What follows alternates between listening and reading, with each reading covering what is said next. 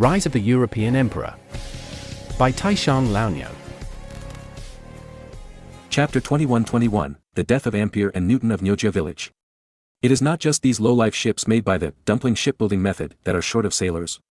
The large number of ships ordered by Marin in England, Spain, Portugal and Venice also need new sailors. These new sailors cannot be provided by the North Sea Kingdom. That's fine, just continue to recruit more in England. But there is a problem with the ships ordered in Venice. Many of those ships are paddle boats, which English sailors can't handle. Then go recruit Italian sailors. Marin didn't care about it. Anyway, they are all ready-made paddle boats in Italy, and Italian sailors are familiar with them. Moreover, there is no question of confidentiality. However, try not to recruit Venetian sailors and Venetian captains. Marin thought about it and ordered worriedly. The Venetians are very shrewd. Marin is worried that the Venetians will send spies to steal the technology of the steering wheel tail rudder. Although they are driving Italian paddle boats, it is inevitable that they will come into contact with the ships of the North Sea Kingdom. If the technology is learned, Marin can't do anything about it. After discussing with Kohler and others, they could only adopt the method of separating the formations to avoid contact between local ships and them as much as possible. Of course, they did not refuse the 250B merchant ships operated by English sailors to contact them. Everyone is a crowbar, there is nothing to learn. Marin even planned the port, and the new and old ships, whether in the North Sea country or in the Ross area, have different ports to dock. In this way, it is avoided that people steal the technology. Speaking of it, Marin is a secretive maniac, a classic Chinese old craftsman style, and always likes to keep a hand in technology. Well, this kind of person hinders scientific progress. No, Leonardo da Vinci had a big fight with Marin for this matter before. The cause of the incident was a young man named Ampere from Lyon, France, who came to the North Sea country to study and visited Leonardo da Vinci. Leonardo da Vinci talked with this young man and found that this young man was really a genius. So, he planned to accept him as an apprentice. Marin monitored Leonardo da Vinci very strictly and soon knew the situation. So, Marin quickly sent someone to ask the young man if he was willing to move his family to the North Sea Kingdom, settle permanently, and pledge allegiance to him. In fact, this was equivalent to agreeing to let him learn from Leonardo da Vinci. But what Marin didn't expect was that the young man Ampere was stubborn and insisted on being loyal to the French royal family. Moreover, in his words, he expressed disdain for Marin, the upstart monarch. So Marin immediately got angry and asked Leonardo da Vinci to give up this guy, and he didn't allow this guy to enter the country. As a result, Leonardo da Vinci loved talents so much that he quarreled with Marin, thinking that Marin was narrow-minded and that science should be borderless. Marin didn't quarrel with Leonardo da Vinci, but responded in silence, as if he compromised. But a few days later, when Ampere returned to Lyon to arrange his study abroad, he was killed by robbers in France. Leonardo da Vinci was angry and felt that Marin was wasting his talent. But Marin spoke at this time, "Science has no borders, but scientists have their own nationality and position. If he is unwilling to be loyal to me, he should not get the strategic resources of the North Sea Kingdom." In Marin's heart, da Vinci's knowledge is also a strategic resource of the North Sea Kingdom. If it were in the future, when science in various countries was very developed, there would be no need to do this. Because the difference between everyone is not very big, at most it is a generation gap. However, under the guidance of Marin, a time traveler, da Vinci's technological level was hundreds of years ahead of the times, which basically belonged to the difference between heaven and earth. If this young man named Ampere learned the technology that was hundreds of years ahead and went back to serve the King of France, then Marin would face a huge threat. Therefore, he would rather fall out with da Vinci than kill this naive genius. Afterwards, Marin stopped pretending, and the universities in the North Sea Kingdom began to refuse to accept foreign students. Especially in science and engineering majors, international students are absolutely prohibited. On the contrary, the University of Munster in Munster City focuses on theology and law, does not involve science and engineering, and can accept international students. Of course, Marin still left a back door. Anyone who is willing to move with his family and swear allegiance to the North Sea Kingdom can also be admitted. However, they will not be allowed to leave the North Sea Kingdom in the future. When this public condition came out, not only was Leonardo da Vinci angry, but many teachers from other parts of Germany and Italy in the university came to Marin to argue. Marin can only explain that public education resources are also national, not for personal service. There is no reason to use the educational resources of the North Sea to train people from other countries. Taking the university entrance exam has nothing to do with personal efforts, provided that there is a university for you to take the exam. Before that, there must be primary and secondary schools for you to go to. The professors were still not satisfied, so Marin had to use a trick, throwing coins. Each professor received a bag of gold coins as a bonus for hard work. For big guys like Leonardo da Vinci, the bonuses are all packed in boxes. Then, everyone's anger dissipated. After all, it's not them who are harmed. They just expressed their dissatisfaction with Marin's ban out of indignation. But in the final analysis, it didn't harm their interests. Besides, the North Sea country now has universal education, and they really don't lack students and good students. Moreover, what Marin said is right. He worked hard to establish a university, not to serve others or even enemies. So, it is reasonable. What, you said that the Americans in the future are noble and upright, recruiting international students from all over the world. Brother, you don't know the actual situation of the Americans. In order to solidify the class, the Americans specially came up with quality education to professionally herd the poor students in public schools. As a result, there are not enough local scientific research elites. China promotes fair universal education, only scores determine victory or defeat, and engages in internal competition. Although cruel, most of the winners in the end are elites. Therefore, the Americans are also willing to accept these Chinese elite science students. Moreover, they try their best to win them over. Anyway, these science elites, no matter how old the Americans have no foundation, are they still allowed to be flattened and rounded by capitalists? To put it bluntly, they are just high-level workers. If local elites are used, it is easy to form a small local force in conflict with the inherent class. As for Chinese scientists, Asians, as a large ethnic group, are being excluded in the US. So what if you are a talented person? If you dare to make a thorn, you can be knocked out on the subway by fooling a brainless black guy. As for liberal arts students, they don't care how many you come. Because liberal arts students go there to consume, not to learn technology. Therefore, the US is very cautious about science student study abroad visas, while liberal arts students are much more tolerant. The most bizarre thing is that some people actually go to the US to study history. Well, to study their 200-year history. Sorry, those who can go to the US to study liberal arts are the children of successful people. They don't even need to take exams to go to school. After they come back from studying, they dare to look down on Tsinghua and Peking University. You ask how to get into universities in the Dead Tree and Vine Alliance such as Harbin Buddhist College without taking exams? This is simple. There are simple and crude ways, just donate tens of millions or hundreds of millions to become a school director. The son of a school director, you know, is directly admitted and can bully other students. Ahem, this is a plot in the movie. This is a rustic method that is easily despised. Don't think that they are enthusiastic about helping students, otherwise why don't they help Tsinghua and Peking University? Tsinghua and Peking University need to take exams, so general recommendation letters are useless. The real smart ones are to exchange privately. After all, this kind of public spending of money is easy to be criticized as a waste of money. For example, give a lucrative order to the company of a relative of a director of the target university. The other side will also understand and give you a very important recommendation letter. Or, you can directly hire someone with strong connections at a high salary, and let him get a recommendation letter through his connections, and you can also easily get in. There are also people who are not rich, but they can decide other people's futures, and they can also exchange their futures for recommendation letters without spending a penny.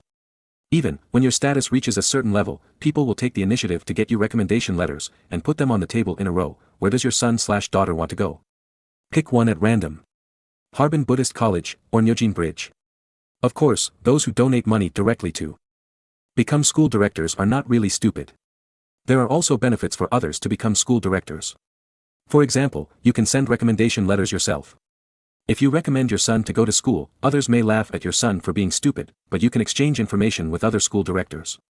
Oh, I recommend your son to the famous school where I am a director, and you recommend my son to the famous school where you are a director. This is the basics, and you can also use it to get orders. For example, a boss or a certain person in charge who has the power to issue orders, or even a bank in charge of lending. Oh, your child is going to college. Is he poor at studying? It's okay. I have a recommendation letter. I can go to Harbin to practice Buddhism without taking an exam. Would you like one?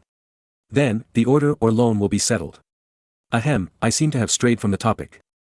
Marin was thinking, could the young man named Ampere who was killed by him be the ancestor of the great Ampere more than 200 years later? Oh, doesn't this cut off the chance of the great Ampere appearing? But it doesn't matter. Even if his ancestor is dead, Ampere's contribution will not disappear. Because Ampere's theorem has been included in the textbooks. Well, not middle school textbooks, but university textbooks, and it is a difficult elective course. After all, learning electricity in this era is still a new thing, very advanced, and middle school students have no physical reference to learn, so it is difficult to understand, so let the college students worry about it. Moreover, Marin will not change the name of Ampere's theorem. As for the source. Oh, it was a theorem created by a great master of Moism in the East named Ampere, and it has nothing to do with Ampere in France. Actually, Marin has no grudge against Ampere. Because he never felt powerless in electricity at the beginning. But when he first entered high school, mechanical analysis almost broke him down. He scored more than 90 points in junior high school physics, but in the first monthly exam in high school, he scored 48 in physics. That was the first time he failed physics. Later, he was hit so hard that he lost confidence and studied history. Even though his physics score returned to 70 or 80 points later, he still had a psychological shadow and dared not try physics again. So, what Marin wanted to do most was to find Newton, open his head, and then force Newton to analyze the force during the opening process, and he was not allowed to bandage it. In addition, before opening the head, ask him a question: is this melon ripe? But it seems that Master Newton will be born more than 100 years later. So, can we find Newton's ancestor, open his head, and let him analyze the force? If one less analysis is made, a rib will be broken. As for the regret of not having Master Newton in the future, it's okay, Newton's theorem will still appear in physics books. However, Master Newton is no longer British, but Newton from Nyojia village outside Linen City. His surname is Nyo, and he is a little slow, so he was named Newton. Why did a slow-witted person come up with so many theorems? Oh, it was because he was sitting under a tree and was hit on the head by an apple, and then he became enlightened, and then he couldn't stop and became the master of Momin. Chapter 21-22 Requesting 4, Volcanic Ash. Speaking of this Nyojia village in Linen, it is really a place of outstanding people and heroes. Not to mention the great hero Guadashia and the great villain Yang Kong, the broken-armed hero Yang Guo of the Condor heroes can also be considered a child of Nyojia village. Well, there are also Huang Yaoshi's apprentice Chu Lingfeng and Chu Lingfeng's daughter Shagu. Oh, there are so many big guys. Well, add Newton, it can be considered as both civil and military, and it is complete. If possible, Ma Lin can also attach his hometown to Nyojia village, and add a bragging point. No, why is it Nyojia village? Isn't Majia village good? In order to solve the source of the physics theorem, Ma Lin decided to imitate Lao Jin and write a novel. No, it is to write an introduction to introduce the origins of Newton, the great god of science in Nyojia village and Ampere of Anjia village. And some chicken soup articles when they were young. As a plague youth. No, it is a literary youth, Ma Lin still has a certain ability to code. Therefore, he wrote a biography that was half martial arts and half chicken soup for the soul, The Secret History of Moism. In the book, he introduced in detail the stories of two great masters of Moism, Nyo Zi and Nzi, that is, Newton and Ampere. According to legend, Nyo Zi and Nzi were both highly skilled in martial arts and extremely intelligent. As for their deeds of using the wooden sword passed down by Xiang Xiaolong to fight all over the village without any rivals, he omitted them and focused on how they realized Newton's theorem and Ampere's theorem. According to legend, Nzi was struck by lightning when he was a child, but he survived by chance. He also comprehended Ampere's theorem, summarized the way of electricity, and became the strongest master in Momin. He was nicknamed Thunderboltinen. A pair of lightning hands can help people quit internet addiction. Nyozi was hit on the head by an apple that fell from the apple tree of Lao Wang's house at the entrance of the village when he was a child, which led to Nyozi's understanding of gravity. It is said that after Newton became enlightened, if you slap him, he can instantly and accurately estimate how much force you used in the slap. Moreover, he can also draw a force analysis diagram. It is said that at that time, there was a scumbag bully in the school who slapped him. He was dragged by him to watch him draw a force analysis diagram and explained it for half an hour, which caused the scumbag to cry and admit his mistake on the spot and never dare to provoke him again. This is called conquering the enemy without fighting. In addition, because the bully kept shouting that his hand hurt after slapping him, Nyozi realized the great truth that the action of force is mutual. From then on, whenever someone hit him, Nyozi would not fight back, but said triumphantly, "You hit me, does your hand hurt?" From then on, no one messed with Nyozi again. I almost forgot that Marin's nominal teacher, Einstein, was also a very powerful immortal, no, a great sage. Well, this AIZ is a European. However, after going to the East, he visited Mo Men and had a good chat with the contemporary giant Dr. Wu Yu, and then became a guest elder of Mo Men. As a result, he learned many physical and chemical secrets of Mo Men and taught them to Marin. Oh, I'm such a genius. In this way, many things make sense. Marin was complacent. Of course, this statement cannot be spread now. It can only be brought out after the religious war and the prestige of the church plummets. Now, the only version that can be brought out is the mysterious version that God blesses Marin and sends Einstein to instruct him. But later, with the decline of the prestige of the church. If you want to do science, you must not brag about God anymore. At that time, this version will be taken out and written in the textbooks of the North Sea Kingdom. However, this will have to wait until Robert steps down as Pope. By then, the role of the Holy See will not be obvious, and it will be up to whoever it loves, and it doesn't matter whether it maintains the prestige of the Holy See. In the words of the 15th prince of the Liu family, after I die, I don't care if there is a flood. Well, here, I need to modify it, it should be after my son dies, I don't care if there is a flood. In the spring of 1517, the spring plowing in the North Sea Kingdom was very fast. With the help of the Prade plow that plowed 20 to 30 acres of land every day, the spring plowing in the North Sea Kingdom ended very early. Moreover, the sowing was also completed. At this time, except for Italy and Spain in the southernmost part, which were almost finished due to latitude problems, spring plowing in other countries was in full swing. But in Paris, the transfer of disaster victims encountered some troubles. The last batch of more than 10,000 disaster victims were detained by Baron Adair. Baron Adair's reason for detaining the last 10,000 people was ridiculous: Paris needed labor for spring plowing. In fact, the land around Paris is basically the manor of the top nobles in Paris. How could there be a lack of labor? Moreover, people don't lack horses for plowing. There is no need for war horses to play a cameo. Just selecting ordinary horses left by war horses can be competent for plowing. It should be pointed out that the manors of nobles generally use Saxon heavy plows pulled by 2 horses, or even multiple horses together. The horses of French nobles are all heavy horses, otherwise they can't carry the French knights wearing dozens of kilograms of plate armor. Although food consumption is relatively large, arable land is not a problem at all. But why did Baron Adair detain this last batch of more than 10,000 disaster victims? It turns out that he wants volcanic ash. Because of the 2 defeats to the Spaniards, the French now have no volcanic ash to fertilize the fields.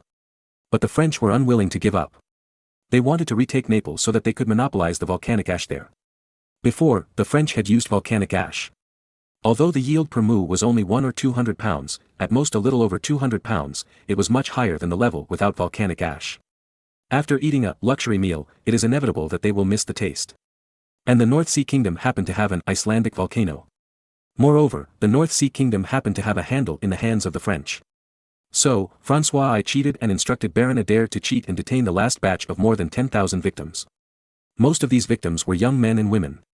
Want to get volcanic ash for free? This is impossible. Our North Sea country is not enough. Moreover, we have paid for immigration. Sillet, the representative of the North Sea Kingdom stationed in Paris, was very angry. It is obvious that Baron Adair is not trustworthy. If this matter gets out, Baron Adair will definitely be criticized by thousands of people. After all, in this era, chivalry is still important. But Sillet didn't know that Baron Adair had no descendants or nephews anyway, so he didn't worry about the damage to his family's reputation. Because, after his death, the Adair family was gone. The 2 of them argued for a long time, and finally, Baron Adair finally revealed the bottom line: not extortion for nothing, but benefits in exchange. But it's not money, but population. France is a populous country, and the last thing it lacks is population. Just search for some bankrupt farmers in this area and some hungry serfs over there, and you can get a lot of people. The conditions given by Adair are: each farmer will exchange 2 bags, 100 pounds each, of volcanic ash, and there is no upper limit. Not really, 10,000 or 20,000 households are the limit. More will be criticized. In addition, the food consumed by these immigrants will be borne by the North Sea. When the news was sent back to Auric, Marin was angry at first. But after thinking for a long time, he suddenly laughed, and then agreed to the French request. Why? Aren't you very hostile to the French? The young Caesar didn't understand Marin's approach. I gave them a volcanic ash to stimulate their ambition to retake Naples. Marin explained with a smile. Volcanic ash has become a pain in the hearts of the French. At present, the Spanish are using the volcanic ash of Naples to fertilize a lot of wheat fields. For example, the Golden Basin in Sicily has greatly increased wheat production. Although it has not reached the level of the North Sea Kingdom, the increase in production is also very obvious. Of course, on barren land, the increase in production is even more obvious. So, the Spanish royal family is quite rich now, plus the bulk of the general profits from the Indian spice trade. Well, it's very rich. The French were jealous, and Marin felt that he could give them more courage to face the rumors. Well, use earthworm manure. Then, about 40,000 bags of volcanic ash were sent to France. Of course, no potassium salt or phosphate fertilizer was added. These volcanic ashes can be used to fertilize 10,000 acres of wheat fields. Moreover, earthworm manure is very mild and will not ferment and burn seedlings. Not to mention applying base fertilizer, it can also be used for top dressing during the growing season. When delivering 40,000 bags of volcanic ash to Baron Adair, Sillet gritted his teeth and repeatedly emphasized that this was squeezed out at the expense of the interests of many local estates. Chapter 21-23 My dear minister, you are such a loyal minister.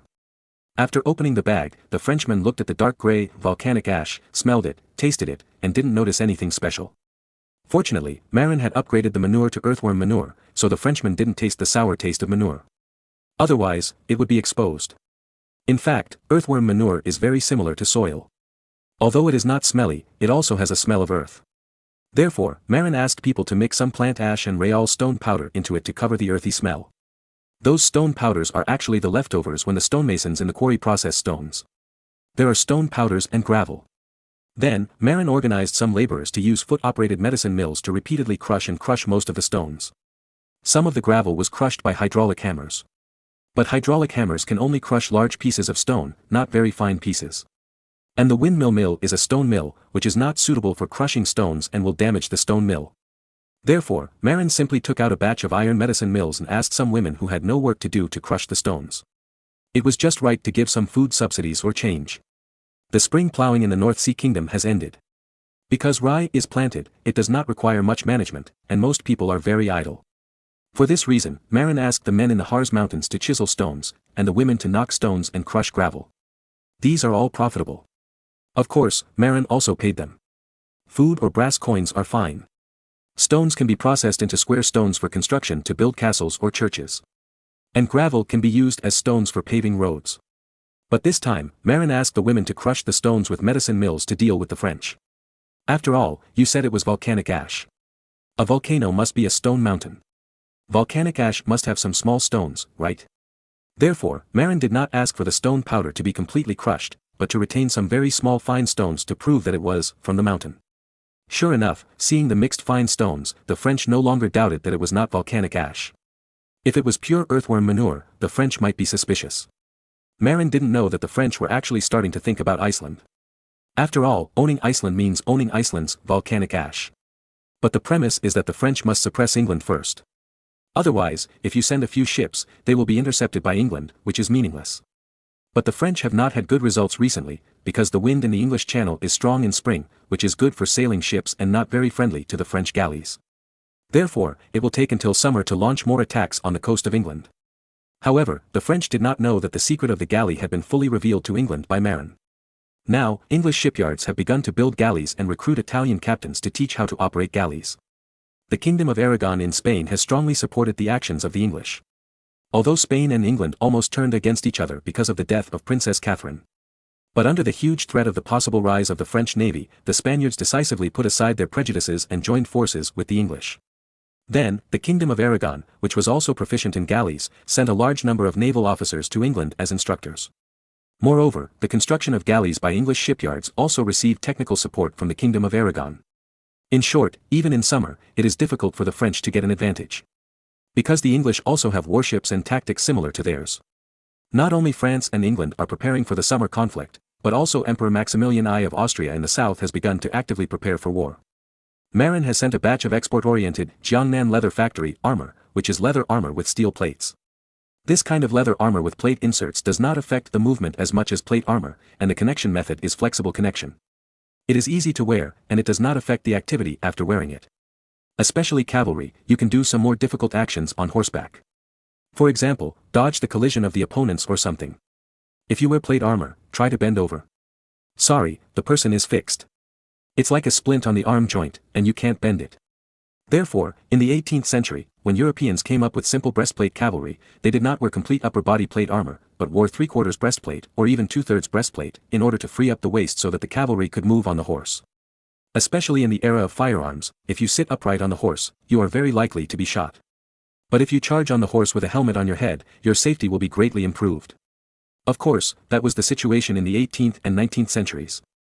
At present, the biggest significance of this kind of plate leather wrapping armor is that it is cheap. Then, the second biggest significance is that you don't need to help you get on the horse. After wearing a full set of plate armor, the average plate armor knight can walk well, at most the stride is a little smaller. But getting on the horse. Plate armor pants greatly affect the flexibility of getting on the horse. If you get on the horse alone, it is easy to fail. Therefore, when encountering war, plate armor knights must bring attendants. Even if they don't have attendants, such as heavy armor cavalry, officers will arrange light cavalry to serve the plate armor heavy cavalry and help them get on the horse. Before, when Marin was a wandering knight, he did not wear plate armor pants. Although it was because he did not have them, it was also convenient for him to get on and off the horse. But even if you don't wear plate armor pants, it is still not very convenient to get on and off the horse. Because the chest armor of the whole body cannot be twisted and exerted at will, which greatly affects the efficiency of getting on the horse. Therefore, the Mausi in Eastern Europe and the native chickens in West Asia are unwilling to learn and adopt Western European plate armor even if they come into contact with it. Because it is too inconvenient. In the face of artillery, the Eastern-style armor and chain mail are the same as the Western European plate armor, and they can't resist it. So, they are too lazy to learn. The Ottomans learned it thoroughly. Soldiers from the Balkans are also the absolute heroes of the Ottoman Turkey's victory over the Persian Safavid Empire and the Egyptian Mamluk dynasty. The plate leather armor that Marin gave to the emperor this time, plus the matching horse armor, a total of 3,000 sets, each set only costs 25 gold coins. It's simply a bargain price. The emperor himself actually did it. He ordered people to copy the 500 sets of plate leather armor sent by Marin.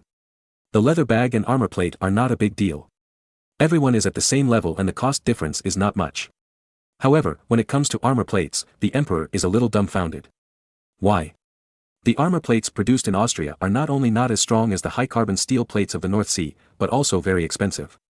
It should be pointed out that the high-carbon steel of the North Sea is first smelted into pig iron in an iron-making blast furnace. Then, the pig iron is put into a crucible furnace and high-carbon steel is smelted using the crucible steel-making method. Because it has the Ruhr area, Marin has endless coal and the cost is very low. Austria is more miserable. There are no coal mines here, so it can only use charcoal. Charcoal is processed from wood, and the cost is much higher than coal. Moreover, the furnace temperature is difficult to reach the furnace temperature of coal combustion. Therefore, iron smelting furnaces are not widely used in Austria now. Many blacksmith shops are still using block iron making technology to produce iron ingots. However, the wrought iron has many impurities and poor quality, so the blacksmith needs to heat and hammer it repeatedly over charcoal fire. The hammering process is also a refining process. The impurities in the iron are gradually squeezed out, and at the same time, the carbon element from the charcoal fire penetrates into the surface of the wrought iron, achieving partial carburization. However, this process is too long. Moreover, due to the differences in the skills of the forging masters, the quality is very unstable.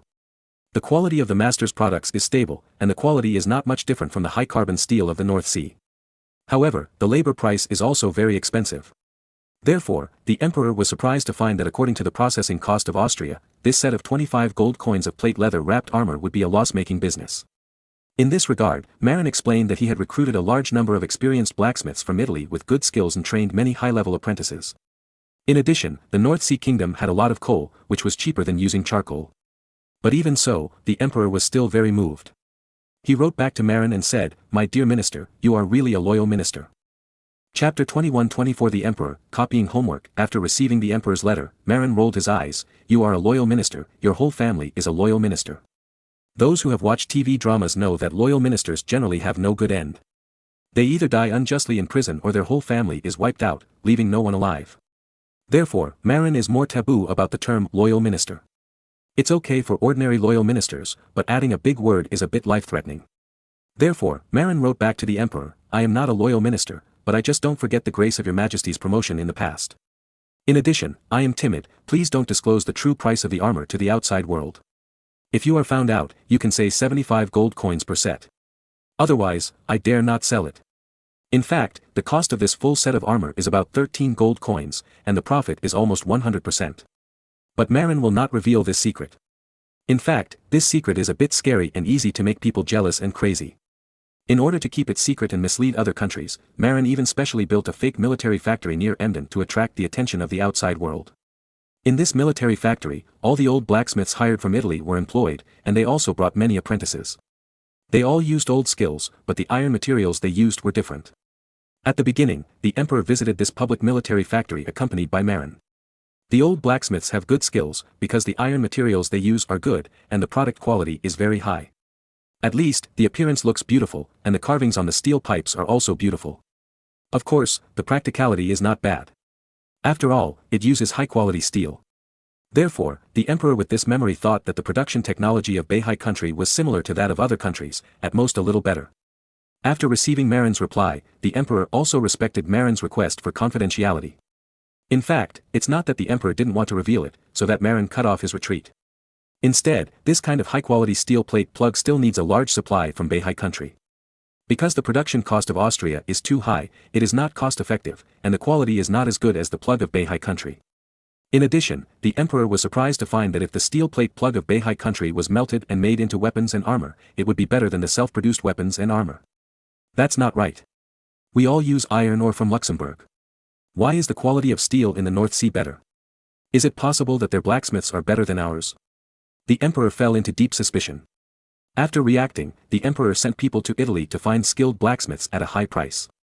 As far as the emperor knows, there were no craftsmen in the North Sea at first, and Marin later went to Italy and England to find them. However, England was a remote and poor place in Europe at that time. What kind of powerful craftsmen could it produce? The development of Italian handicrafts is well known throughout Europe. Therefore, the emperor plans to find senior craftsmen in Italy to improve the skill level of the Innsbruck military factory in Austria. Your Majesty, are you looking for me? The big match that has not appeared in hundreds of chapters, the original king of mercenaries in history, Frundsberg, finally appeared, and he also brought lines. Well, George, Frundsberg's name is George von Frundsberg, let me ask you, were the craftsmen of the North Sea hired from Italy? The emperor asked. Frundsberg was slightly stunned. He originally thought that the emperor had a battle plan. As a result, just for this matter. Yes, Your Majesty, I know very well that at the beginning, most of the craftsmen of the North Sea Kingdom did come from Italy.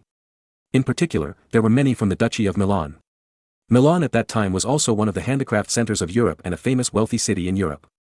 Once upon a time, Milan plate armor was the most famous type of plate armor in the Middle Ages, and it became the two major brands in the knight world together with Gothic plate armor. Before the Maximilian plate armor designed by Emperor Maximilian I came out, these two types of plate armor were the most mainstream plate armor in the knight world. But Charles VIII provoked the Italian War, and on the way to the expedition to the Kingdom of Naples, he destroyed the Duchy of Milan and looted the city of Milan with a population of 100,000. This also caused many of the originally wealthy craftsmen in Milan to become penniless. But the French were not smart. They only robbed wealth and did not want those great craftsmen. Then, Marin, who made a fortune by selling prisoners, war horses and armor, took the opportunity to pick up the loophole and recruited many great craftsmen in Milan. The spiral coin press, which is very important in the North Sea Kingdom now, was made based on the spiral pressure oil press made by Milanese craftsmen. When Marin went to invite Old John, a craftsman who knew how to cast iron cannons in England, Frundsberg didn't know because Marin kept it secret. However, Frundsberg knew that Marin personally took Kahn to Milan, knocked out Leonardo da Vinci and kidnapped him. After all, Leonardo da Vinci often went in and out of Marin's office, and it was difficult to keep it secret from the process of his coming to the North Sea Kingdom. But Old John, because it was done secretly at the beginning, and the place where the cannon was cast was also in a hidden place, it was not known to people. Frundsberg introduced the glorious deeds of Marin personally leading people like kidnappers to knock Leonardo da Vinci out and take him away, and Maximilian I, which stunned His Majesty the Emperor. He never thought that Marin, who looked fair-skinned and well-educated, actually had such a rough and barbaric side. However, His Majesty the Emperor has seen many such people. It's just that Marin looks fair and gentle, and his behavior is a little different. People who usually do this usually look like Li Kuei and Zhang Fei. Well, His Majesty the Emperor doesn't know who Li Kuei and Zhang Fei are, but it's roughly that image. Lord Marin attached great importance to skilled craftsmen at the beginning, and even personally invited, and kidnapped. So, I have no doubt about the excellence of the weapons and armor of the North Sea Kingdom. Frundsberg recalled his experience under Marin, but he followed Marin for too short a time and only learned some military skills. He still knows too little about Marin's shameless and dark methods, and the industrialized production he later engaged in. If it were Kahn, he would have such a feeling, perhaps, only someone like the young master who is so dark and dirty in his heart is suitable to be a monarch. Well, I'm not dirty enough, so I'd rather be a happy bodyguard and thug. Oh, I was wondering why the weapons and armor of the North Sea Kingdom are so easy to use. It turns out that Marin attaches so much importance to craftsmen. Maximilian I realized, as if he had gotten some secrets. In fact, His Majesty the Emperor still attaches great importance to craftsmanship. For example, the Maximilian plate armor he personally designed and produced in the military factory in Innsbruck is very well made and very popular with knights. Even the knights of France, the mortal enemy, like to order it. Although His Majesty the Emperor does not like the French knights have large fiefs and a lot of money. In front of gold coins, His Majesty the Emperor does not stick to his principles. But, the importance that His Majesty the Emperor attaches to craftsmen is still incomparable to Marin. As an emperor, Maximilian I is proud. Most of those craftsmen took the initiative to serve. After all, the Habsburg family still has a high reputation among the people in the German region. The emperor just didn't refuse the powerful craftsmen. However, it was far from being able to invite them in person like Marin did, or even kidnap them. George, I have decided to learn from Marin and send people to Italy to invite skilled blacksmiths. The emperor thought he had found the code for the excellent weapons and armor of the North Sea Kingdom, and he was immediately in high spirits. And watchmakers, I heard from Lord Marin that watchmakers are the most skilled craftsmen and are most suitable for making spring iron and firing mechanisms for muskets. Therefore, the quality of the clockwork muskets in the North Sea Kingdom is so good. Oh, I said that the clockwork muskets produced in the North Sea Kingdom are of such good quality and look so sophisticated. It turns out that watchmakers are used to make the firing mechanism. I learned it. Maximilian I was amazed. Your Majesty, it takes a lot of money to go to Italy to hire senior craftsmen with high salaries. Frundsberg reminded tactfully, and he was just about to point at the emperor's nose and say, "You are poor." But the emperor didn't care, and he knew what Frundsberg was thinking. He just waved his hand and said, "It's nothing, Marin is short of population, and Austria has a large population." Obviously, His Majesty the Emperor thinks that exchanging population with Marin for money. Well, labor trading is very profitable. At least, the money comes quickly. In order to exchange money, His Majesty the Emperor decided to personally escort another 10,000 poor Austrians to the north to exchange money with Marin so that he could go to Italy to hire blacksmiths and watchmakers. His Majesty the Emperor seemed to have seen the beautiful scene of the Austrian cavalry defeating the French knights with sophisticated clockwork flintlocks. His Majesty the Emperor felt that it was not okay to develop muskets by himself. But, can't you copy Marin's homework?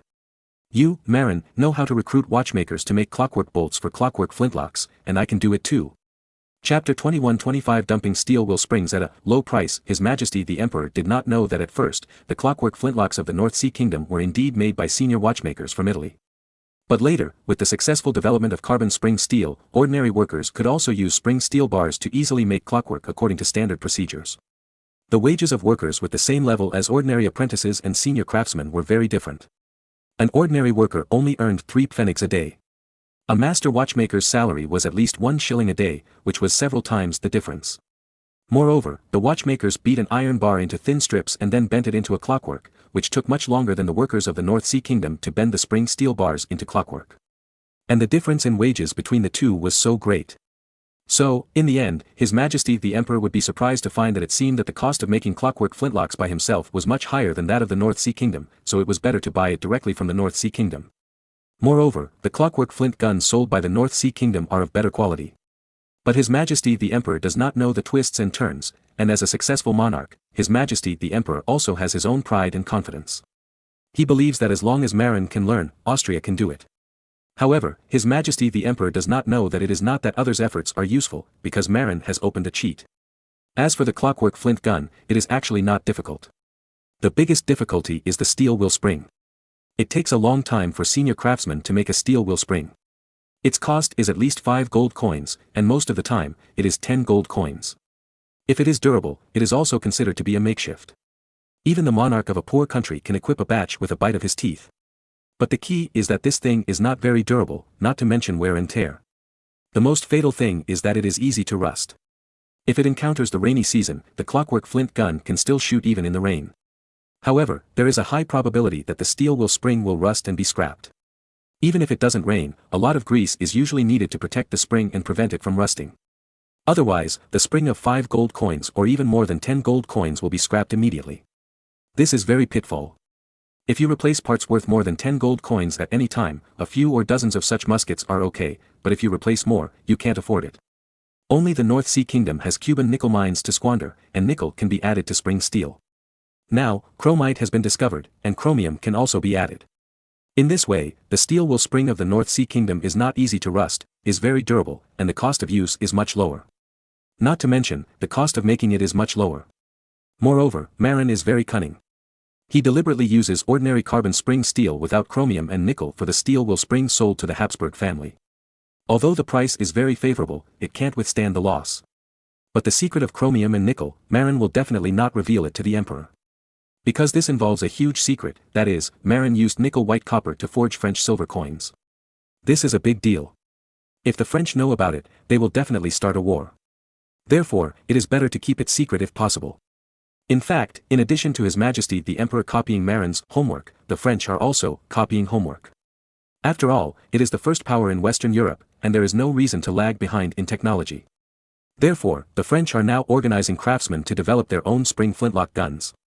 France is such a big country, it is not difficult to find craftsmen, and they don't even want to go to Italy to find them.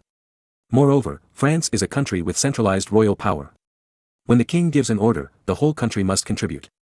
When His Majesty the Emperor was still raising money, the French had already organized a large number of powerful craftsmen to build their own spring flintlock guns. However, the French desperately discovered that the western and northern regions of France were probably greatly affected by the North Atlantic warm current, the climate was humid, and the steel will springs broke quickly. And to protect the steel will springs, a lot of butter is needed. Moreover, the French master craftsmen have higher wages and higher costs than the German craftsmen. When François I learned the truth, he was also full of black lines. After calculating the accounts for a few days, he was forced to give up the plan to install spring flintlock guns on a large scale. However, the king's guards kept hundreds of them. In addition, François I also kept a clockwork flintlock workshop in the royal estate outside Paris, and retained a group of skilled craftsmen to continue producing clockwork flintlocks. Well, this workshop not only provided spare steel will springs for the king's guards, but also for the nobles. Why? Because François I invented the activity of hunting with clockwork flintlocks. After all, nobles are nobles. If they use matchlocks for hunting, carrying a bundle of matchlocks on their backs is not only inconvenient, but also not elegant and noble. Therefore, François I simply used expensive clockwork flintlocks when hunting. Seeing His Majesty the King chasing prey with a matchlock in his hand without carrying a bundle of matchlocks, other nobles were greatly inspired. Oh, so hunting should be done this way. Then, the French side went off topic. Because they were supplying goods to the king and nobles, the craftsmen in the royal workshop were also very considerate to decorate the clockwork flint guns with gold and silver, and carved exquisite patterns on them. The workmanship was very beautiful. Of course, the price was also very expensive. For example, the golden shotgun used by François I was wrapped with a lot of gold foil, which looked very luxurious and extravagant. Other nobles, in order to respect the king, although they did not use all gold foil, they also covered most of it, and each shotgun was golden. Only the small nobles, because they did not have much money and did not dare to be more handsome than the big guys, used clockwork flint guns with a larger silver foil ratio. In this way, silver-wrapped shotguns were also considered luxury goods, and each one cost dozens of gold coins. The ones used by the king and the duke were definitely more than hundreds of gold coins. What? The French made the clockwork flint gun a luxury? Marin sprayed tea directly. Well, it's popular in Europe now. Nobles spray tea in surprise and smash porcelain in anger. If not, it would be less noble. Yes, John's report said that François I originally intended to promote clockwork flintlocks in the army to compete with the North Sea Kingdom. However, the high cost scared François I off. However, François I loved hunting. The famous Chambord Castle in later generations was actually a hunting palace built by François I, and clockwork flintlocks are easy to use and look cool. Compared to carrying a matchlock like a refugee, clockwork flintlocks are now very popular among the nobles. Kohler reported. This matter is also a relatively important matter. After all, the French developed clockwork flintlocks. Although they were used for hunting, they also had great military potential. It is said that because of the high profits, many French craftsmen, especially those who originally made matchlock guns, are now interested in switching to making expensive clockwork flintlocks. According to the spy John Lafitte, the cost of making each steel will spring for His Majesty's craftsmen is about 10 gold coins. For other craftsmen to make a steel will spring, the cost is definitely more than 10 gold coins. We can't let the French make steel will springs on a large scale. We can't deal with the royal workshop, but can't we deal with those scattered soldiers? Marin decided. He didn't care about the small number of steel will springs made by the royal workshop. However, he was afraid that French craftsmen would have a strong interest in making steel will springs. Then, they improved the steel will springs and evolved into flintlock guns. So, he decided to intervene and kill this trend. Then what should we do? Kohler asked. Send a few Italian watchmakers who were invited to make steel will springs in the early days but did not participate in large-scale manufacturing later to open shops in Paris. Marin thought about it and ordered. But, they are purely handmade, and the cost is not much lower than that of French craftsmen. Kohler doubted. Marin waved his hand and said, opening a store is just a cover, even their own steel will spring is a cover. My real purpose is to dump the cheap steel will springs that are not rust-proof in the North Sea and make huge profits. By the way, suppress the retail craftsmen who want to make spring-made muskets. As mentioned earlier, the cost for French craftsmen to make a steel will spring is more than 10 gold coins. The North Sea uses skilled workers to make springs with steel bars, and the cost of one is no more than 1 gold coin, and can even be as low as 1 shilling, which is 1/5 of a gold coin. If it is sold in Paris for more than 10 gold coins, it will be more than 10 times the profit. The key is that it also destroyed the enthusiasm of French folk craftsmen to make steel will springs. In this way, there is no need to worry about the French developing advanced muskets in the future. If necessary, Marin even allows those Italian craftsmen who pretend to be pretending to use the cost price of 10 gold coins per spring to dump and suppress French local craftsmen. In this way, only fools would do this in profitable business among the French people. Kohler quickly took the order and took action. In addition to Paris, Lyon, Marseille, Bordeaux and Nantes and other big cities all sent spies and craftsmen. As long as they found someone making steel wool springs, they would use low-price dumping to destroy his business. As for places outside the big cities, there is no need to invest too much. Because the great nobles and businessmen in France like to gather together. Those who stay in the countryside are generally not strong. Even the craftsmen are like this. The powerful craftsmen like to develop in big cities, and those who stay in small places in the countryside generally have more fashionable craftsmanship. Therefore, there is no need to pay special attention. As long as a few big cities are taken care of, the enthusiasm of French folk craftsmen to make steel wool springs can basically be suppressed. In addition to the steel wool springs shipped from the North Sea country, other things such as gun barrels and decorative gold and silver skins can also be shipped from the North Sea country. The quality of local gun barrels is naturally higher than that of other countries. Of course, the price will not be cheap, and they will just increase the price as much as possible to rip off customers. As for the gold and silver leather and the carvings on it, there is no need for craftsmen to do it. The mold is made directly, and it is punched with a screw press. It is formed in one go, clear and exquisite. The craftsmen sent there only need to pretend to do it, and pretend to hammer when customers come. If they really want the goods, they can just take out the exquisite finished products for him to choose. As for the price, it is not cheap. The only thing that needs to be replaced frequently is the steel wool spring, which is sold at a low price. In this way, the low price dumping is used to suppress French craftsmen. At the same time, because the whole gun is not cheap, it eliminates the possibility of ordinary French people getting a spring flint gun.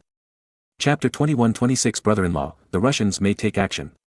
Don't think that this steel wool spring is cheaper than the local ones and is easy to use. However, it costs more than 10 gold coins each. If you pay attention to moisture protection and apply more oil, it can still be preserved for a long time.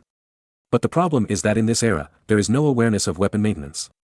Everyone doesn't pay attention to maintenance, and they are all dirty, so how can they take care of their weapons? Of course, traditional nobles still pay attention. For example, many people's plate armor is a treasure heirloom. Since it is a treasure, it is natural to oil and wax it frequently for maintenance. But of the two maintenance methods, nobles are more accustomed to waxing. Why? Oiling is easy to rancid, and it is easier to corrode metal after rancidity. Waxing, on the other hand, can be kept for a long time after one maintenance. This is the problem. If it is a sword or armor, waxing is fine.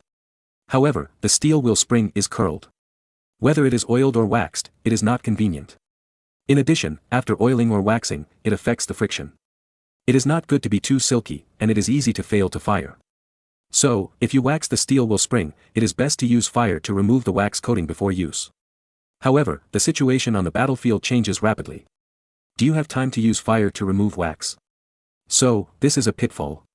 You want to wax it, but it is inconvenient to use it when you use it, and it is easy to fail to ignite. However, oiling is even more pitfall.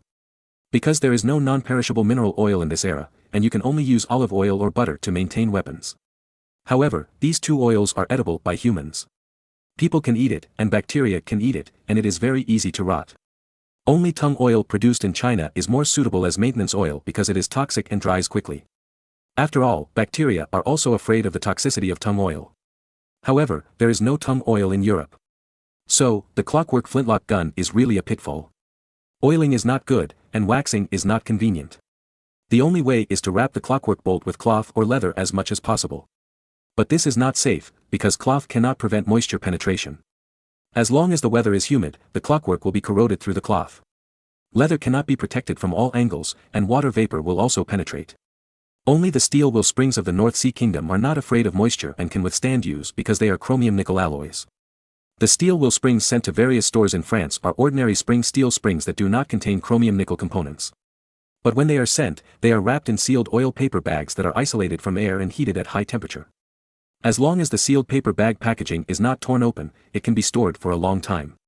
Of course, when the store sells it to users, the paper bags are opened, and the French will not be cheap.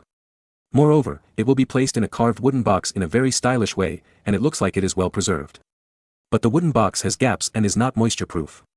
It is only better than being exposed to the air, but it still cannot prevent consumption.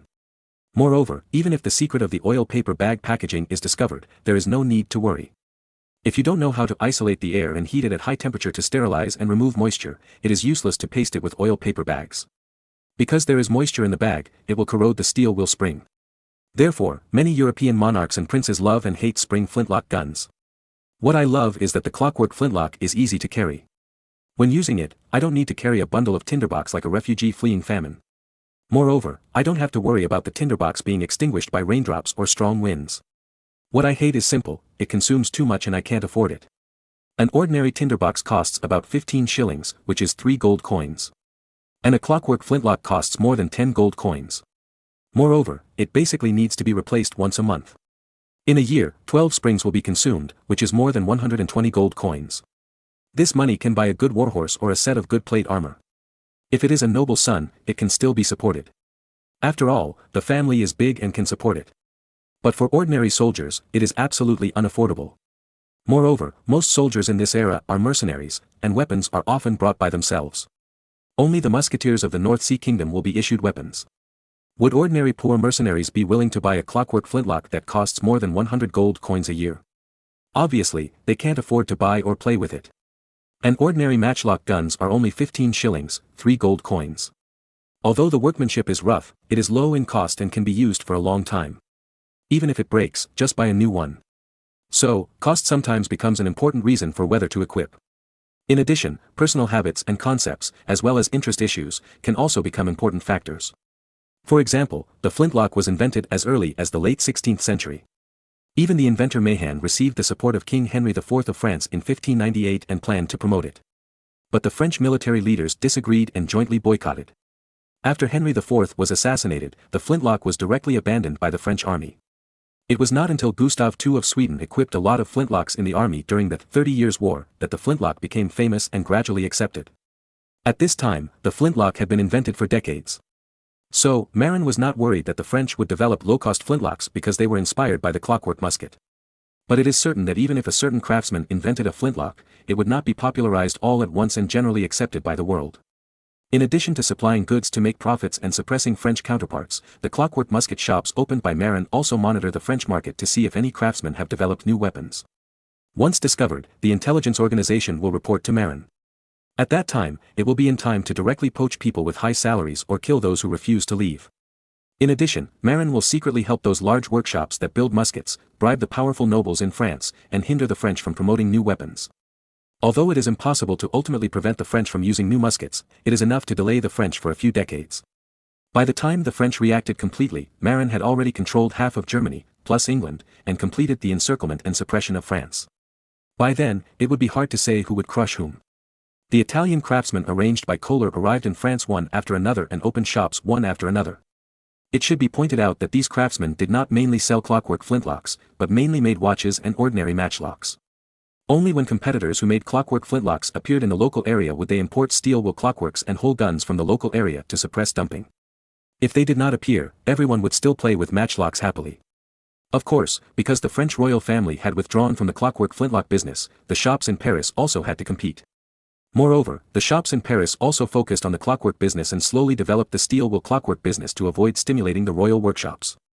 Their mission was not to compete with the royal workshops, but to suppress folk craftsmen from getting involved in this area. Just as these shops were opening one after another, news came from Austria that Glinski had completed the artillery transaction and returned to the Grand Duchy of Moscow with 150 small copper cannons. Probably to avoid the eyes and ears of the Lithuanians and Poles, Glinski and his party took the route of crossing the Alps and then taking the sea route to the Black Sea coast. Even the merchant Marin found out that it was a Venetian merchant. At present, Venice and the Ottoman Empire have not fallen out yet, and Venetian merchant ships can still freely enter and exit the Dardanelles and enter the Black Sea region. As for how to transport it through the Crimean Khanate-controlled area to the Grand Duchy of Moscow, Marin has no doubt about the ability of the Muscovites. It's not that they are too capable, but that the Crimean Khanate is too greedy for money. They will definitely let it go if they pay some money. Moreover, Glinski bought small cannons without gun mounts. It was just a small gun barrel, hidden in the car, and you couldn't tell what it was. As long as the bribe was in place, the Crimeans would naturally let it go. Moreover, the Crimeans had no knowledge, and even if they saw it was a cannon, they would not feel too threatening. As long as the money was enough, they would feel relieved even if they knew it. This is also an important reason why Marin was not very confident about the Crimean Khanate. In fact, they would betray as long as they were paid, without any principles. Such a country can be used, but it can never be trusted. After learning that the Muscovites took the southern route and avoided the route of the North Sea Kingdom, Marin was also relieved. Why? Sigismund I, King of Poland and Grand Duke of Lithuania, was his brother-in-law. If Marin saw 150 cannons passing through and did not intercept them, it would be unreasonable. Unlike ordinary weapons and armor, cannons are bulky and huge, much larger than ordinary weapons and armor, not to mention 150 cannons. It is obviously a lie to say that the officials along the way could not find it. Unless the officers and soldiers at the checkpoints along the way were bribed, they would not be able to find it. But this is not very realistic in the North Sea Kingdom, because after Marin's purge, the corrupt old aristocracy has lost its power. The new aristocracy, the new spearhead, has not dared to go on the road of corruption because Marin is still in his prime. Moreover, the outside world knows that Marin is very strict in controlling and blocking the country. It is difficult for people from other countries to enter the North Sea Kingdom. In fact, it is to keep fertilizer and other technologies secret, let alone transporting 150 artillery pieces across the border. In fact, Glinski knew this and knew that Marin and Sigismund I were relatives, so he did not dare to take the northern route and took the southern sea route instead. Because the Venetians and Crimeans are all greedy for money. As for the weapons and armor purchased by the Grand Duchy of Moscow before, that Marin can completely shirk it. Why? Because it was purchased by the Teutonic state. The Teutonic state is also an ally of Marin, and Marin's uncle Jules is still a senior official of the Teutonic state. Therefore, it is completely reasonable for Marin not to stop it. But this time, it was Glinski, an important official of the Grand Duchy of Moscow, who came forward. If Marin pretended not to know, anyone with a discerning eye would be able to see that he had ill intentions, and even betrayed his in-laws. In the future, who would dare to marry the North Sea Kingdom? In order to preserve his reputation, Marin thought about it. Anyway, Glinski had left with the artillery, and he was taking the southern route, so he could release some news. So, he wrote to his brother-in-law Sigismund I, "Brother-in-law, I heard that the Russians came to Germany to buy weapons and may attack Lithuania. Please be careful." Chapter 21-27, Send Simon Away. Although a warning letter was sent, Marin was not worried that Lithuania would be able to react. Why? First, because of the inconvenience of transportation, it took a long time for the letter to reach Sigismund I. In addition, Marin deliberately did not say it in detail in the letter, and the words were vague. To be safe, Sigismund I must send someone to Austria to investigate and verify it in detail. This back and forth, time has passed for a long time, and Glinski has already returned to Moscow with the artillery. Moreover, even if Sigismund I confirmed the news that Glinski bought back the artillery and passed the news to Vilnius, the Lithuanian noble parliament, the Great Sejm, would start arguing, and the quarrel would last for several months. This is the characteristic of a parliamentary country, arguing endlessly. It is difficult for them to make up their minds until the enemy really takes action.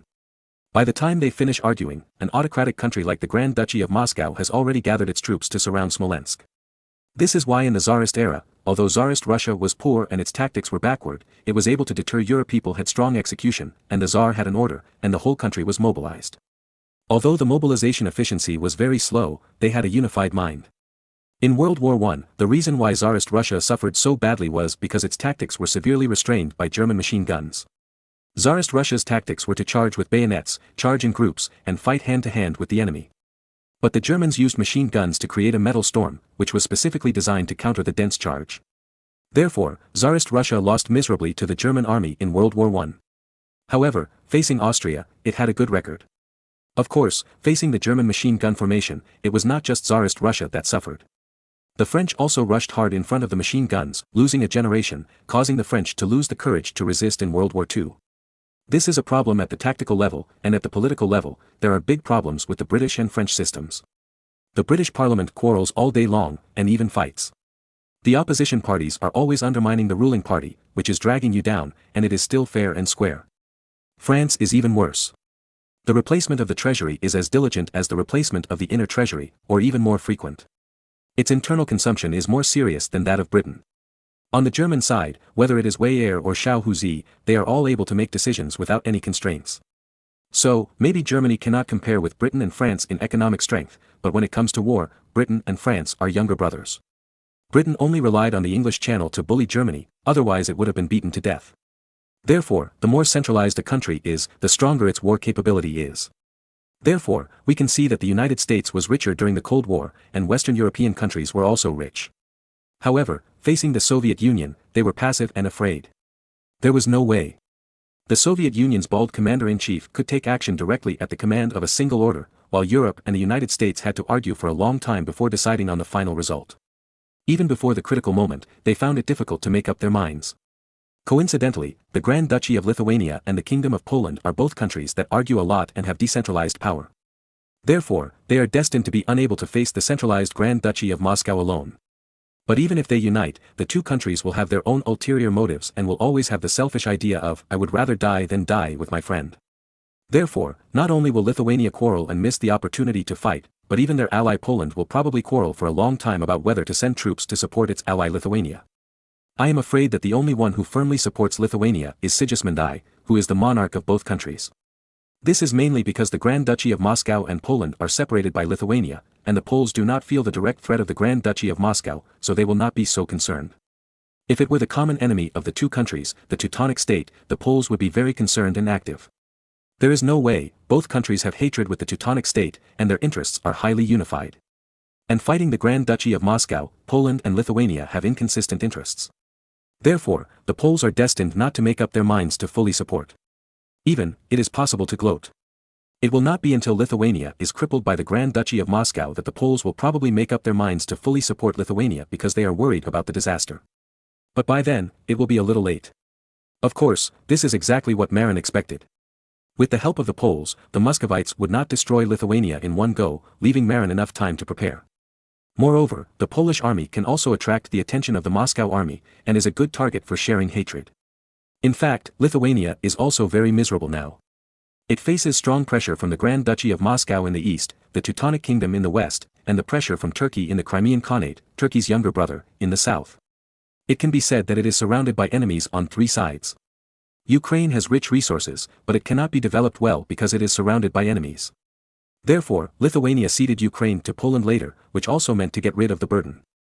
However, Marin suddenly thought of a problem: what if Simon breaks out in a war? Simon is now the Count of Kiev and a vassal of the Grand Duchy of Lithuania. Moreover, this guy now has 2,000 or 3,000 soldiers and horses. If it weren't for Marin's suppression, this guy might have increased his troops to tens of thousands. However, Simon is not a own man of the Grand Duchy of Lithuania. Once a war breaks out, the nobles of the Grand Sejm of Lithuania will definitely drag Simon to be cannon fodder. He may be asked to lead the rescue of Smolensk, or at least follow the army. However, Marin knew that the Grand Duchy of Moscow had artillery and the Turkish iron chain artillery tactics, which were very restraining to cavalry.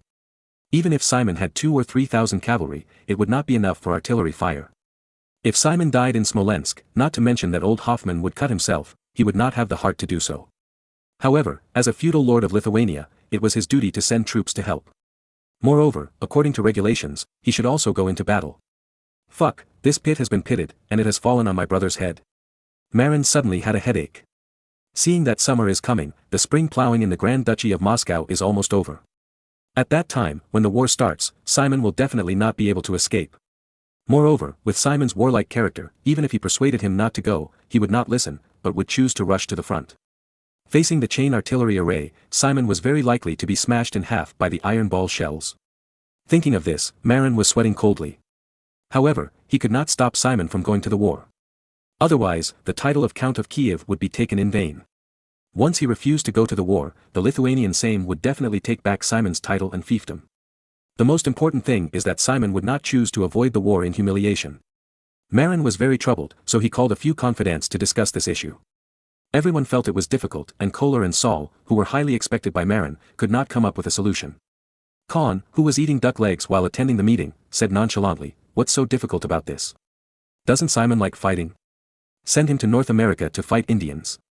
Young master, you can call Simon to help in the name of attacking the evil orcs. As for Lithuania, leave most of the troops and arrange a general to lead them. When the war breaks out in Moscow, let this general take them to the exhibition. Even if they are all killed, you won't feel bad. Besides, Simon won't feel guilty for avoiding the war. There's nothing wrong with the Lithuanian Sejm. After all, Simon went to sea, who can blame him for avoiding the war? Right now, the war hasn't broken out yet, it's a good time. Che, you, a rough man, can come up with such a good plan. I'm really impressed. I'll give you a few more chicken legs later." Marin laughed happily. Simon is familiar to everyone present. He is just a brainless warmonger. There is no war in Eastern Europe right now, and this guy is bored to death. Before, he often led cavalry to the Ukrainian steppes to eliminate horse bandits. But the horse bandits were not stupid. After being eliminated by him several times, they all stayed away from Kiev and hid far away. So now he was bored. When Marin's invitation to fight was sent to Kiev, Simon jumped for joy and hurriedly returned to the North Sea Kingdom with his wife Anna of Lamarck. He was accompanied by his most trusted 100 cuirassiers. Chapter 21-28 Schwarzenegger or Sylvanus. This is a problem. Simon brought back 100 guards. We nominally said that we were sending Simon to attack the orcs. However, there are definitely no orcs in America. If Simon takes people there and fails to find the orcs, the news will be leaked. I am not worried about Simon, but he brought 100 guards. It is inevitable that someone will let it slip. Marin was worried. At this time, Saul, who happened to come to report on his work, suggested, how about sending Master Simon to Savannah in the south? As for the north, you can send Khan with 10,000 troops to pretend to wipe out the orcs and pass through the Strait of Calais in a high-profile manner. Sending 10,000 troops for a show. It's a bit extravagant. Marin hesitated. Saul waved his hands repeatedly. No, the 10,000 people Khan is leading are not really going to America, but are going around to Murmansk from the north. Once there, they will start building roads to the south to open up a way for the army to move south. Aren't you planning to send troops from the north to the south, and you also want to take the immigrants back to the country along this road? You can take 10,000 engineers with you and start building roads now. Start building roads now. It will alarm the Grand Duchy of Moscow, right? Marin hesitated. Master, it's not a 1 or 2 day road construction. Even if we send these 10,000 people, we have to start from scratch. It's thousands of kilometers from Murmansk to the south, and it will take a long time to build. The requirements are not that high. It's mainly about cutting down trees and building pontoon bridges. As for the roads, ordinary ones are fine. No cement bricks or anything like that.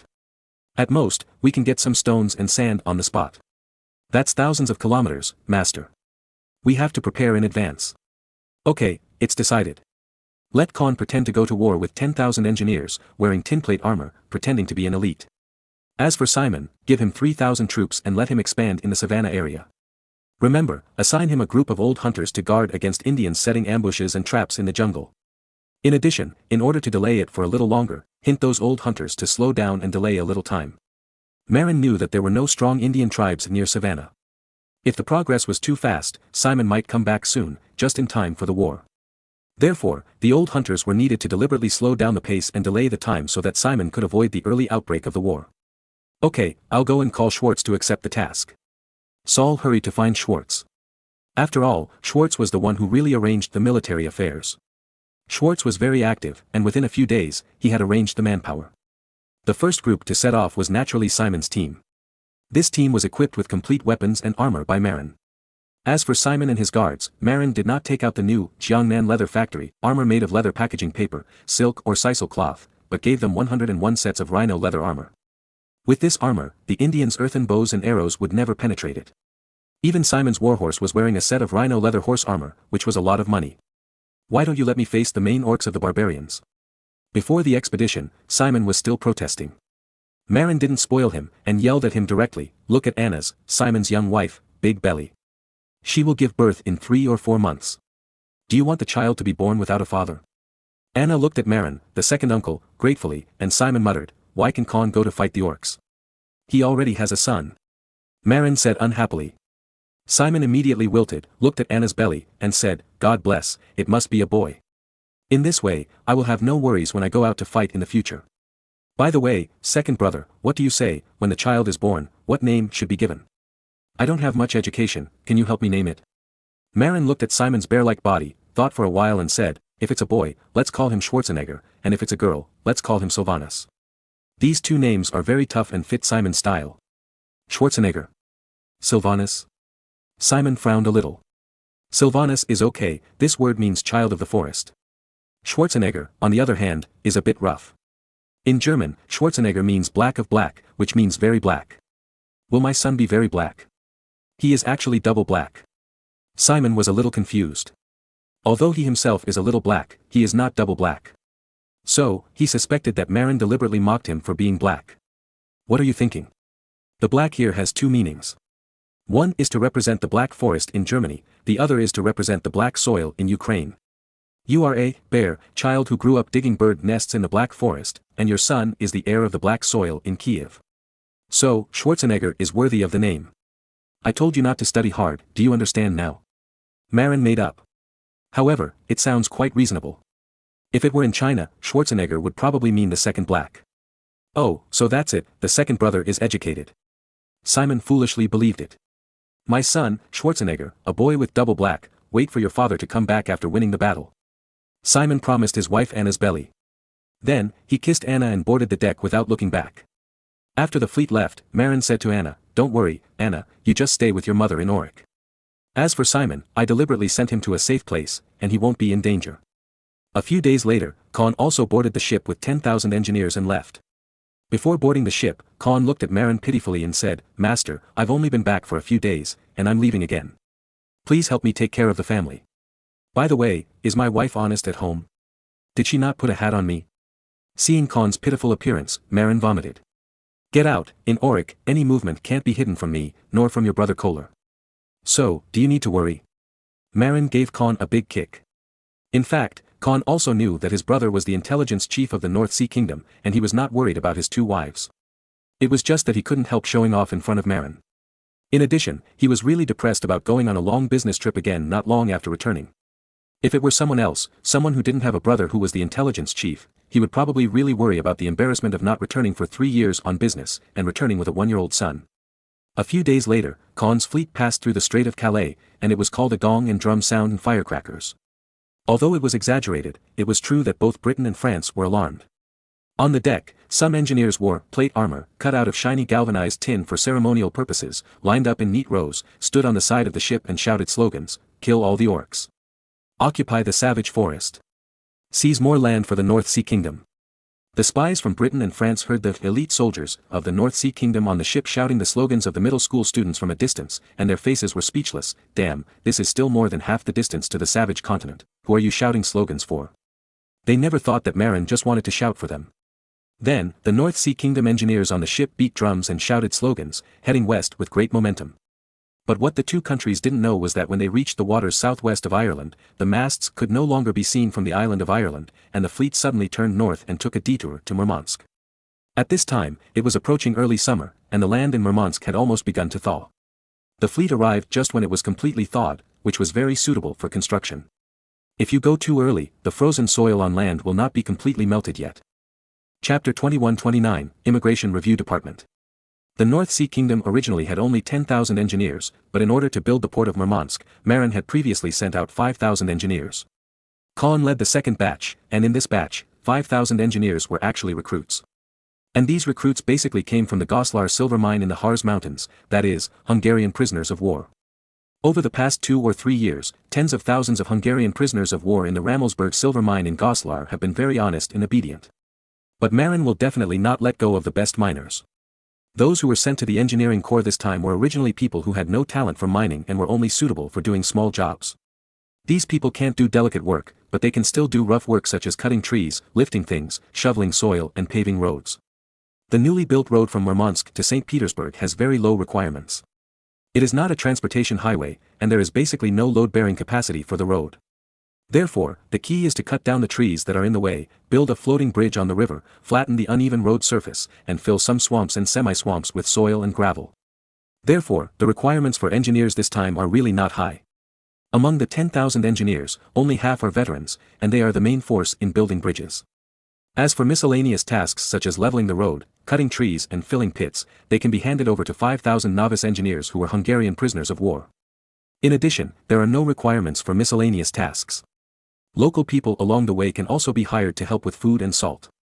As mentioned earlier, salt is very scarce in Northeast Europe and is a strategic material. Salt in the Grand Duchy of Moscow is sold at a sky-high price, and it is even more difficult for people in Murmansk and Karelia to obtain salt. Therefore, using salt can still attract local people. Of course, it may also attract robbers. But this is not a problem, engineers are also soldiers. The 5,000 new recruits are not counted, and the 5,000 veterans are also combat ready. Even the veterans carried a lot of guns and spears. In addition to guarding against the natives, they also meant to guard against dangerous animals such as bears and wild wolves in the forest. Even the 5,000 novice engineers were rebel fighters at the beginning. It's not possible to fight the prisoners of the regular army, but it's no problem to fight the natives. So, don't worry about them suffering. As for the problem of lack of people in the Ramelsberg silver mine in Goslar, there is no need to worry. Because this time after defeating the Grand Duchy of Moscow, part of the population snatched back will be sent to the mine to strengthen the mining and smelting of silver to expand production. Speaking of this population, Marin has also been worried recently. Because he actually found spies among the 20,000 Austrian immigrants sent by His Majesty the Emperor. These spies are clearly here to spy on the agricultural secrets of the North Sea Kingdom. Although they were well disguised, they were discovered by Saul's spies because they were too concerned about the secrets of the high yield of the North Sea Kingdom. Then, the two spy chiefs, Saul and Kohler, sent out elite agents and found a total of 20 Austrian spies among the 20,000 immigrants sent by His Majesty the Emperor. Perhaps because they had never watched spy dramas and could not hide their eyes, these Austrian spies did not know how to restrain the light in their eyes. Under normal circumstances, ordinary people who were so poor that they were forced to immigrate would have numbness and despair in their eyes. Only children, when they came to a new place, would reveal curiosity and fear of the unfamiliar environment. The Austrian spies sent by His Majesty the Emperor were old. It stands to reason that at such an old age, they had become refugees and immigrants, so their eyes should be dull. However, their eyes were bright and they looked around curiously. Moreover, there was a difference between spies looking around and ordinary people looking around. Ordinary people looked around in a hurry, with some confusion in their eyes. As for spies, their eyes were scrutinizing and thinking. Because they were trying to determine whether this was something they needed to remember. These eyes were basic things in the North Sea Spy School. His Majesty the Emperor has never watched TV dramas, not even anti-Japanese dramas. How can he understand these? Therefore, the people he sent were easily identified without knowing it. In addition, there were also spies among the immigrants sent by the French to the North American colonies. Like the spies sent by His Majesty the Emperor, those spies did not have good eye disguise. The most ridiculous thing is that the spies sent by France were all tall and strong, and looked relatively round, and they were obviously well nourished. You know, the victims outside the city of Paris can't even get enough food, and you are so tall and round, not like a starving person at all. You can see the problem at a glance. The spies sent by His Majesty the Emperor don't have this problem. Maybe the French have good finances and their spies eat well. And His Majesty the Emperor is poorer than the others, and his spies are not full or didn't eat enough when they were young, so they are more like refugees. However, although they are both spies, Marin's methods of dealing with them are indeed completely different. The French are a hostile force, and the immigrants have been sent to faraway North America. Therefore, the French spies over there are actually very easy to deal with. Even if they were killed, they could be blamed on the orcs and the beasts in the forest. Moreover, France had no right to question them.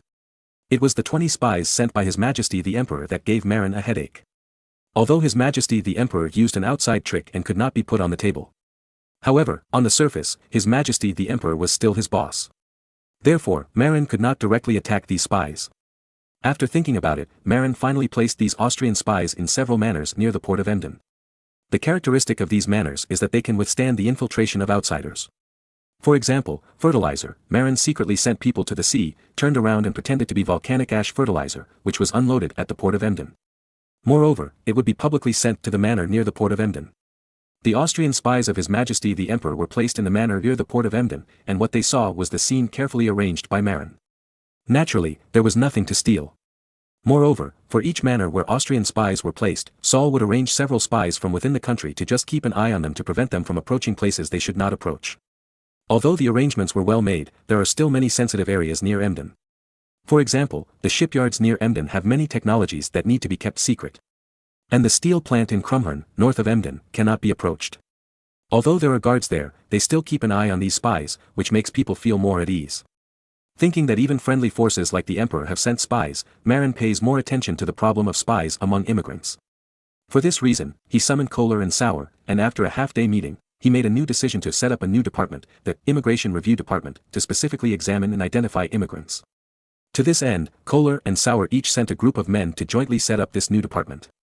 At the same time, when the spies of the two families need it, they will provide manpower and material support to the Immigration Review Department to facilitate the work. In fact, Marin didn't know that the North Sea Kingdom had been infiltrated many times by foreign spies. However, because Marin implemented the policy of secret fertilizer processing from the beginning, he also implemented the ID card system within the North Sea Kingdom. Therefore, those who were sent to inquire about the situation but did not have identity documents were easily caught. It just so happens that the intelligence level of this era is generally very poor, basically staying at the level of scouting reports by the army. In addition, Marin is a secret freak, so the secrets have not been leaked. But recently, it seems that everyone has also come to their senses and knows to hide spies among the immigrants and send them to the North Sea Kingdom. It is also fortunate that Marin discovered it early, otherwise, once these spies mixed in with the immigrants for a long time and were trusted, it would be easy for them to find out some information. Therefore, Marin promptly set up an immigration review department to review immigrants in recent years, focusing on those who like to wander around and get information. Once they are identified as spies, they will be dealt with according to their identities and backgrounds. If they are from hostile forces, they will be directly eliminated, and if they are from friendly forces, they will also be controlled. In short, these spies who have mixed in with immigrants will not be given a chance to play their roles. Chapter 2130, Cannons are also profitable. On the outskirts of Moscow, at night, in Glinsky's private manor, two dusty knights opened the gate, and after entering the manor, they threw their horses directly to the guards, and then went straight to Glinsky's small living room in the backyard, where Glinsky met his men. As for the guests, they were received in the large living room in the front yard. "My lord, we are back." Both of them were Glinsky's retainers, and they all defected from Lithuania to Moscow with Glinsky. After seeing Glinsky, they knelt on one knee and saluted respectfully. "No need to be polite, Belov, Kosaisky, have you found out the specific news in Constantinople? Is it as the Italian sailor said?" Glinsky asked anxiously. Although Marin's spy pretended to be a Venetian merchant and taught Glinsky how to use artillery. But Glinsky did not dare to believe it easily. Even if he bought the artillery back, he still cautiously sent people to Constantinople to inquire about the news. Constantinople is Istanbul, the capital of the Ottoman Empire. Although the Ottomans captured Constantinople and converted the Hagia Sophia into a mosque, they did not ban the activities of some Orthodox churches in Europe. Even in the Ottoman army, infantry such as gunners and musketeers mainly came from the Slavs in the Balkan Peninsula, that is, Orthodox Christians. Therefore, Glinsky's two men, Belov and Kosaisky, easily found relevant people who knew the news in Constantinople. Moreover, by chance, it was a Slavic mercenary musketeer who had participated in the Battle of the Dabik Steppe. After only a few glasses of wine, this musketeer from Serbia recounted the Battle of the Dabik Steppe in detail. Of course, it was watered down. For example, this musketeer classmate boasted that he killed 100 Mamluk cavalry. However, with the hit rate of the smoothbore musket. So, just listen to this part. What? You said that the Ottoman Empire is a peaceful religious country and does not allow drinking? It's really not. Because of religious tolerance, the Ottoman Empire has never banned alcohol completely, but it just doesn't allow the peacemakers to drink. Even in the famous Sultan's guards, many people drink alcohol. Historically, when Murad III came to the throne, he ordered a nationwide ban on alcohol. Then, the guards directly rebelled, scaring Murad III to immediately cancel the ban. There is no way. In the Ottoman Empire, if the guards don't support you, the Sultan can't sit firmly. Therefore, in Istanbul, it is very common for Orthodox Slavs to drink alcohol. And the reason why the Slavs were not converted into peacemakers is that when it comes to drinking, the Slavs really can't accept the ban on alcohol. So, what the Venetian merchant said is all true. Glinsky said happily. Yes, my lord, but the Venetians seem to focus on artillery and don't pay much attention to the use of muskets. And the Ottoman mercenaries said that the musketeers behind the artillery carriage are the main force that determines victory or defeat. Belov added. Glinsky waved his hand, this is normal. Venetian merchants are merchants after all. It is good enough to realize the importance of artillery. As for the Ottoman musketeer, his words are also exaggerated. We all know that muskets are actually scary. Those who really die under the gun are all unlucky. However, arranging a group of musketeers behind the iron chain artillery car formation is indeed a good supplement. The Grand Duke can still gather 1,000 or 2,000 musketeers. When the time comes, we will use this tactic to deal with the Lithuanians. Belov and Kosaisky both showed complicated expressions. They were both Lithuanians and followed Glinsky to escape to the Grand Duchy of Moscow. They had complicated feelings for their motherland. However, Glinsky was their master, and the master resented Lithuania. They could only stand on Glinsky's side and oppose their motherland. The next day, Glinsky excitedly entered the city, entered the palace, found Vasily III, and reported the good news. Vasily III was also very excited. Although his character was not good, Vasily III's business ability was still very strong, and he was considered a powerful monarch. Look, before Glinsky suggested to buy 150 artillery pieces, and he also gave his full support, selling everything he had, and even writing IOUs with the great nobles in Moscow. It was not easy to collect enough money to buy the artillery pieces, so that Glinsky could get back 150 bronze artillery pieces. However, in order to buy these 150 bronze artillery pieces, Vasily III spent tens of thousands of gold coins, and even wrote a bunch of IOUs to the ministers. It's not that Vasily III couldn't take out tens of thousands of gold coins. In fact, in order to prepare for the war, Vasily III emptied the treasury and prepared a lot of weapons, armor, and engineering equipment. When Glinsky went to buy the artillery, he had no money left, so he could only borrow from the noble ministers. Of course, he was a tyrant, and the ministers dared not lend him money. Unlike the unlucky Chongzhen, he couldn't even borrow money. When the news reached Auric, Marin stomped his feet and stamped his chest. "That's my money." Marin had long regarded Moscow as his own, so the money of the nobles that Vasily III took away should have been seized by the army of the North Sea Kingdom. As a result, Vasily III exchanged it for 150 copper cannons, as well as a lot of gunpowder and lead bullets. However, what Marin needed was hard currency, gold and silver, not copper cannons. The North Sea Kingdom was not short of cannons or copper. These copper cannons, melted into copper, no one wants them. Oh.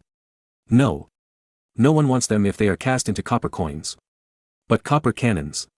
If the Grand Duchy of Moscow wins this battle, it seems that there will definitely be a market for copper cannons. "Come on, Xiaohua, Vasily III, you must bomb the Lithuanian army into slag." Marin silently cheered Vasily III and Glinsky. As long as the Grand Duchy of Moscow has a good record in this battle, regardless of whether Western Europe can attach importance to it, the victim Lithuania will definitely attach great importance to it.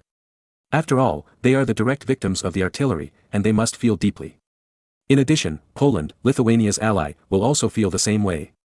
At that time, the captured copper cannons can be exchanged for gold and silver from Lithuania and Poland. In addition, the North Sea Kingdom itself can also cast copper cannons and sell them to Lithuania and Poland. These two countries are so big and have so many people. It's not too much for each family to buy 100 cannons, right? In addition, the 150 Austrian cannons bought by the Grand Duchy of Moscow are too small, and there are many 1-pound and 2-pound cannons. Marin thinks that they should all be changed to 3-pound cannons. Of course, it's not a front-loading 3-pound cannon, but a rear-loading Portuguese cannon that is currently popular in Europe. This kind of cannon is not difficult to cast. As long as the iron mold is made, the copper cannon can be cast very quickly, one in a few hours. Unlike the traditional mud film casting cannon, which takes several months to cast one. The difference in the wages of the craftsmen is huge. Therefore, in the general market, the price of copper cannons is not only the price of copper itself, but also includes the wages of many craftsmen, which is very expensive. Generally speaking, the price of copper cannons is about twice the price of copper itself, or even more. In this way, the seller can be guaranteed to have enough profit. The North Sea Kingdom has an iron mold casting method, so the cost of casting copper cannons is relatively low. If it is sold at double the price of copper, it will definitely make a fortune. And if Lithuania is crippled by artillery fire, Lithuania and Poland will suffer this blow even if they are not happy. There is no way, it is painful. For the sake of security, you have to buy it even if you pinch your nose. In addition, since Lithuania has bought it, the Grand Duchy of Moscow, which was looted by Marin, will also want to buy artillery in order not to be abused by Lithuania. What? You said that the Grand Duchy of Moscow had no money at that time. Wouldn't it borrow money if it had no money? As long as the interest is paid enough, or the land is mortgaged. Even with the population as collateral, it is not impossible to buy copper cannons. Marin even plans to provide a batch of copper cannons to the Grand Duchy of Moscow through a third party. If the other party really has no money, he can use the population to pay off the debt. Even this third party, Marin has thought of it Teutonic merchants. The Teutonic Empire already had a grudge against Lithuania, so it was reasonable for Teutonic merchants to provide artillery to the Grand Duchy of Moscow, and it also prevented Marin from falling out with Poland and Lithuania. After all, it was the country of the brother-in-law, so he couldn't do it too obviously. Chapter 2131, Don't Forget His Majesty the Emperor. In this era, until the Second World War, there was a strange phenomenon. Once the military power was unbalanced between hostile countries, war would easily break out. In order to avoid war, once one of the hostile countries started an arms race, the enemy would be forced to follow. Unless you want to be beaten. The First World War started with the arms race of dreadnoughts, and finally broke out. In the Second World War, Germany was equipped with a large number of aircraft and tanks, and its strength crushed France, which gave the three Germans the courage to provoke a war. In fact, the arms race of conventional weapons is endless and cannot bring peace. The real peace period, which is also the longest peace period in human history, is actually brought about by nuclear weapons, which can also be called nuclear peace. Because there is no certainty that they can completely resist the other side's nuclear weapons, the two major groups of the United States and the Soviet Union did not dare to act rashly. Even if the Soviet Union disintegrated, Russia had a powerful nuclear arsenal, which led to the overall dominance of the economy in conventional weapons. The old Americans did not dare to act rashly. The peace of China is the same, which is brought about by nuclear weapons, that is, Dongfeng Express. As for the J-20 and aircraft carriers, they are actually just a comprehensive display of the country's comprehensive strength, and their role in peace is far less than that of Dongfeng Express. However, before the advent of the nuclear age, the world was a world where whoever had the advantage in military and technological strength could suppress the opponent. Just like the Opium War, Britain relied on dimensionality reduction to rub the Qing dynasty to the ground. Don't talk about corruption and system. The Ming dynasty was so corrupt, didn't it follow up with artillery and technology in time? On the other hand, the Qing dynasty actually used the firearms technology of the late Ming dynasty. It would be strange if it was not rubbed. No matter how the Manchus brag, it can't change the fact that the Qing dynasty's firearms technology has not improved for 200 years. Although the civil servants in the late Ming dynasty were not good things, they were superstitious about firearms and cannons. Later history also proved that the eyesight of these civil servants was not bad. Later, China was particularly superstitious about artillery and suffered from lack of firepower phobia. This trick was also particularly effective in settling the war in South Vietnam. South Vietnam withstood all kinds of technological attacks from the United States, but still could not resist the tactics of artillery washing the ground. Tropical rainforests are not omnipotent and cannot withstand the overwhelming artillery shells. In other words, the civil officials of the Ming dynasty did not understand the tactics of artillery. If they had the iron chain artillery cart tactics of the Ottomans, they would not have to worry about the Qing cavalry at all. Of course, the Ming dynasty was not destroyed by the 8 banners of the Qing dynasty, but by Li Zicheng. Or, it was destroyed by the plague in the capital.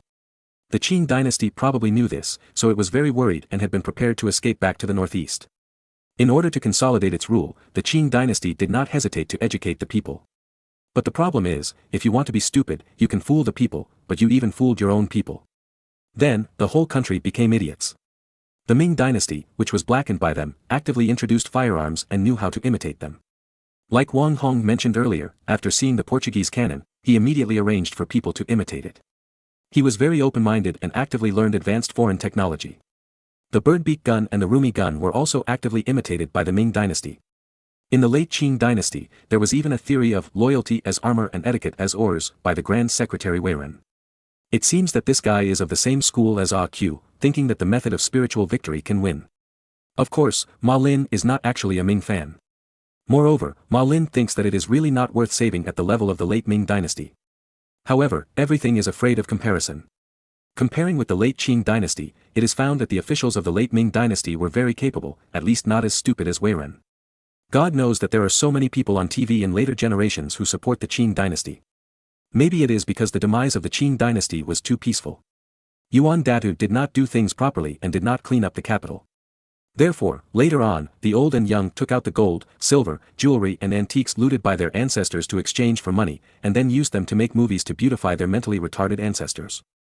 Marin felt that if the cultural relics auctioned in Hong Kong in the 1980s and 1990s were investigated to see who secretly took the cultural relics before Qianlong out of the country for auction, the regulations at that time did not allow the trading of cultural relics before Qianlong in the Qing dynasty, it was estimated that the capital would have to shoot thousands of old and young people.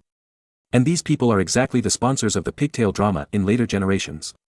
Marin shook his head and stopped thinking about those useless things. Speaking of the matter, at present, the artillery trade is indeed a good industry. Moreover, it is not just Lithuania, Poland and the Grand Duchy of Moscow that need it. Because of the hostile relationship, the Teutonic Kingdom also needs it. Don't look at the Teutonic Kingdom, which coexists peacefully with Poland and Lithuania under Marin's mediation. But in fact, how can the long-term accumulated hatred between the two sides be easily dissipated? Although there is no conflict between the two sides on the surface, there are constant small actions in private. For example, the Teutonic Kingdom took the initiative to help the Grand Duchy of Moscow purchase weapons and armor and support the Grand Duchy of Moscow to attack Lithuania. Anyway, both sides wish the other side bad luck. And if Lithuania and Poland are equipped with artillery, I am afraid that the Teutonic Kingdom will follow suit for safety and also equip artillery. Marin thinks that this is also a way to make money. At that time, as long as the iron mold is activated and a batch of artillery is cast, it can be directly supplied to the Teutonic Kingdom. Well, in this way, it is reasonable for the Teutonic Kingdom to buy more artillery and sell it to the Grand Duchy of Moscow. And Jules, the head of the Teutonic Civil Service, is his own uncle. Poland and Lithuania have nothing to say about the artillery trade with the Teutonic Kingdom. As for some artillery falling into the hands of the Muscovites, it was a corruption case within the Teutonic Kingdom. At that time, just find someone to take the blame, and it can be regarded as an explanation to Poland and Lithuania. Privately reselling weapons is a common practice for European officers in this era, so there is no need to make a fuss. In addition to the Teutonic Kingdom, there is actually another big customer, that is His Majesty the Emperor, who just sold 150 artillery pieces. His Majesty the Emperor sold 150 artillery pieces at a high price for money. Austria itself does not have many artillery pieces, and 150 artillery pieces are almost most of Austria's inventory. Therefore, His Majesty the Emperor is actually short of artillery pieces at the moment. After all, the war against the Swiss resistance is about to begin, and it is impossible without artillery pieces. However, it takes several months for a clay mold to be air-dried by its own artillery foundry craftsmen to cast artillery pieces, which is really too late. Therefore, Marin decided to take the initiative to provide some help to the Emperor. What? Marin wants to provide me with artillery pieces? The Emperor was very surprised when he received Marin's letter. Yes, Your Majesty, the Archduke heard that Your Majesty had just sold a batch of artillery pieces, and felt that Austria might lack artillery pieces for the next battle against Switzerland. And the main artillery pieces of Your Majesty's craftsmen may be a little too late. Therefore, our Archduke is willing to provide Your Majesty with ready-made artillery pieces, as well as artillery tactics. The unlucky Johnny, the Minister of Foreign Affairs of the North Sea Kingdom, was just returning from Venice. He received a message from a pigeon halfway and went to Innsbruck to discuss business with the Emperor. Artillery tactics? The Emperor was a little confused. Didn't I understand tactics? But thinking that Marin often creates some tactics, he listened patiently. In fact, this was not created by the Grand Duke, but used by the Turks, and it worked very well. Johnny popularized the details of the Battle of Dabik Steppe to His Majesty the Emperor and introduced the classic tactics of artillery against cavalry. His Majesty the Emperor didn't actually use such classic tactics to fight the Swiss, but to fight the French. The French, like the Mamluk dynasty of Egypt, are good at cavalry. Therefore, this tactic is very effective and targeted. Maximilian I was obviously also an insightful man. After listening to Johnny's description, he immediately adopted this tactic and ordered his carpenters to make carts that could carry artillery and iron chains connecting the carts. The price of artillery that Marin gave to His Majesty the Emperor was equivalent to 1.5 times the price of copper, which was much cheaper than the market price of about 2 times the price of copper, equivalent to the cost price. But the cost of the North Sea iron die casting cannon method is very low, and many copper ingots come from the Ming dynasty and India, so the cost is also low. Therefore, it is still very profitable. In addition, the most important thing is that His Majesty the Emperor will pay gold and silver. This is what Marin needs most. After all, if there is not enough gold and silver, there will not be enough currency, which will affect the circulation of goods. What? You said printing banknotes. This step is too big, and it is easy to get into trouble. Moreover, it is also difficult for ordinary people to accept paper money. In order to reassure the people, early paper money can be exchanged for gold and silver at any time. So, things are back to square one, there is still a need for enough gold and silver. Therefore, Marin is currently striving to promote copper coins. When copper coins become popular, think about paper money. In addition, Marin also began to let paper craftsmen study watermark technology. This is mainly for anti-counterfeiting, because the biggest problem with paper money is the problem of counterfeiting. Without sufficiently advanced anti-counterfeiting technology, printing paper money is a disaster. No matter how exquisite you make it, you can't escape the poisonous hands. Because there is no shortage of engraving masters in Europe. It is not difficult for others to imitate your banknotes and engrave ticket plates. In fact, many painters in Europe later made a living by painting banknotes, and the banknotes they painted were almost indistinguishable from the real thing. In the final analysis, whether it is copper coins or banknotes, they cannot currently replace the role of gold and silver. Therefore, exchanging copper cannons for gold and silver is a very good business. On the premise of being able to get cheap copper ingots and having low-cost, high-speed iron mold casting cannon technology, the sale of cannons is definitely a very good business. Moreover, if His Majesty the Emperor wins France with the artillery chain tactics, the impact will be much greater than that in Eastern Europe. At present, Eastern Europe is still a borderland and is not well known by people in most parts of Europe. But Austria and France are different. They are European powers. In the battle between the two powers, one side defeated the other side with the artillery chain tactics, which would cause a great sensation. Therefore, Marin has planned to purchase a batch of copper materials in advance. When the war between Austria and France ends, he will start to promote cannons and make a fortune. Those German princes must be unwilling to be crushed by the Emperor's technology. In order to prevent the Emperor from unifying Germany, they will definitely buy artillery at any cost to ensure their own safety. By then, it will be a lot of profit. This damn arms race, why is it so tempting? Chapter 21:32 Single-headed Cannonball.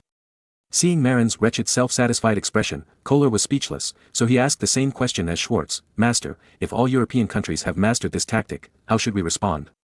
Is this what you said, as long as the price is high enough, merchants are willing to sell ropes to hang themselves? Marin's face froze and he said angrily, what do you know? Didn't I say that swarms can be used on the side? Kohler shook his head. Didn't you say that it was because the army of the Grand Duchy of Moscow didn't wear plate armor, and it was easy for a swarm of arrows to penetrate? If it was France, which has a very high rate of plate armor equipment, that would be bad. Marin was stunned for a moment. Yes, the emperor defeated the French with artillery and iron chain formations, and the French would definitely learn.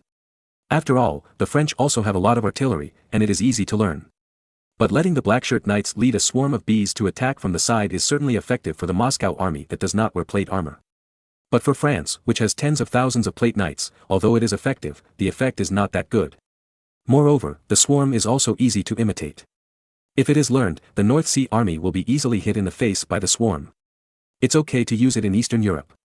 Anyway, the exchanges between Eastern and Western Europe are not close, and it is difficult to pass the news. But it was used in Western Europe and won a great victory. Others are not fools and will definitely copy it. Moreover, even if the improved version of the swarm with wings cannot be copied, the ordinary swarm can still be copied. Although the effective range of the ordinary swarm is relatively short, it is also very scary if it is close to the face. When encountering a tactical master, he can wait until the opponent is within 45 meters before firing together, and the damage caused is no less than the damage suffered by the improved version of the swarm at a distance of 100 meters.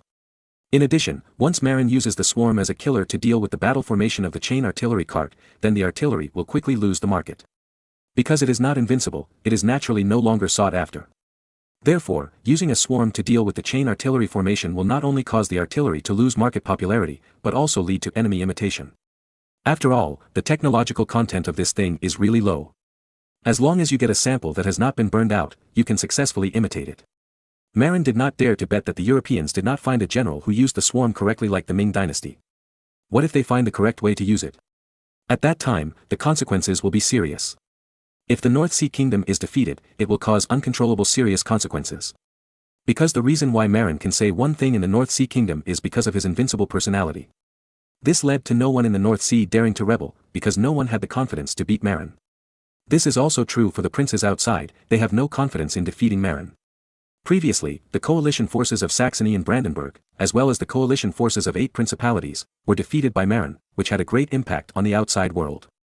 But if Marin's invincible personality collapses, then those princes will regain their confidence, and maybe they will unite to attack the North Sea Kingdom again. The terrible thing is that once the invincibility myth is broken, the morale of the North Sea army may also become scattered. Just like France, during the Napoleonic era, it established the confidence of invincibility. But after the defeat in the Franco-Prussian War, France's invincible self-confidence collapsed. Since then, it has always been passive in the face of Germany. Although there are tactical reasons, it is undeniable that self-confidence is also very important for war. Therefore, Marin does not intend to bring out a weapon with high uncertainty such as a swarm in Western Europe. This will not only bring unpredictable consequences, but also affect the business of artillery. But how can we guarantee the defeat of the French and the princes of various countries while keeping the artillery business? Marin thought of using a single-headed musket, but the problem is that even a leaky Portuguese cannon with a rear loading has a range of about 200 meters. The range of the single-headed bullet and the Portuguese cannon is not much different, but the power difference is too big. You kill one person with a lead bullet, and the iron ball can kill several people. The benefits and the deterrent power are incomparable. At that time, we can use ordinary muzzle-loading 3-pound cannons to bombard breech-loading Portuguese cannons. After all, the effective range of the muzzle-loading 3-pound cannon is about 365 meters, which is much farther than the breech-loading Portuguese cannon's 200 meters. However, even though the muzzle-loading 3-pound cannon has a longer range than its opponent, its hit rate is the same as that of the smoothbore gun, which is equally terrible. After 100 or 200 meters, whether the muzzle-loading 3-pound cannon can hit the target can only rely on God's blessing. After all, the muzzle-loading 3-pound cannon is also a smoothbore, and the hit rate is not good. Although artillery was later called the god of war, in the era of smoothbore cannons, artillery shells relied more on the dense crowds of people on the opposite side to strike in a range, rather than on precise bombardment. There is no way, smoothbore guns are like this, and their accuracy is not high. Unless there is a rifled cannon, or the mini-rifle with a longer range and higher accuracy is used to deal with the opponent. But Marin was unwilling to take out the ultimate killer weapon, the mini-rifle, early. If the opponent generally equipped the mini-rifle, then his Jiangnan leather factory armor would not be able to resist. As for the rifled cannon, that thing is too difficult to process, and it has to be cut inside the barrel on a lathe. As for hand-pulling rifling, that thing is okay for muskets, but it is not possible to use it on artillery. After all, the rifling depth of artillery is very high, and the processing is very difficult, and it cannot be done manually. In addition, copper cannons are not suitable for making rifled cannons. Because once the barrel gets hot, the copper cannon barrel will easily soften. If it is a smoothbore cannon, it is okay, but for a rifled cannon, the shells can easily squeeze and deform the heat-softened rifling. At that time, the cannon will be scrapped, and in history, rifled cannons are generally cast in steel, such as the Perot cannon. And the Napoleon cannon, which has been made into a 12-pound cannon, is still a smoothbore bronze cannon. It's not that I don't want to carve rifling, but once the barrel gets hot, the rifling will be squeezed and broken by the iron ball. If you want to make rifled cannons, you must use steel. However, Marin wants to sell copper cannons, which have high profits, so use Napoleon cannons to fight against Portuguese cannons. Marin thought about it and shook his head. Why? Napoleon cannons are indeed powerful and have a long range, but the consumption of copper is also amazing. 1 or 2 or even dozens of them are nothing, but if there are hundreds of them, it consumes too much copper. In addition, if you can use large caliber copper cannons, other countries can too. You know, in this year, the technology of 12-pound bronze cannons is not difficult. It's just because of the inconvenience of land transportation and the fact that there are almost no roads in this era that most countries have not moved 12-pound bronze cannons to land. But at sea, on the ships of Spain and Portugal, 12-pound cannons are just ordinary calibers. If you want to suppress your opponent through caliber, others can also learn to suppress it back. At most, their main guns use mud molds, which cost a little more than yours. But if you want to use rifled cannons, you have to use steel cannons. But taking this out will be bad for the sales of copper cannons. Marin was very annoyed. He opened the wooden box on the table and wanted to take out a cigarette to light it, but he made a mistake in his rush and opened another wooden box and took out a steel nail single-headed bullet. What the hell? Marin was speechless and planned to put the single-headed bullet back into the box. But suddenly, Marin's hand holding the single-headed bullet stopped in midair. Single-headed bullet. Single-headed bullet. Marin muttered to himself. What if the single-headed bullet technology is used to transform the cannonball? A light flashed in Marin's mind. He did it right away. Marin found a carpenter to carve a wooden box. This wooden box is actually a mold used to make cement cannonballs. Marin was reluctant to use iron to make artillery shells, it was too extravagant. Iron was a strategic resource these days. Cement shells were cheap, and they could be thrown away without any care, and they were too lazy to recycle them. Moreover, the power of cement shells was similar to that of stone shells, and they were also very powerful. They might not be powerful enough to bombard city walls or warships, and they needed to be replaced with iron balls. However, they were definitely enough to hit people with flesh and blood. After drying, the cement single-headed shells with rifling on the head were directly taken to the shooting range for testing, and then fired with a front-loading 3-pound cannon. Then, the participants in the test were stunned to find that the single-headed shells had a range of more than 500 meters. Moreover, they were very accurate. It can be said that if the 3-pound cannon with single-headed shells was fired at the enemy's artillery positions, it could easily destroy the enemy's artillery positions by pointing at them. The only thing that made people worry was that if the single-headed shells were smashed into the sand and swamps, it would be easy for people to get samples and successfully imitate them. At that time, it would be terrible. What to do?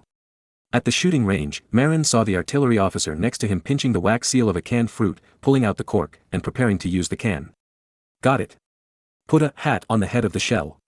Then, Marin made the cement shell into an oval bullet head of a very ordinary pistol bullet, but left 2 sockets. At the same time, Marin arranged for people to use the sealing wax purchased from Eastern Europe to make a wax hat with a mold. On the hat are rifling lines, which are also called wind grids. Before firing, the gunner will insert the prepared wax hat into the 2 sockets of the cement shell, so that the head of the cement shell will wear the wax hat with rifling lines. After firing, the cement shell begins to rotate because of the rifling lines on the wax hat. But due to the high temperature caused by friction with the air, the wax hat is easy to melt. At the same time, when the warhead hits the target, the wax cap will be easily smashed. Even if the shell hits the sand pile or swamp, the extremely fragile and high-temperature sensitive wax cap will be severely damaged, and people can't see the intact shape. In this way, there is no question of imitation. After testing, the performance of this cement single-headed shell with a wax cap is slightly affected. After firing, the wax cap will basically be severely damaged, and the original appearance cannot be seen, so there is no way to talk about being imitated. Even the cement shell itself will be torn into pieces due to the fierce impact, not to mention the extremely fragile wax cap. I didn't expect that the single-headed shell technology can be used on shells.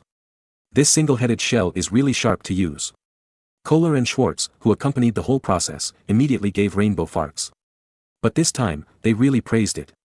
Because Marin's brain hole is really amazing. And this single-headed shell is really powerful. Moreover, the two discussed it with Marin.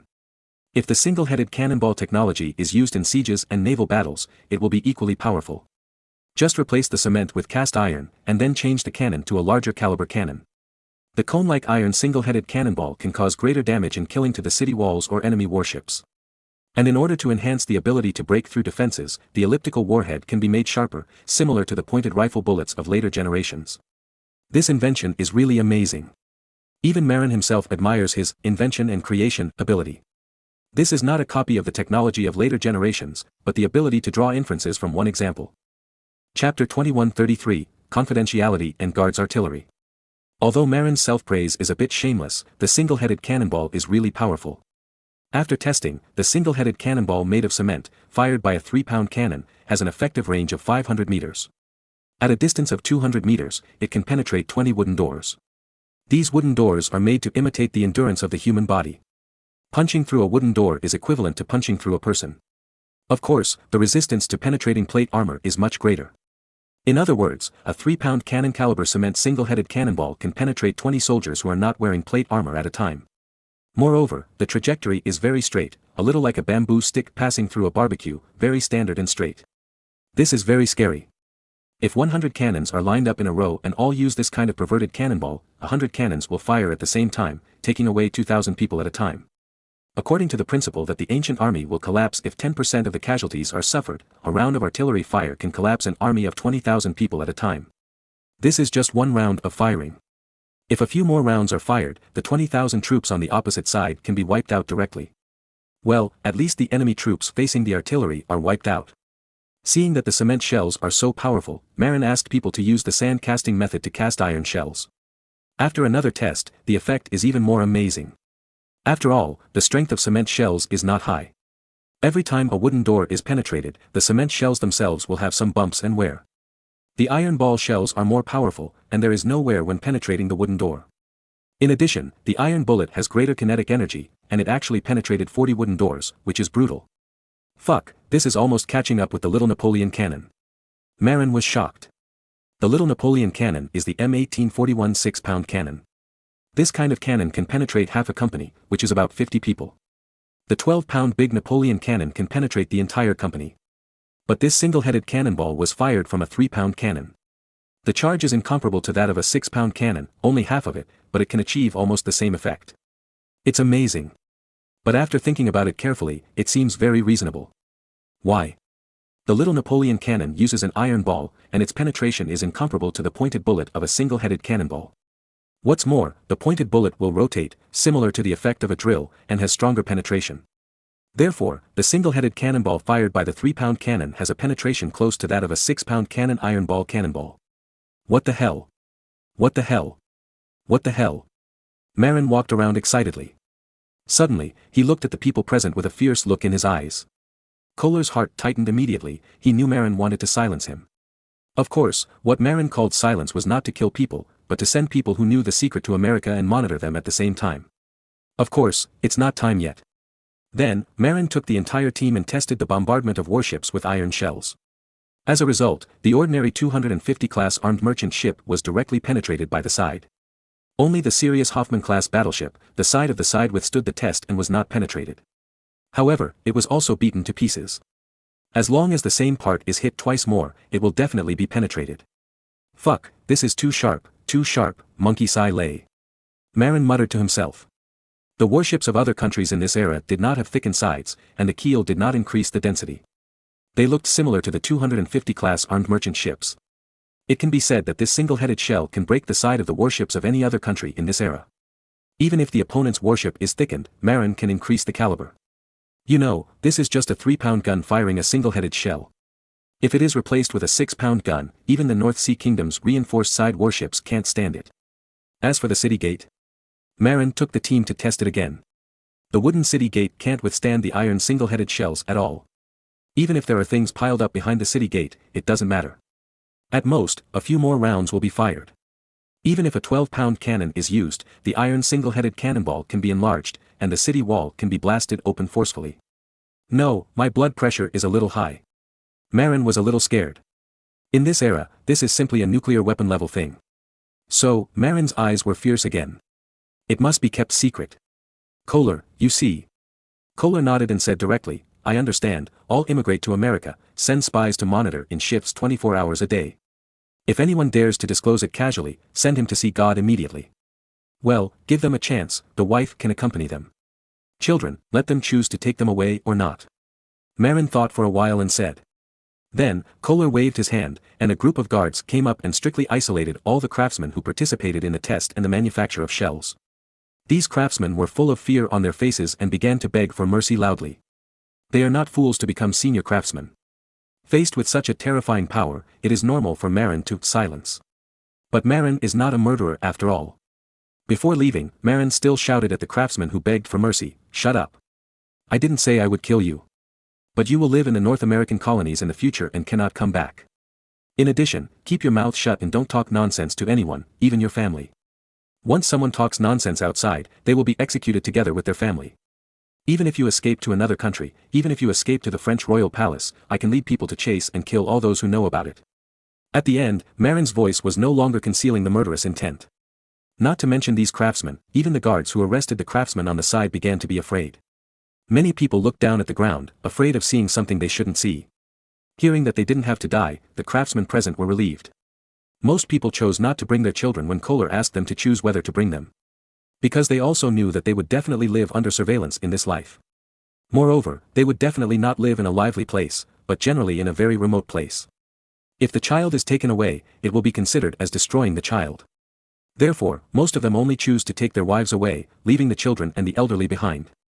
Only one young craftsman chose to take the child with him because the child was just born and there were no elderly people at home. After sending away more than a dozen craftsmen who participated in the manufacturing and testing, Kohler said worriedly, Master, won't we use this kind of shell in the future?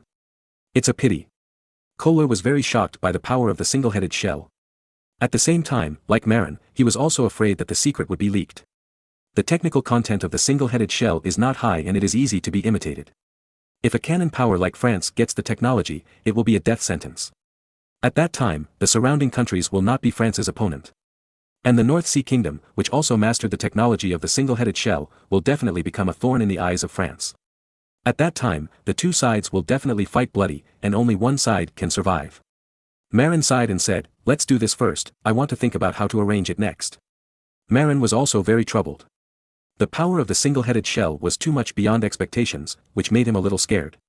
This level has reached the power of the early period of the Civil War in the 19th century, which is more than 400 years ahead. Marin did not dare to take it out casually, but he was unwilling to put it aside. After thinking for a day and a night, Marin made up his mind, Kohler, go and select 700 of the most loyal children from the military academy. It's better to be a little stupid and tight-lipped. But they can't be too stupid. At least they must be able to use artillery. Well, these children, let's call them Guards Artillery, Loyal Guards Artillery. Obviously, Marin intends to learn the method of dealing with single-headed shells before, and use the most loyal and fanatical teenagers to control the single-headed shells that need to be highly confidential. Okay, I'll send someone to the military academy to select. First, practice the ability to use normal artillery, and when you are proficient, you can transfer them to control the new artillery shells. Kohler understood it immediately. After following Marin for so long, he is also familiar with Marin's routine. An infantry artillery squad usually has 7 people, usually composed of a gunner, a shooter, a loader and an ammunition handler. 700 people are just enough to control 100 artillery pieces. With 100 artillery pieces using single-headed shells, Marin is confident that he can defeat any army of this era.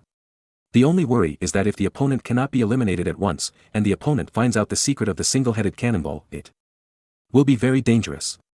Therefore, Marin knows that the single-headed cannonball is very powerful, but it must be hidden for the time being. When the strength is strong enough, it can be used to push the French and German princes at once. Pushing is not defeating. If you only need to defeat, you can defeat the opponent by applying the single-headed cannonball now. However, due to the number and reputation issues, the opponent cannot be completely solved at once, and the opponent still has a chance to turn the tables. To push, Marin must have at least 200,000 troops and very sufficient armaments to be able to beat the French and German princes so that they can never turn over again. Therefore, Marin plans to hide the single-headed cannonball first. After he solves the Grand Duchy of Moscow and cleans up England, he can free up his hands to deal with France and hostile princes before he can use it. Before that, the most important thing for Marin is to form an absolutely reliable artillery unit to ensure that the secret will not be easily leaked. Therefore, these 700 guards artillerymen will be Marin's biggest trump card in the future, and the biggest backhand to conquer Europe. When this group of reliable guards artillerymen grow up, Marin will reactivate the single-headed shells. By then, any opponent will be killed instantly by the terrifying artillery fire. Chapter 2134, Destroy You on Behalf of the Moon. In the end, Marin still hit the extremely powerful single-headed cannonball. However, considering that the single-headed cannonball has a huge advantage in breaking through the city gate, Marin still retained a few iron single-headed cannonballs, which were specially used to break the city gate during the siege. However, in order to keep it secret, this thing was hidden very tightly by Marin. It was usually locked in a box and no one was allowed to touch it. Moreover, it was locked with 3 locks, and the key to one of the locks was controlled by Marin himself. This level of confidentiality is similar to that of nuclear warheads in later generations. Of course, in order to enhance the power of breaking the door, the 3-pound cannon seemed a little insufficient. Therefore, Marin personally went out and, together with 2 craftsmen, made a mold for the warhead and wax cap for the 12-pound cannon.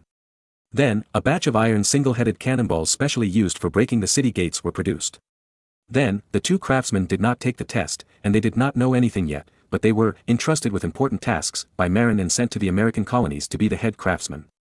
Marin's siege idea was very simple and crude. First, use a rotating conical single-headed cannonball to smash a hole in the opponent's city gate.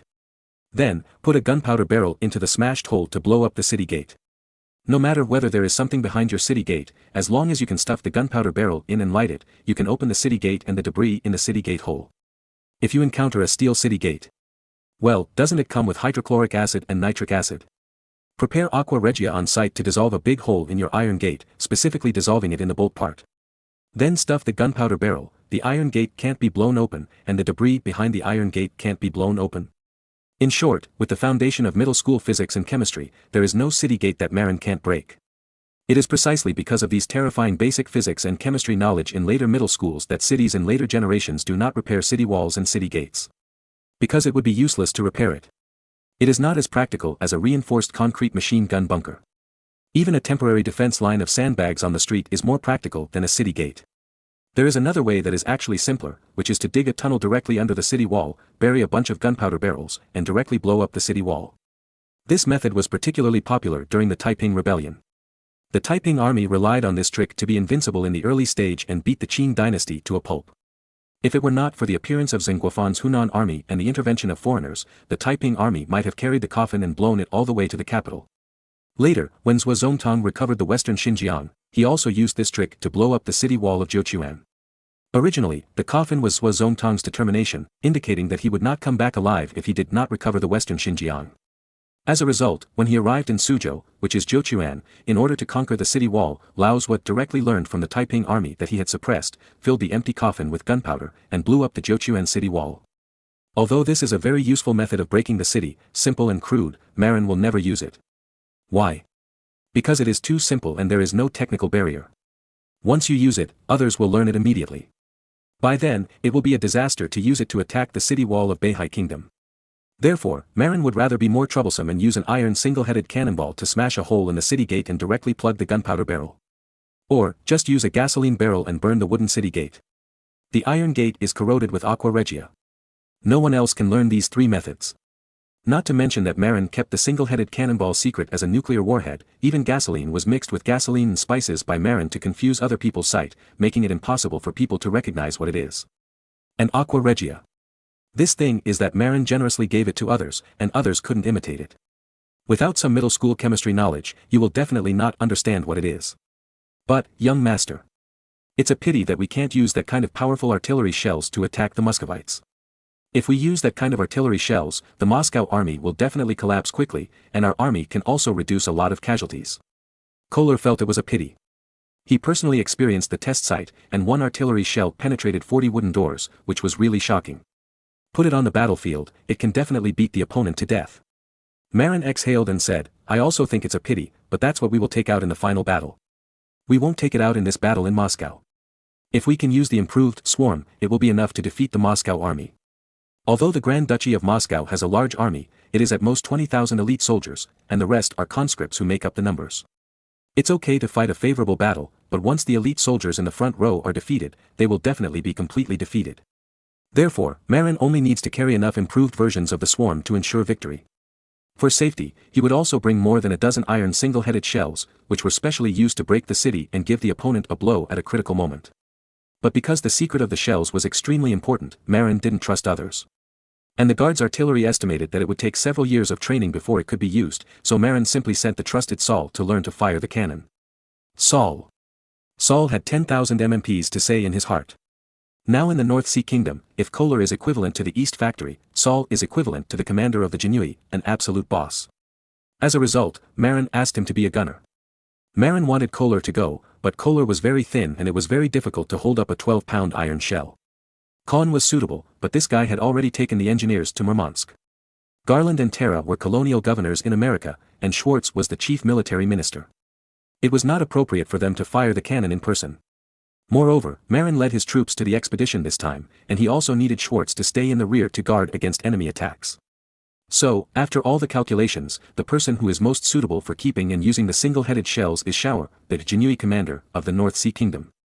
As for a gun crew that needs 7 people, it doesn't matter. Schauer is responsible for putting the hat made of beeswax on the top of the conical shell before the final loading, and then carefully pushing the shell in without damaging the wax hat. As for other people, because the wax hat that does not touch the core is not that important. In order to mislead others, Marin deliberately asked the craftsman to carve on the mold to cover up the roll of the rifling wind grid. Even if people who don't know the business get the finished product, they will probably guess blindly what does this carving mean. Is there any mystery? Even Marin spoofed a spell-like thing on the wax hat in Latin, with brackets below this is the power of magic.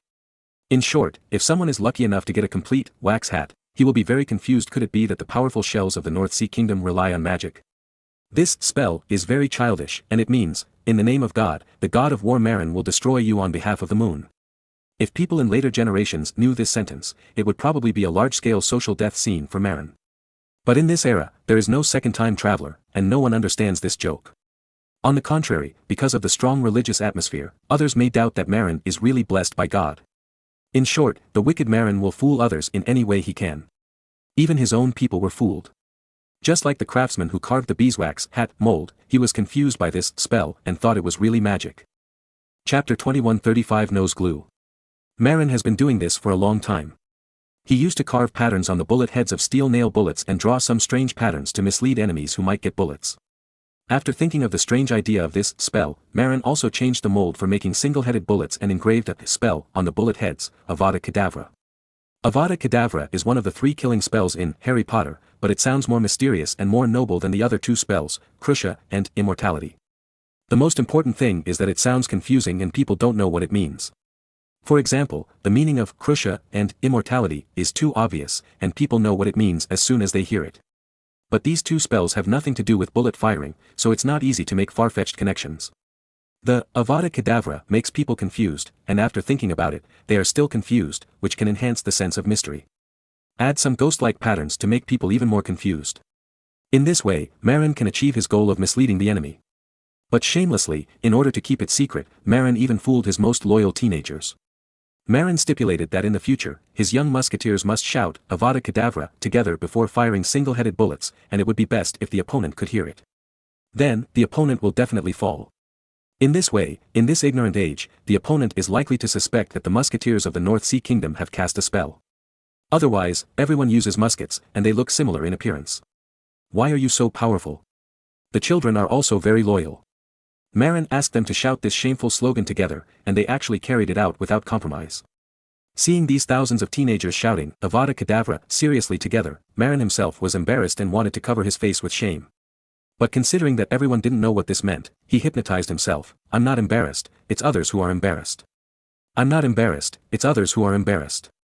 In fact, everyone didn't feel embarrassed at all. Because I don't understand, I don't know why I'm embarrassed.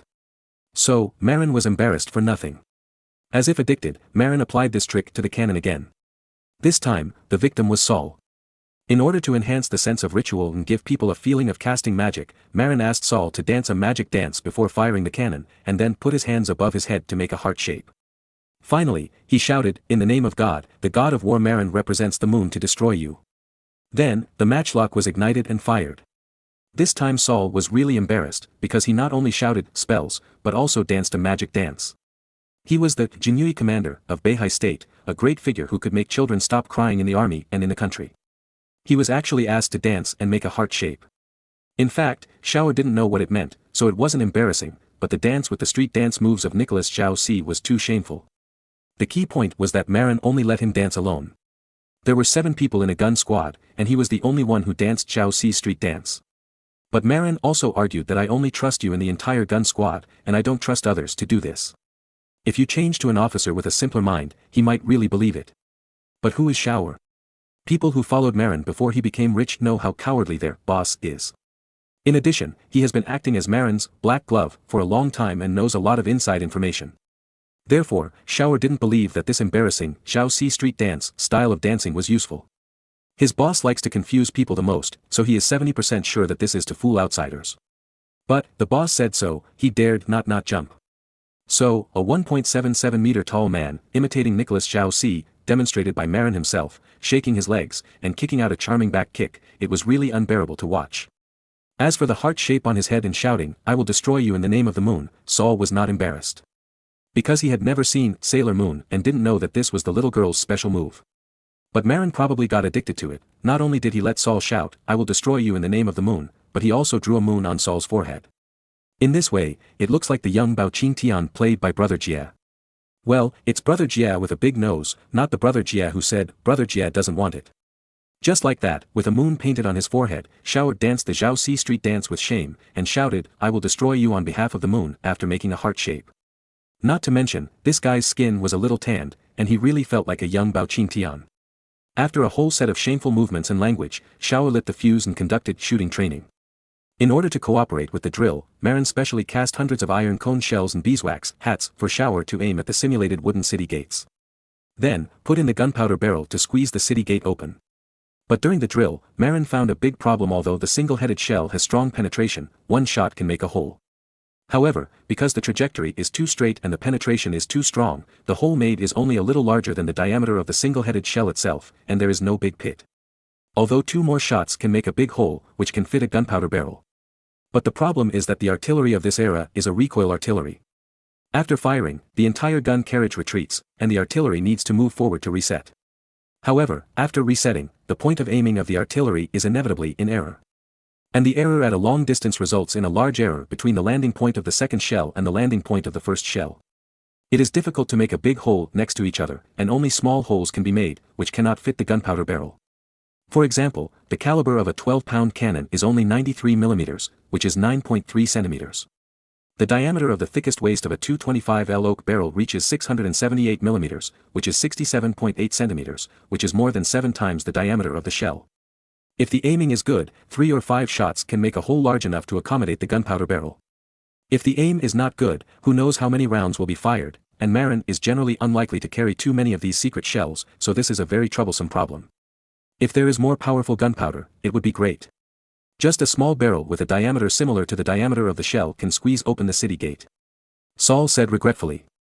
More powerful gunpowder. Marin touched his chin and thought about it. Smokeless gunpowder as a propellant does not seem to work well. In order to be safe and avoid accidents, Marin specially added paraffin and camphor as stabilizers. In this way, the power of guncotton is greatly reduced. Used to blast the city gate hole, the diameter of 7 times the difference is obviously not enough to be a whole barrel of black gunpowder. Then, we can only use the Dana's pressing medicine of Nobel's diatomaceous earth. Dana's pressing medicine is very simple, which is to digest dry oil and let the diatomaceous earth absorb it. The explosion speed of this thing reaches 7,700 meters per second, which is more than 10 times the 500 to 600 meters per second of black gunpowder. In this way, the diameter difference of more than 7 times is wiped out in an instant. Even more powerful. Most importantly, there is no need to fire multiple times to create a big enough hole. Just one shot is enough to create a bullet hole, and then the NOS diatomaceous earth medicine extractor can be inserted. Why is the chamber pressure of artillery so high in later generations? It's because the propellant has been replaced with a high explosive velocity propellant. During World War II, the chamber pressure of the 460 mm main gun of the battleship was not as good as that of the modern 125 mm tank gun. Therefore, because of the use of high-powered propellants, the requirements for gun steel are extremely high. Japan, which was able to produce 460 mm naval guns during World War II, was unable to produce tank gun barrels that could withstand high chamber pressure. There is no way, the explosion velocity difference is too big, and the requirements for steel are too high. In addition, the key diatomaceous earth pressing medicine is also easy to make. But digested dry oil is made from nitric acid and oil, which is easy to get. And diatomaceous earth is easier to make. Wait. It's easy to make. This is not good. Marin will not make a high-powered pressing medicine that is too easy to make. Why? Establish a technical barrier. Do you think that the Americans in later generations are making a lot of high-tech weapons because the war really needs so many high-tech weapons? No, in fact, the Americans are just raising technical barriers to prevent ordinary countries from competing with them. Well, I am the same.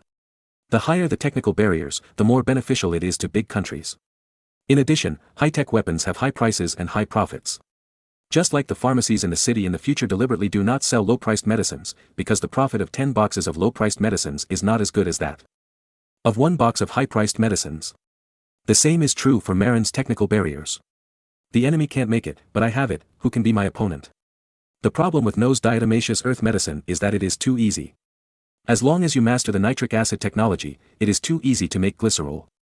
This is not in Marin's interest, so Marin directly abandoned the diatomaceous earth version and changed to the more complicated advanced version of No's medicine rubber. No's rubber is very simple, just replace diatomaceous earth with guncotton. Guncotton can be dissolved in glycerol to form a stable colloid. This is better than the diatomaceous earth version, because diatomaceous earth absorbs glycerol only by adsorption, not real absorption. Over time, glycerol is easy to separate from diatomaceous earth and create danger again. Therefore, the later version of No's rubber is a better choice.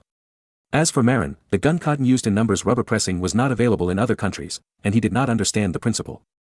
As long as nitric acid was available, it was possible to make any kind of glycerol. As for guncotton, even if they happened to make it, they did not know what it was or what it was used for. After all, there were no serious chemists in this era.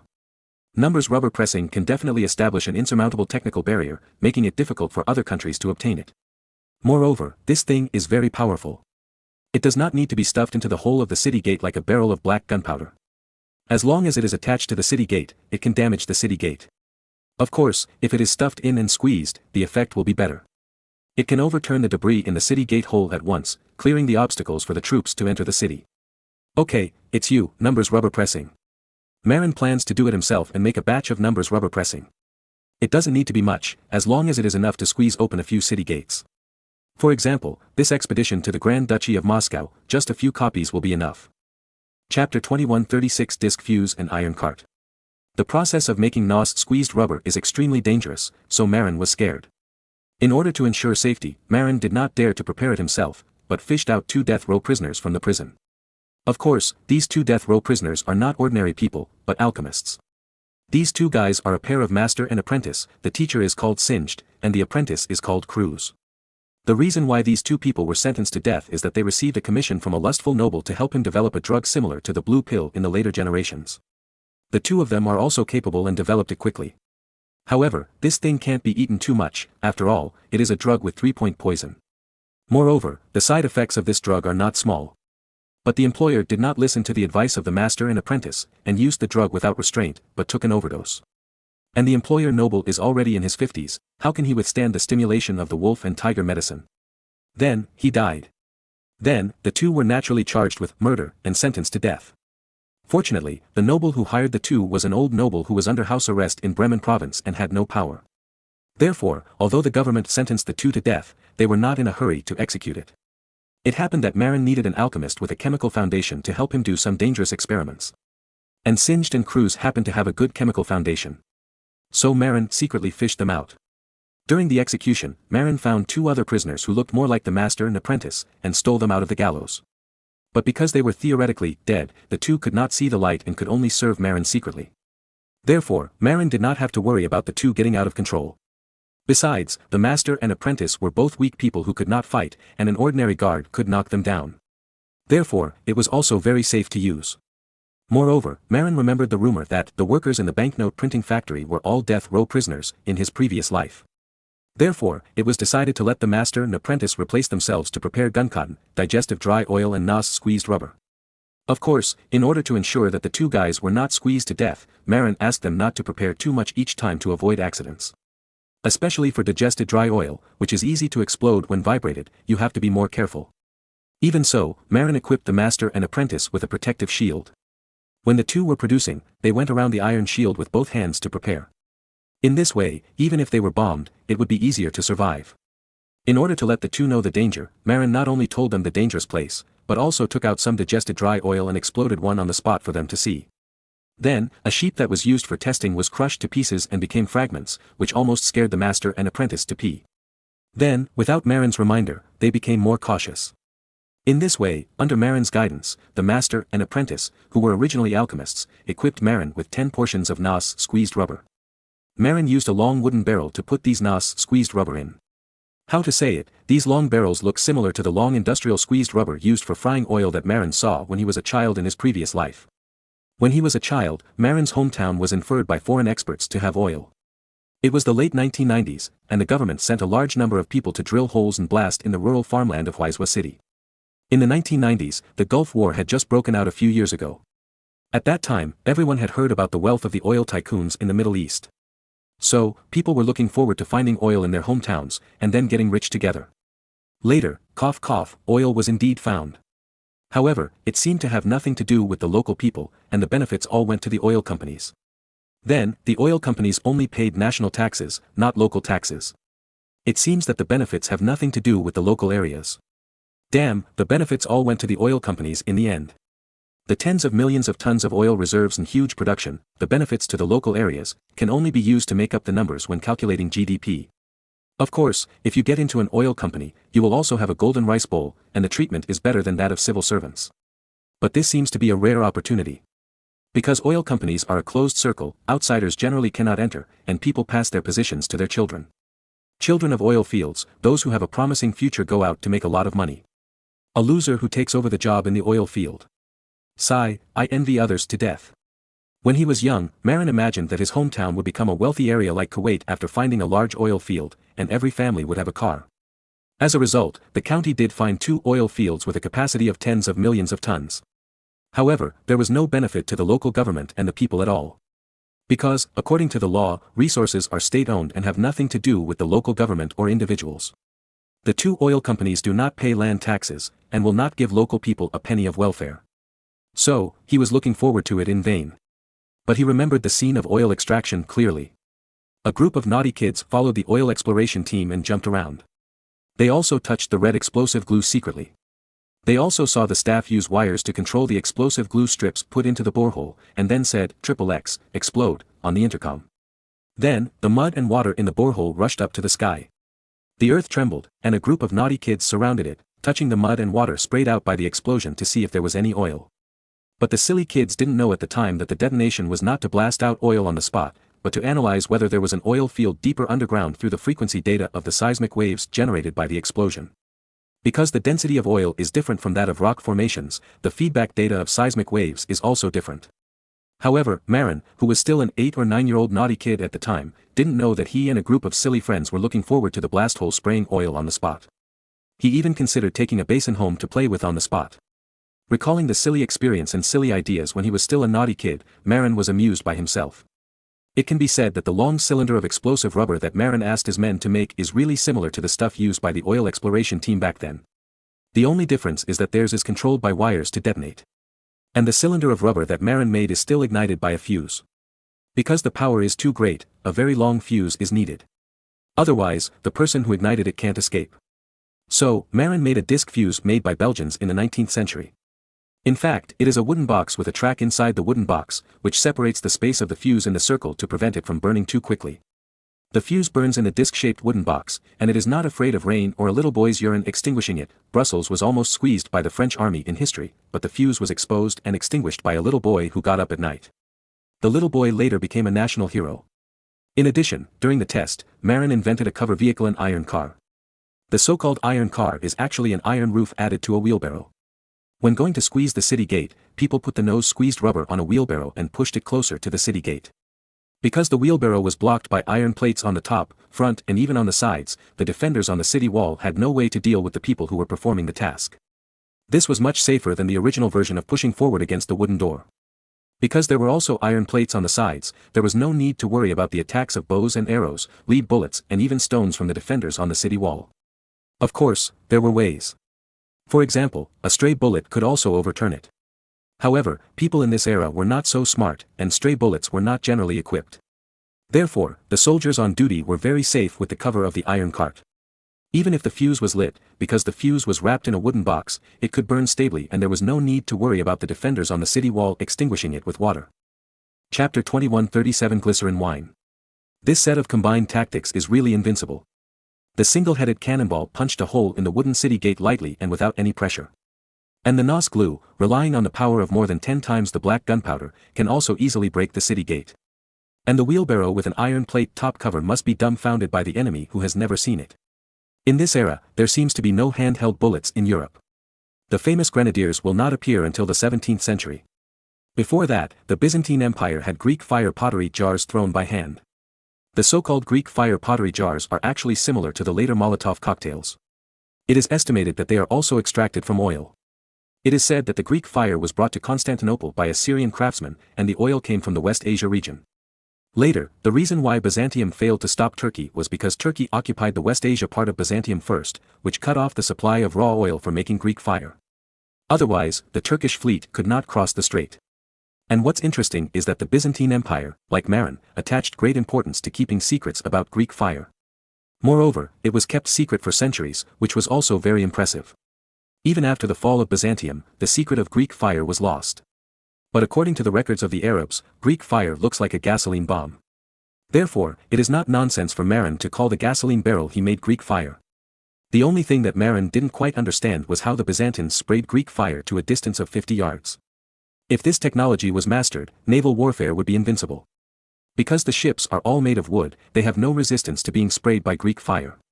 Unfortunately, it seems that Greek fire was lost with the death of Constantine XI, the last emperor of the Byzantine Empire. Perhaps this secret was only mastered by the emperor, and the royal branch that escaped later did not seem to have mastered this secret.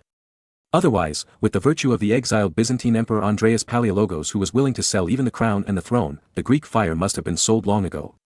Moreover, it is certain that the secret recipe of Greek fire must be more popular than the Byzantine crown and the throne that is only in name. Apart from other things, if Andreas Palaiologos really has the secret recipe of Greek fire, especially the secret recipe of firing Greek fire 50 yards away, and others don't know it, Marin will definitely be willing to pay hundreds of thousands of gold coins to buy it. Even millions of gold coins are acceptable. Because, after mastering this secret technique, burning the enemy's wooden boat is like playing. In fact, Marin is not completely ignorant of the principle of the flamethrower. But it seems that using canned liquefied gas to spray fire can only spray 10 meters away. Spraying 50 yards, the genius inventor Marin can't quite understand it. Because this distance has reached the range of individual flamethrowers in later generations. If you can get this technology, not to mention burning ships like plane, burning enemy infantry is also easy and simple. Because the spray distance of 50 yards is almost the same as the distance that a smoothbore gun can aim. It takes luck to hit the enemy with a smoothbore gun, but a flamethrower is sure to hit it. Moreover, a sweep would burn more than one person, which was much more lethal than a smoothbore gun. Moreover, facing the fire, the horses of the cavalry on the opposite side would definitely not dare to rush over. After all, it is an instinct for animals to fear fire. Originally, Marin planned to ask the alchemist master and apprentice Singed and Cruz to help him figure out the flamethrower technology. But after thinking about it, Marin gave up. After all, he still had to rely on this pair of masters and apprentices to help prepare digestive dry oil and NOS squeezed rubber. If he was accidentally killed by gasoline while developing a flamethrower, it would be a big loss. So, the flamethrower was left to fate. But what was unexpected was that the alchemist apprentice Cruz brought Marin a huge surprise. What surprise did Cruz bring to Marin? It turned out that this guy accidentally dripped glycerin, the raw material for making digestive dry oil, into low-quality wine. As a result, 2 days later, when he drank the wine again, the astringency of the low-quality wine was gone and it became much more delicious. Upon hearing the news, Marin stood up suddenly. Damn, this seems to be the way that Tang Fengzi uses glycerin to process fruit wine. Before crossing over in his previous life, Marin had read a novel called XX Song Dynasty, in which the protagonist, the chemical man Tang Fengzi, seemed to use glycerin to remove the bitterness in the fruit wine. According to Tang Fengzi's theory, the tannin in the fruit wine is the source of the bitterness. Glycerin can react with tannins, decompose the tannins in the fruit wine, and remove the bitterness. Moreover, because glycerin itself has a sweet taste, it also makes the liquid taste better, similar to the feeling of juice. In fact, in later generations, glycerin is a food additive. At the same time, it is also an important main ingredient of moisturizing cosmetics and has a wide range of uses. However, edible glycerin and industrial glycerin are different. Just like the difference between industrial salt and edible salt, industrial glycerin is easily mixed with chemical raw materials, which is harmful to the human body. But Tang Fengzi said that when using caustic soda and lard to react, put less caustic soda and more lard, or other animal fats, to ensure that the caustic soda is consumed. In this way, the glycerin produced will basically have no residual harmful substances, and can be used as edible glycerin. In addition, glycerin and digestive dry oil are two substances. It is not as dangerous as digestive dry oil, nor does it have the drug effect of dilating blood vessels like digestive dry oil, so it is relatively safe. Moreover, many high-quality wines have already reacted to obtain glycerin, which enhances the quality of the wine. After all, glycerin can decompose tannins, remove bitterness, and increase sweetness. However, that is something that only high-quality wines have. Inferior wines do not have that thing. Or rather, they lack that thing. What Marin did not know was that many cheap wines and fruit wines in later generations actually added edible glycerin to eliminate the bitter taste. After all, not every wine can produce enough glycerin by itself. Only top-quality wines can generate enough glycerin by themselves. Moreover, the glycerin produced by the wine itself can improve the taste and quality of the wine more than the added glycerin. The main function of adding glycerin is to remove bitterness, and the improvement of taste is much worse than the glycerin produced by the wine itself. However, that is according to the standards of later generations. In this era, wine without bitterness is considered high-end wine. The bitterness in wine mainly comes from grape skins and grape seeds. Because both have a high tannin content. However, tannin is also quite useful. It reacts with other substances in wine to enhance the complex taste of wine. And if you want to remove the bitterness, there is only one way to remove the grape skins and seeds and only use grape flesh to make wine. This kind of wine made only from grape flesh is actually white wine. Because the grape skins that are mainly used for coloring and make wine red are discarded. While discarding the bitterness, the red color is also discarded. However, in Europe, red wine is still the mainstream. Because red wine has a religious color and is called holy blood. In this era with a strong religious atmosphere, although white wine tastes better, it is only drunk by a few nobles. And members of the church still drink more red wine because of the holy blood. Even many nobles who believe in Catholicism usually drink red wine with a stronger bitter taste. Of course, the red wine that nobles drink must be the least bitter, brewed by masters, and very expensive. The red wine that common people drink is cheaper. Of course, it is also very astringent. But no matter what, even with astringency, it tastes much better than bulk sour and inferior beer. Many ordinary people can't even afford to drink low-quality bitter wine, and can only drink sour and inferior beer. In this era, a gallon of ordinary Bordeaux wine costs only 3 or 4 pfennigs. Local German wine is a little more expensive, costing 6 to 8 pfennigs. 1 gallon is equal to 8 pints, and 1 pint is about 0.5675 liters, which is a little more than half a liter. In the pub, the capacity of the wooden cup is generally 1 pint, and the selling price is also calculated by cup. Under normal circumstances, the price of ordinary wine is 0.5 pennies to 1 penny. But this price is still too expensive for ordinary people, because the daily salary of ordinary people is only 2 pennies. If 2 pennies are added to 100 yuan, then 0.5 pennies is about 25 yuan. 25 yuan a glass of wine, in the era of abundant materials in the later generations, ordinary people can't afford it. And the sour beer, because it is sour, is very cheap, and 1 North Sea brass coin can drink 2 glasses. And a brass coin is 1/8 of a penny. In other words, 1 penny can drink 16 glasses of inferior beer. The price difference between the two is about 8 times. Therefore, wine is not something that poor people can afford. Only ordinary people with a little assets can afford inferior wine. But there is no need to worry about poor sales of wine. Because it is holy blood, red wine is very popular in Europe. Even ordinary people have to drink holy blood on some religious festivals. Unless this family can't even afford the cheapest wine, there is nothing to say. Let's talk about this high-end red wine. It is generally produced in the Burgundy region, where the climate is good and very suitable for grape growth. Moreover, the wine masters are also very skilled. In addition, there is the Bordeaux region, which is the largest wine-producing area in Western Europe. Of course, for now, the quality of Bordeaux wine is still very average. Only the Lafite winery, which Marin secretly supports, uses oak barrels to brew wine, which improves the quality. Oak barrels can absorb tannins, reduce the bitterness of wine, and improve the taste. Therefore, in the past 2 years, Lafite winery has risen quickly. Lafite red wine, which has reduced a lot of bitterness, has also become a high-end wine and a strong challenger to Burgundy red wine. However, the effect of brewing wine and absorbing tannins in oak barrels is too slow. Moreover, oak barrels are also more expensive. The quickest way is to add a little glycerin to the brewed inferior wine, seal the barrel for a while, and then unseal it. At this time, the taste of the wine may still not catch up with the high-end Burgundy wine and Lafite wine. But at least the bitterness is removed. In this era, Europeans had little knowledge, and wine without bitterness was considered high-end wine. Even if it is not the highest end and cannot be compared with the best Burgundy wine, it can be comparable to Lafite wine. What is the price of high-end wine? 5 gold coins per gallon. On average, each glass, 1 pint, is worth 37.5 pfennigs. This price is 75 times that of inferior wine. Wine that has been used to remove the bitterness of glycerin is definitely not the highest end, and the taste is definitely different. However, it is still okay to mix it into the second tier. The price of second-tier wine is about 1 gold coin per gallon, which is about 7.5 pfennigs per glass, which is 15 times that of inferior wine. If Marin imports inferior wine from Bordeaux at the price of 3 or 4 pfennigs per gallon, and then sells it at the second-tier price, the profit will be more than 10 times. Not to mention the second tier, even if it is the third and fourth tiers, only a few times the profit is enough to make Marin excited. And the most important thing is that the wine has a large sales volume. The royal salute that Marin had done before was indeed very popular and profitable. A bottle of wine can be sold for up to 5 gold coins, making a lot of money. Why is the royal salute so expensive? Because it does not have the bitter taste of ordinary wine. And maple syrup is added, and the taste is very good. With exquisite packaging and very high-profile publicity, the price naturally goes up to the sky, and the lowest price is 1 gold coin per bottle, which is simply a blood profit. But the problem is that the royal salute is only popular in the secular world. Moreover, only the great nobles and wealthy businessmen can afford it. Therefore, the sales volume is limited. Moreover, Western Europeans are different from Eastern Europeans and do not like strong liquor. Therefore, the sales volume of the royal salute is limited.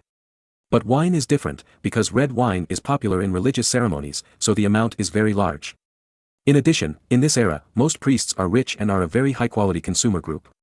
But this group of wealthy priests usually only drink red wine and do not consume royal salutes, which makes Marin helpless. Marin roughly sent people to count and found that half of the rich people in the German region are middle and high-level church members, and they are richer than the nobles. Many nobles are actually swell-faced and fat, but they are actually very poor and need to borrow money to survive. And the people in the church are really rich. They can collect tithes, sell indulgences, and usually have donations from believers, and a lot of land income. In addition, like the ancient temples in China, many churches also lend money. Although not as black as the bald men in China, the annual interest is still 15% to 30%, which is very profitable. Therefore, the people in the church have a lot of money. Later, so many princes joined Protestantism, not to support Martin Luther, but to seize church property and land. Ordinary priests might not be willing to drink the top-grade red wine, which costs 5 gold coins per gallon. That is for the bigwigs at the bishop level. However, the second-grade red wine, which costs 1 gold coin per gallon, is not bitter, and there must be many priests who are willing to drink it and can afford it. Marin felt that a mountain of gold was rising in front of him, within his reach. Chapter 2138 The Super-Huge Wine Market. In order to make money, Marin immediately found Taylor, the big liar, to find out the consumption of wine by church members. As a result, Marin was shocked when he found out. Because the consumption of wine is too great. Before, Marin was mainly involved in the liquor industry. This thing is not very popular in Western Europe. If Marin hadn't reduced the degree of blending to 40 degrees or even 20 degrees, there would probably be no market. Even so, the market share of the 20-degree royal salute among the nobles is only a small half. The nobles and priests usually drink the most wine. And the priests, because of their religious beliefs, basically don't drink anything other than red wine. However, these priests are very rich, and they consume a lot of wine. How big is it?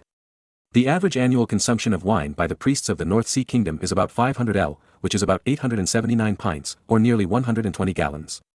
On average, the priests drink 2.4 pints of wine a day, which is 2.4 large glasses of wine, equivalent to 1.37 liters. Basically, they drink wine as if it were water. Of course, even if they drink the same wine, the level of priests is different. Top bosses like Archbishop Taylor naturally drink top Burgundy wine at 5 gold coins per gallon. The church leaders of other dioceses, including some wealthy abbots, are also at this level. There are not many such people in the North Sea Kingdom with a population of more than 2 million, only a few thousand. And these people are mainly some small leaders and some deputies of the church, and some poor abbots in remote areas. They get less benefits in the church and can only drink second-class wine at 1 gold coin per gallon. There are about 20,000 such people. Then, there are about 30,000 middle-level monks. These people have a little power and benefits, but not much. They drink worse mid-range wine at 20 shillings, 1/3 of a gold coin, per gallon. This mid-range wine already has some bitterness. The first 2 levels have less bitterness. Further down, there are more than 70,000 low-level priests. However, there are differences between low-level priests and low-level priests. For example, the low-level priests in small churches in remote rural areas are very poor and can only drink low-grade wine at 1 or 2 shillings per gallon, which is only slightly better than the common people. The low-level priests in wealthy areas have more advantages and can afford to drink medium to low-grade red wine at about 5 or 6 shillings per gallon. Finally, in summary, the top 3,000 big guys each drink 120 gallons of top-grade wine every year, with a total value of up to 1.8 million gold coins. The second-level church bosses are about 19,000 people, and the average person drinks 120 gallons of second-level wine every year, with a total value of about 2.28 million gold coins. More than 30,000 middle-level church leaders drink 20 shillings, 1/3 of a gold coin, of mid-range wine, with a total value of about 1.2 million gold coins. The wealthy lower-level priests account for about 70% of the more than 70,000 lower-level priests, mainly because the North Sea is wealthy, the proportion is a little higher, and the lower-level priests in other countries are poorer, and they drink low and medium-end wines at 5 or 6 shillings, 1/10 of a gold coin, per gallon, with a total value of about 590,000 gold coins. The poor lower-level priests, who account for about 30%, can only drink low-quality wines at 1 or 2 shillings, with a total value of more than 80,000 gold coins. To sum up, Marin was surprised to find that more than 100,000 missionaries in the North Sea Kingdom drink red wine worth 5.95 million gold coins every year, just a little bit, close to 6 million gold coins. Damn, the church is so extravagant. Marin was so shocked that he swore. This is 6 million gold coins. Any king can support an army of 300,000 if given to him. France, a big Western European power, has an annual fiscal revenue of only about 1.2 million, which is only 1/5 of the annual alcohol consumption of the church staff in the North Sea. Of course, this is also because Marin gave some fertilizer to the church, which greatly increased the income of the land given to the church. In other countries, with the same population and the same church population, the expenditure is not so large, and it would be good to have half of it. However, other countries have a large population base. The population base of the church is also huge. Generally speaking, the proportion of church members in each country is about 1/20. For example, in France, the clergy class accounts for 1/20 of the total population, about 800,000 people, which is about 8 times that of the North Sea. Other countries in the German region also have a population of nearly 10 million, and there are about 500,000 clergy. The same is true in the Italian region, with a population of 10 million, 700,000 clergy.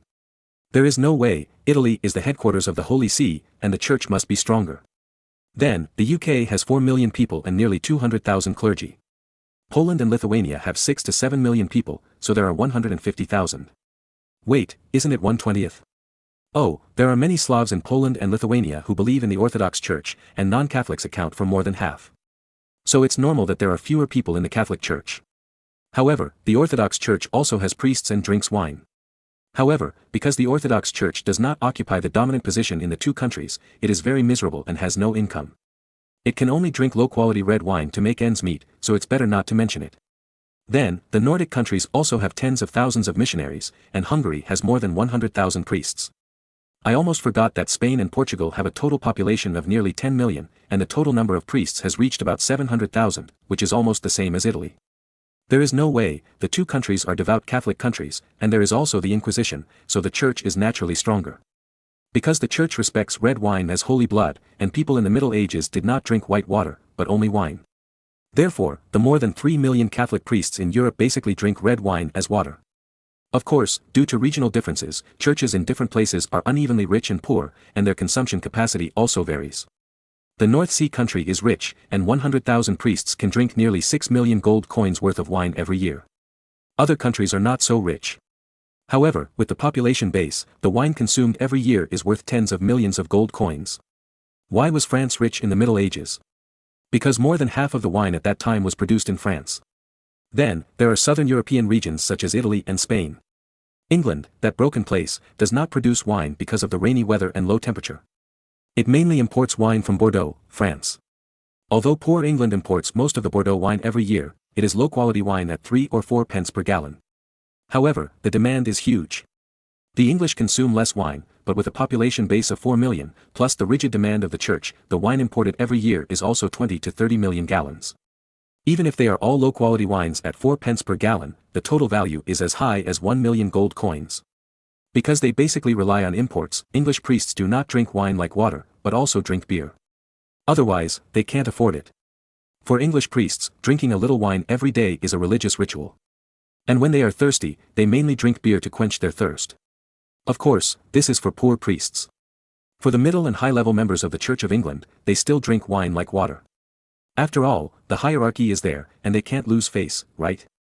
There are wine-producing areas in Germany, mainly in the Rhine Valley.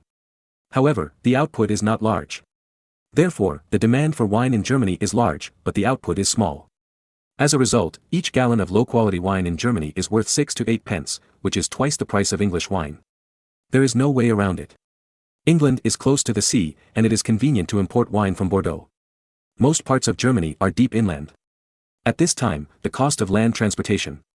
It is only double the price to transport it there, which is already considered conscientious. It should be pointed out that it is not only these 3 million priests who drink wine. The European nobles also mainly drink wine. After all, drinking wine, in addition to religious significance, is also a symbol of style. European nobles of this era like to hold banquets and eat and drink. Moreover, noble banquets cannot use bad wine. Therefore, beer is not on the table, it must be high-end wine. Of course, the Royal Salute launched by Marin is also a good choice. However, the Royal Salute is a bit expensive, more expensive than high-end red wine. Therefore, except for wealthy nobles, ordinary nobles use wine to support the scene.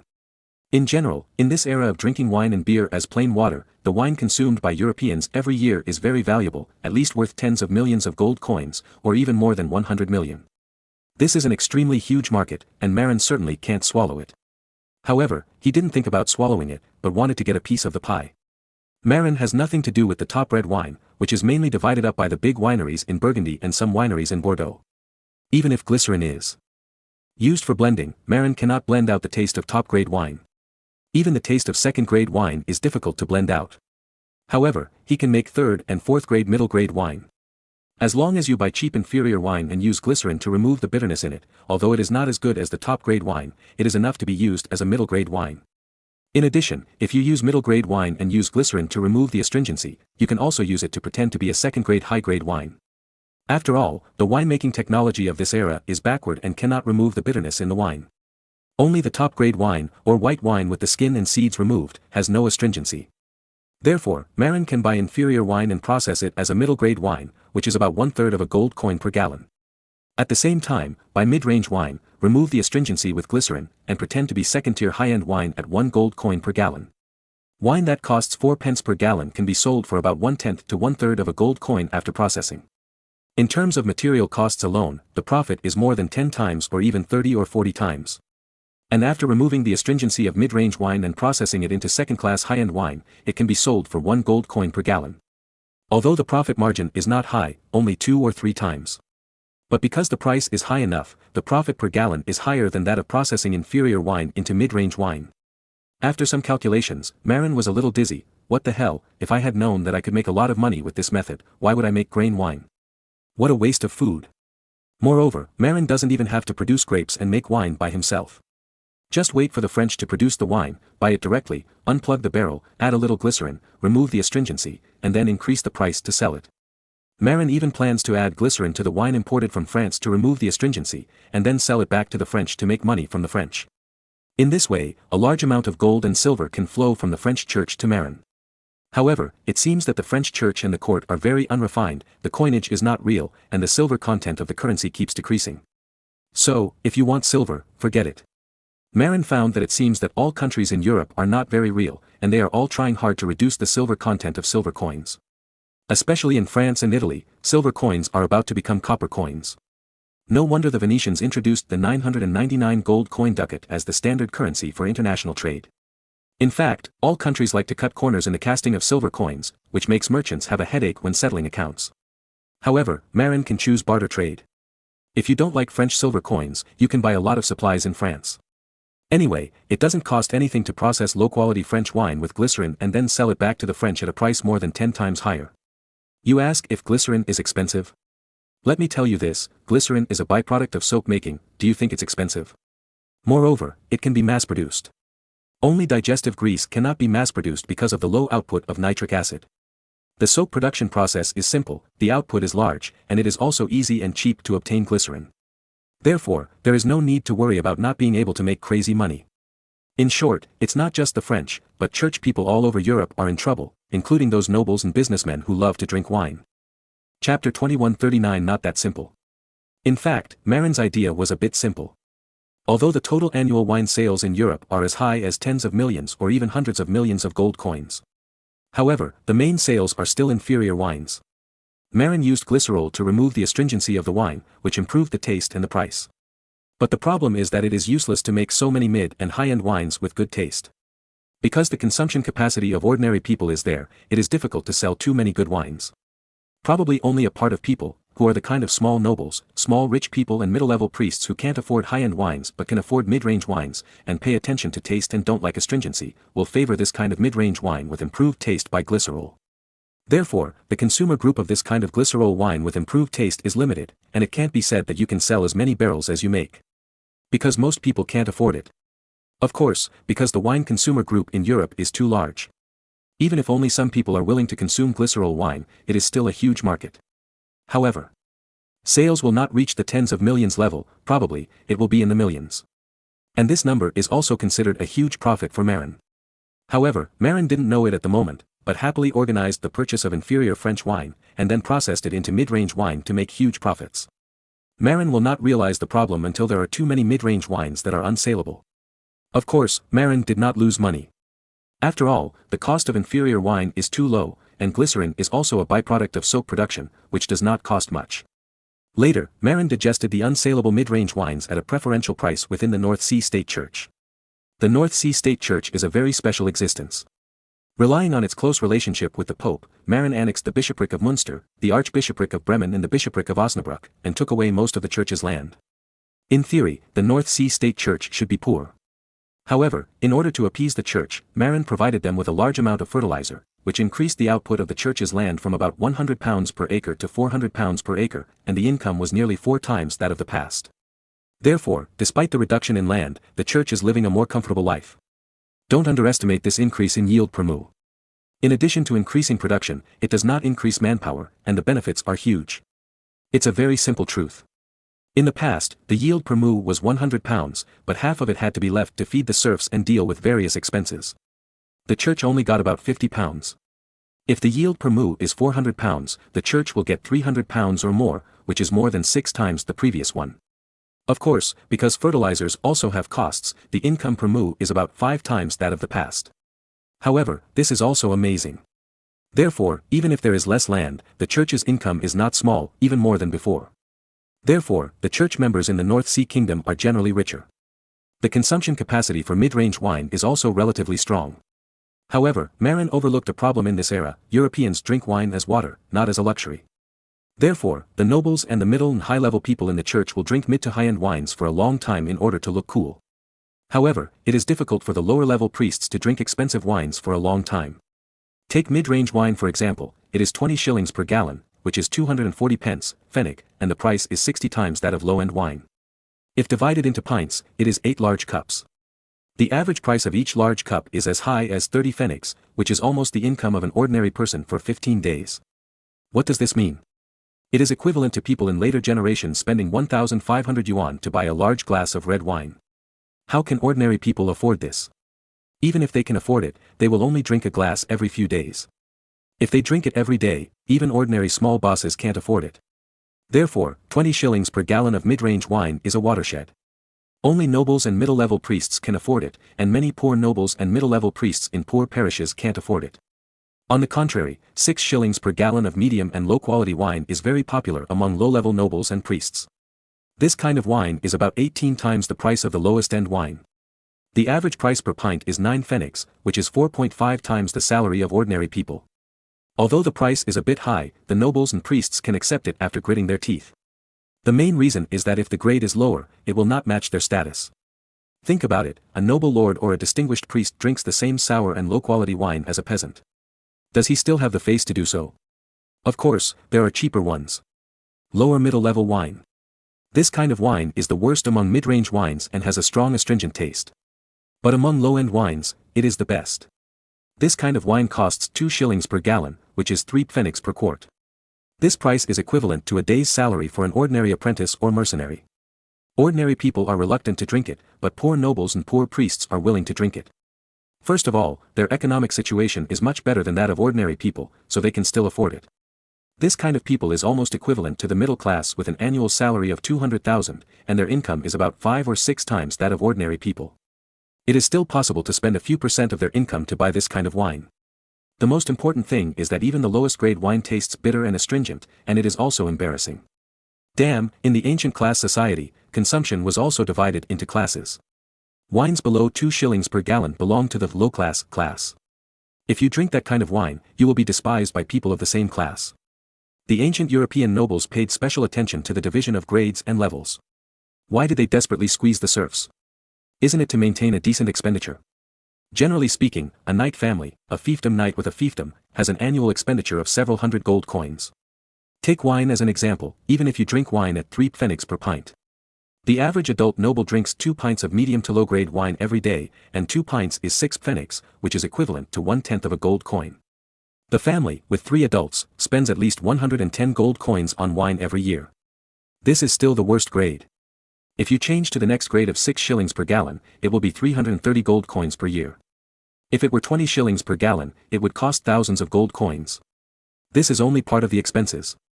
The nobles usually need to spend a lot of money to purchase expensive spices, luxurious clothes, spend a lot of money to raise horses, purchase and maintain weapons and armor. Therefore, it is not surprising that a noble family spends thousands of gold coins a year. Only poor nobles will reduce their annual expenses to less than 1,000 gold coins. For the sake of face, ordinary nobles have to borrow money to maintain decent consumption. The most outstanding representative among them is probably Ulrich, Duke of Württemberg. This brother owed a huge sum of 1 million gold coins because of excessive and even abnormal consumption. You know, the annual fiscal revenue of the Kingdom of France is only 1.2 million gold coins. Can you imagine that an aristocrat owes a huge debt of 5/6 of the annual fiscal revenue of the most powerful country in Western Europe? According to later standards, France's fiscal revenue is more than 1 trillion euros, and 5/6 is equivalent to hundreds of billions of euros. Old Ma and Lao Wang are far from having so much money, and Duke Ulrich dares to owe so much. Of course, the accounts are not calculated in this way. After all, this era is an agricultural era, and there is no high-value industry. In addition, Europe has not yet levied universal taxes. It only relies on the income of royal territories and commercial taxes, and everyone's income is not high. It was not until the late 17th century that Europe began to learn from the East and implement a universal taxation system. Then, the tax revenue of European countries skyrocketed, which also gave each country the capital to feed hundreds of thousands of troops and launch a full-scale war. To be honest, adding glycerin to wine is mainly to remove the astringency, and then make the taste smoother, and add some sweetness. Glycerin does not play a big role in the aroma of the wine. Therefore, Marin can use glycerin to turn inferior wine into medium-quality wine, but he cannot turn inferior wine into top-quality wine. If you want to get high-end wine, you have to use mid-range wine with aroma but astringency, add glycerin, neutralize the astringency, but retain the aroma. In later times, according to EU standards, glycerin is not allowed to be added to wine. Of course, this refers to high-end wine. For low-quality wine produced in China in later times, that is, wine that costs about 10 yuan a bottle, most of them are added. But adding glycerin is also particular. Edible glycerin must be used, not industrial glycerin. Industrial glycerin is chemically synthesized. For example, propylene produced by petroleum cracking is used as a raw material to synthesize glycerin by chlorination. But the problem is that glycerin produced by this synthetic method is not suitable for mixing with food because it has many chemical raw materials and toxic substances. Edible glycerin is extracted by reacting animal fats and caustic soda. As long as caustic soda is used less and animal fats are used more, it is safe. Most chemically synthesized glycerin cannot be used as food glycerin. In fact, high-end red wine in later times contains glycerin. However, it is glycerin naturally generated during the winemaking process, which is very precious and greatly improves the quality of the wine. According to the standards of later times, the glycerin content of dry red wine is about 1 to 10 grams per liter.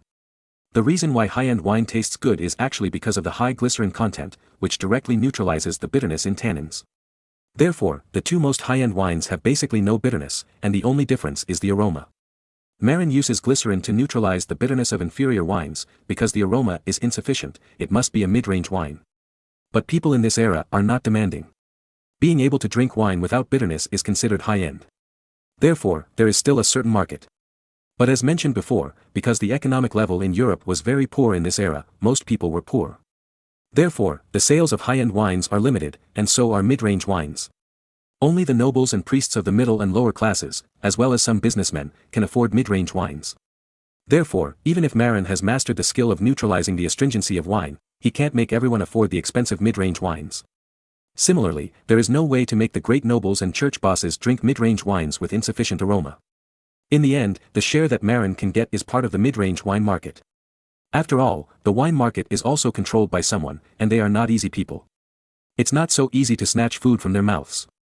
So, this matter is not that simple. You can't be king if you have technology. Just like the flintlock in France, which was suppressed by the matchlock for decades, and finally became widely accepted after being developed by the Swedes. If Marin wants to compete for the mid-range wine market, it will inevitably have to go through a fierce battle to grab some market share.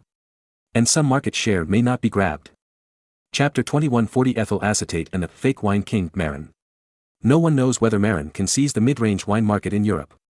But the officials and soldiers of the North Sea Kingdom have enjoyed the benefits in advance, drinking wine without bitterness. As mentioned earlier, Europeans drink wine as water. Therefore, the daily consumption is generally about 1 liter, or even more.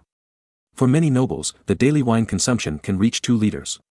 Of course, Marin's promotion of drinking boiled water has also affected wine sales to a certain extent. However, the habits that have been developed for hundreds of years since the outbreak of the Black Death cannot be changed just by saying so. Therefore, wine still has a market. Moreover, because the Vatican is currently powerful and there are many church festivals. Therefore, wine consumption is also very large. In the German region, people usually drink more cheap beer to quench their thirst. However, when encountering religious festivals, they also have to drink wine. When encountering devout believers, they often drink wine and eat unleavened bread. Therefore, in the North Sea Kingdom, in addition to the church, the market is not small. In addition, nobles also often drink wine. In other words, drinking wine is a symbol of status.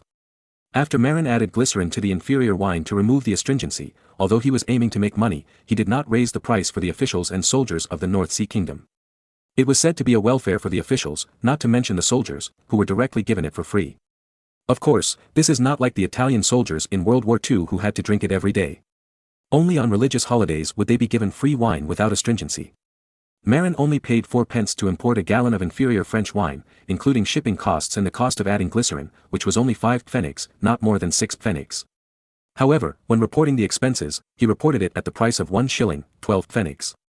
Of course, not collecting soldiers' money is just to win people's hearts. You see, I provide you with good wine for free. How good is the welfare? Those officials who have seen the world are not mentioned, and those big-headed soldiers are all poor at home. How can they have drunk good wine? As long as there is no astringency, in their eyes, it is a first-class good wine. Marin provides this kind of good wine for free during the festival, which not only shows respect for God, but also wins people's hearts, killing 2 birds with 1 stone. In addition to adding glycerin to wine to remove the astringency, Marin also started to add glycerin to sweet potato chow. Sweet potato chow tastes spicy and has a burning throat feeling. Glycerin can increase the viscosity of white wine, making it taste better.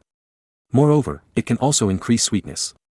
Before, Marin had always been worried that sweet potato chow would be difficult to replace rye ergotu, because the pungent and spicy taste of sweet potato chow would give people a bad feeling. It's okay for those in Eastern Europe who like strong liquor. The pungent and spicy taste is not a disadvantage, and they may like it more. But other regions may not like sweet potato chow. Therefore, the pungent and spicy taste of sweet potato chow needs to be suppressed. Before, Marin's method was to add maple syrup or sucrose to suppress the pungent and spicy taste with sweetness. But with glycerin, it is different. Glycerin can increase the taste and reduce the pungent and spicy taste of sweet potato chow. At the same time, there is also sweetness. It can be said that glycerin and the poor-tasting sweet potato chow are simply a perfect match. Even in later generations, some unscrupulous wine merchants used medical alcohol mixed with water and added glycerin and special spices to pretend to be grain wine. Moreover, many people can't tell the difference. After all, after blending, it really tastes like grain-brewed liquor. Little do people know that chemists can deceive your taste and senses. How to say it, it is said that many low-priced wines are made in this way. Otherwise, where would so many 5 or 10 yuan liquors come from? Do you really think grain-brewed wine is so cheap? Labor costs are so expensive now, oil prices are also expensive, and truck transportation costs are very high. But there are 5 yuan wines everywhere, the purchase price is much lower. Where do they come from? People sell them to you at cost. Impossible, it is not blended with alcohol, glycerin and spices. As long as the craftsmanship is good, you can't tell it at all, and you still feel that it tastes good. Even if it is 20 or 31 bottles of wine, there are many blending ingredients. In addition, many years ago, it was revealed that the wine of a CCTV bid winner was mostly blended with bulk wine collected. Even if it is an old cellar, the wine of the previous year is blended with a small part of authentic old cellar and most of the bulk wine. In the words of a liquor practitioner, the wine that ordinary people buy in supermarkets can never be pure original juice. Those who can drink pure original juice are either big guys or internal employees of the winery. What ordinary people get on the supermarket shelves are all blended wine. Even some wines may not be mixed with even a little bit of original juice. A very simple truth is that authentic products cannot be unlimited. No matter how old your wine cellar is, how much original juice can you brew at a time? However, some liquor brands call themselves old cellars, or hundreds of years old. But the problem is that there are old cellars of their family property on the shelves of supermarkets all over the country. This is just treating the people of the country as idiots. Is your wine cellar Taihu Lake? Can you brew enough original juice to cover the shelves of supermarkets all over the country at one time? Not to mention the original juice, even if each bottle is blended a little bit, those old cellars are not enough. So, don't believe those old cellars everywhere on the shelves. If you can buy this kind of wine, you are lucky to drink the blended wine from bulk grain wine. Many of them are simply blended with alcohol, glycerin and spices. If you play with real grain wine, it can be said that there is no winery in the country that has enough production capacity to cover the shelves of supermarkets across the country. The wine that is available in large quantities, whether it is blue or red, has a lot of water. Let's put it this way, the annual output of Chinese liquor in later generations reached tens of billions of liters, that is, tens of billions of kilograms, or tens of millions of tons. Moreover, most wine merchants boast that they are high-quality liquor brewed from sorghum. However, the annual output of sorghum in China is only 2 to 3 million tons. According to the ratio of 1 caddy of sorghum to 5 or 6 tails of wine, 3 million tons of sorghum can only brew more than 1 million tons of sorghum wine. Moreover, sorghum is not all used for brewing, and a lot of it is made into sorghum noodles. So, you know. Marin's use of sweet potato burn and adding glycerin is considered a conscientious wine in later generations. After all, it is not mixed with alcohol. However, since everything has been added, Marin has long lost his moral integrity and is ready to add some other additives to the liquor. For example, ethyl acetate. The famous ethyl acetate is a very common additive and spice in the liquor industry in later generations. Ethyl acetate can emit a slightly fruity wine aroma. Grain-brewed liquor can produce ethyl acetate after long-term storage, bringing the aroma of wine. After chemists figured out this principle, they would also add ethyl acetate to the fake alcohol and water liquor to artificially create the aroma of wine. At the same time, propylene glycol, that is, glycerol, will also be added to increase the taste. It can be said that most of the cheap wines that cost a few dollars a bottle are mixed with these two things. If these two things are not mixed, then this wine may really be brewed from grain. Even the famous Nyo Shan will be marked on the bottle edible spices. And ethyl acetate is a very popular one in the liquor spices.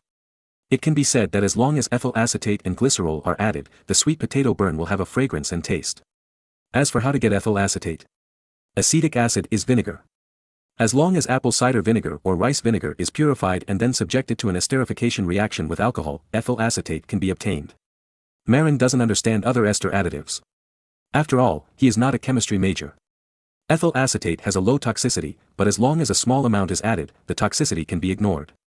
Of course, Marin will definitely put less. Why?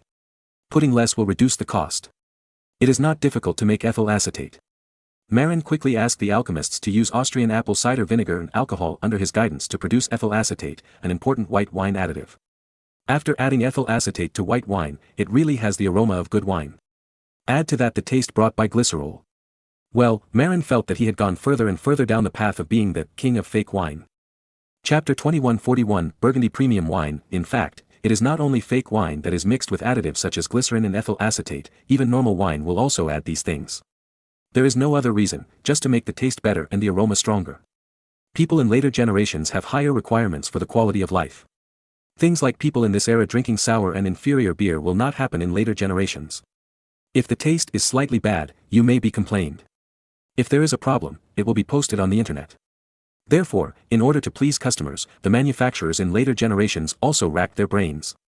For the problem of improving the taste, they also spent money and time to study it. Even the famous candidate academician of Matai Group is engaged in blending research. Therefore, blending is everywhere in the wine industry. As long as the wine is fully available in supermarkets, there is no wine that is not blended. Want to drink authentic wine? You can learn from some stars, buy a winery yourself, and make authentic barrel wine. You can also make wine or even liquor at home according to online tutorials. However, additives such as glycerin and ethyl acetate are not a scourge. Otherwise, these things would not be defined as food additives and allowed to be legally added. For example, glycerin, as long as it is not industrial glycerin, but food-grade glycerin, there is no problem. In addition, wine can also add edible weak bases such as potassium bicarbonate to neutralize the sour taste in inferior wine. Of course, this is a low-end approach. Some winemakers will add lactic acid bacteria to convert malic acid in wine into lactic acid with a milder taste. The above two methods are not known by winemakers of this era. After all, the subject of chemistry only sprouted in the 17th century. Now, it is the world of alchemists. However, it is not that people of this era do not understand additive technology at all. For example, in this era, around 1487, 7 years before Marin traveled here, the German emperor issued a decree ordering the addition of sulfur to wine, with an addition amount of about 18.8 ppm, 1 millionth, which is higher than today's international standard of 10 ppm, but not too far away. This order seems to have been issued by Maximilian I's father, the old Emperor Frederick III. Frederick III, the emperor of the Habsburg family, was fond of studying astrology and alchemy in his later years. Adding sulfur to wine may be due to the emperor's alchemical achievements. This is because Europeans discovered very early that adding sulfur to wine would inhibit the sourness of wine and facilitate the preservation of wine. Even adding it during the fermentation period can reduce the formation of sour substances. This principle, explained by later generations, is that sulfur inhibits the formation of bacteria and the oxidation and deterioration of wine. Of course, in later generations, people added sulfur dioxide, which is more direct than sulfur. But sulfur dioxide is a smelly poisonous gas. In this era, even if Marin knew that adding sulfur dioxide would be more effective, he would not do it. Because sulfur dioxide smells bad. If you see someone farting in the wine when making wine, would you drink it? Therefore, even if Marin knew, he would not let people add sulfur dioxide to the wine. How much easier is it to add sulfur directly? And the cost is also low. Moreover, adding sulfur has another advantage: it does not inhibit the function and performance of lactic acid bacteria. As long as the amount added is small, the presence of sulfur does not affect the function of lactic acid bacteria, but it can inhibit the growth of other harmful bacteria. Lactic acid bacteria convert malic acid with a bad taste into lactic acid, similar to the taste of lactic acid beverages in later generations, which can make the wine taste better. But what surprised Marin was that it seemed that only the German region added sulfur to the wine because of official orders in this era. In France, sulfur was not added to the wine. Therefore, the wine in the German region at this time had a relatively low acidity. French wine, especially inferior wine, is sour and bitter. No wonder the price is not as good as the wine in the German region. After Marin imported inferior French wine, he found that the wine was very sour. But after using some later technologies, he first added lactic acid. What, you said lactic acid is difficult to deal with? This is very easy to do. There is a lot of lactic acid in natural yogurt, not fake yogurt in later generations. Then, add potassium bicarbonate to neutralize the sourness. Of course, control the amount and don't get rid of the sour taste. The taste of lactic acid is still very good. Potassium bicarbonate is also easy to obtain. It is extracted by soaking wood ash in water. Wood ash contains potassium, carbonate and bicarbonate. Extracted, it is potassium carbonate and potassium bicarbonate. There is actually not much difference between the two. The effect of neutralizing acid is similar. It's just that potassium bicarbonate is easier to decompose and produce bubbles. Then, add glycerol to remove tannins. At the same time, add sulfur to inhibit oxidation and bacterial growth. With the addition of sulfur, there is no need to pasteurize the wine. After a series of operations of adding lactic acid bacteria, potassium bicarbonate, glycerol and sulfur, Kohler and others were surprised to find that the originally sour and low-quality French Bordeaux wine tasted much better. Although there is still some sourness, it is a part of the lactic acid with a good taste that is deliberately retained. Coupled with the sweetness of glycerol, the taste of this wine is greatly improved, and it feels like top-grade wine. It should be noted that it is also fortunate that sulfur was added. Otherwise, the shelf life of the wine will be very short. Because Marin used glycerol to decompose tannin. However, although tannin brings bitterness, it can kill bacteria and inhibit oxidation. Glycerol decomposes tannin, bacteria will get out of control, and the wine itself will be more easily oxidized. Therefore, if only glycerol is added to solve the tannin, the wine will easily deteriorate, greatly reducing the shelf life. In other words, glycerol can be added to inferior wine, but it must also be paired with sulfur. In this way, the bitter taste can be removed and the wine can be ensured not to deteriorate easily. Marin shook his head. He felt that searching for these memory fragments of his previous life was a headache. These days, he is almost a winemaker. But to be honest, his series of operations of adding glycerol, lactic acid bacteria, potassium bicarbonate and sulfur have indeed greatly improved the quality of wine. At least, everyone loves to drink it. But there is a problem: there is no grape producing area in Beihai country. Where do these high-quality wines come from? If the inferior wine is resold, no one will trace the origin. After all, inferior wine is drinkable. And high-quality wine will always arouse the interest of others. Especially the hypocritical nobles, they will care about the origin of the wine. This is related to the traditional habits of Europeans. For example, for muskets, craftsmen will engrave their names on them. In addition to being used to pursue responsibility, it also means branding. The same is true for the wine industry. Forget about the inferior wine. The producers probably don't feel embarrassed to engrave inscriptions on the barrels.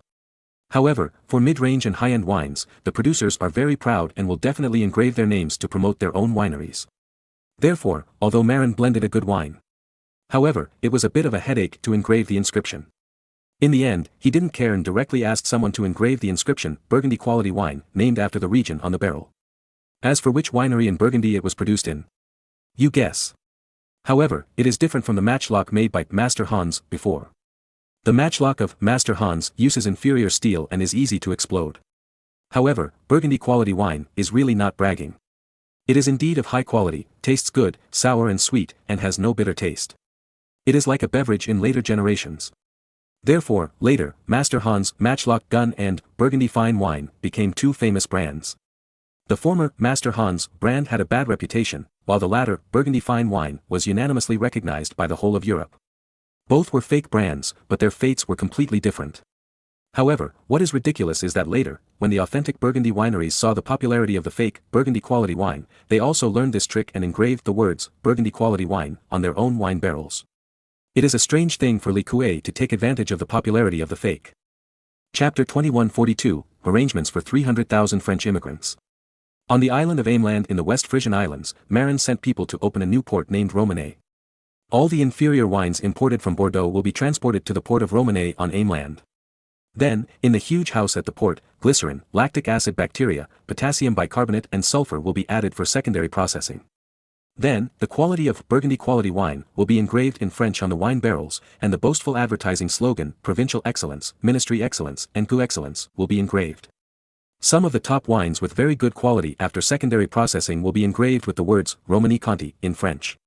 Romanée Conti is the top wine brand in later generations, ranking first, while Lafite is ranked 10th, the last one. Moreover, Romanée Conti is a winery in the Burgundy wine producing area. And Lafite winery comes from the Bordeaux producing area.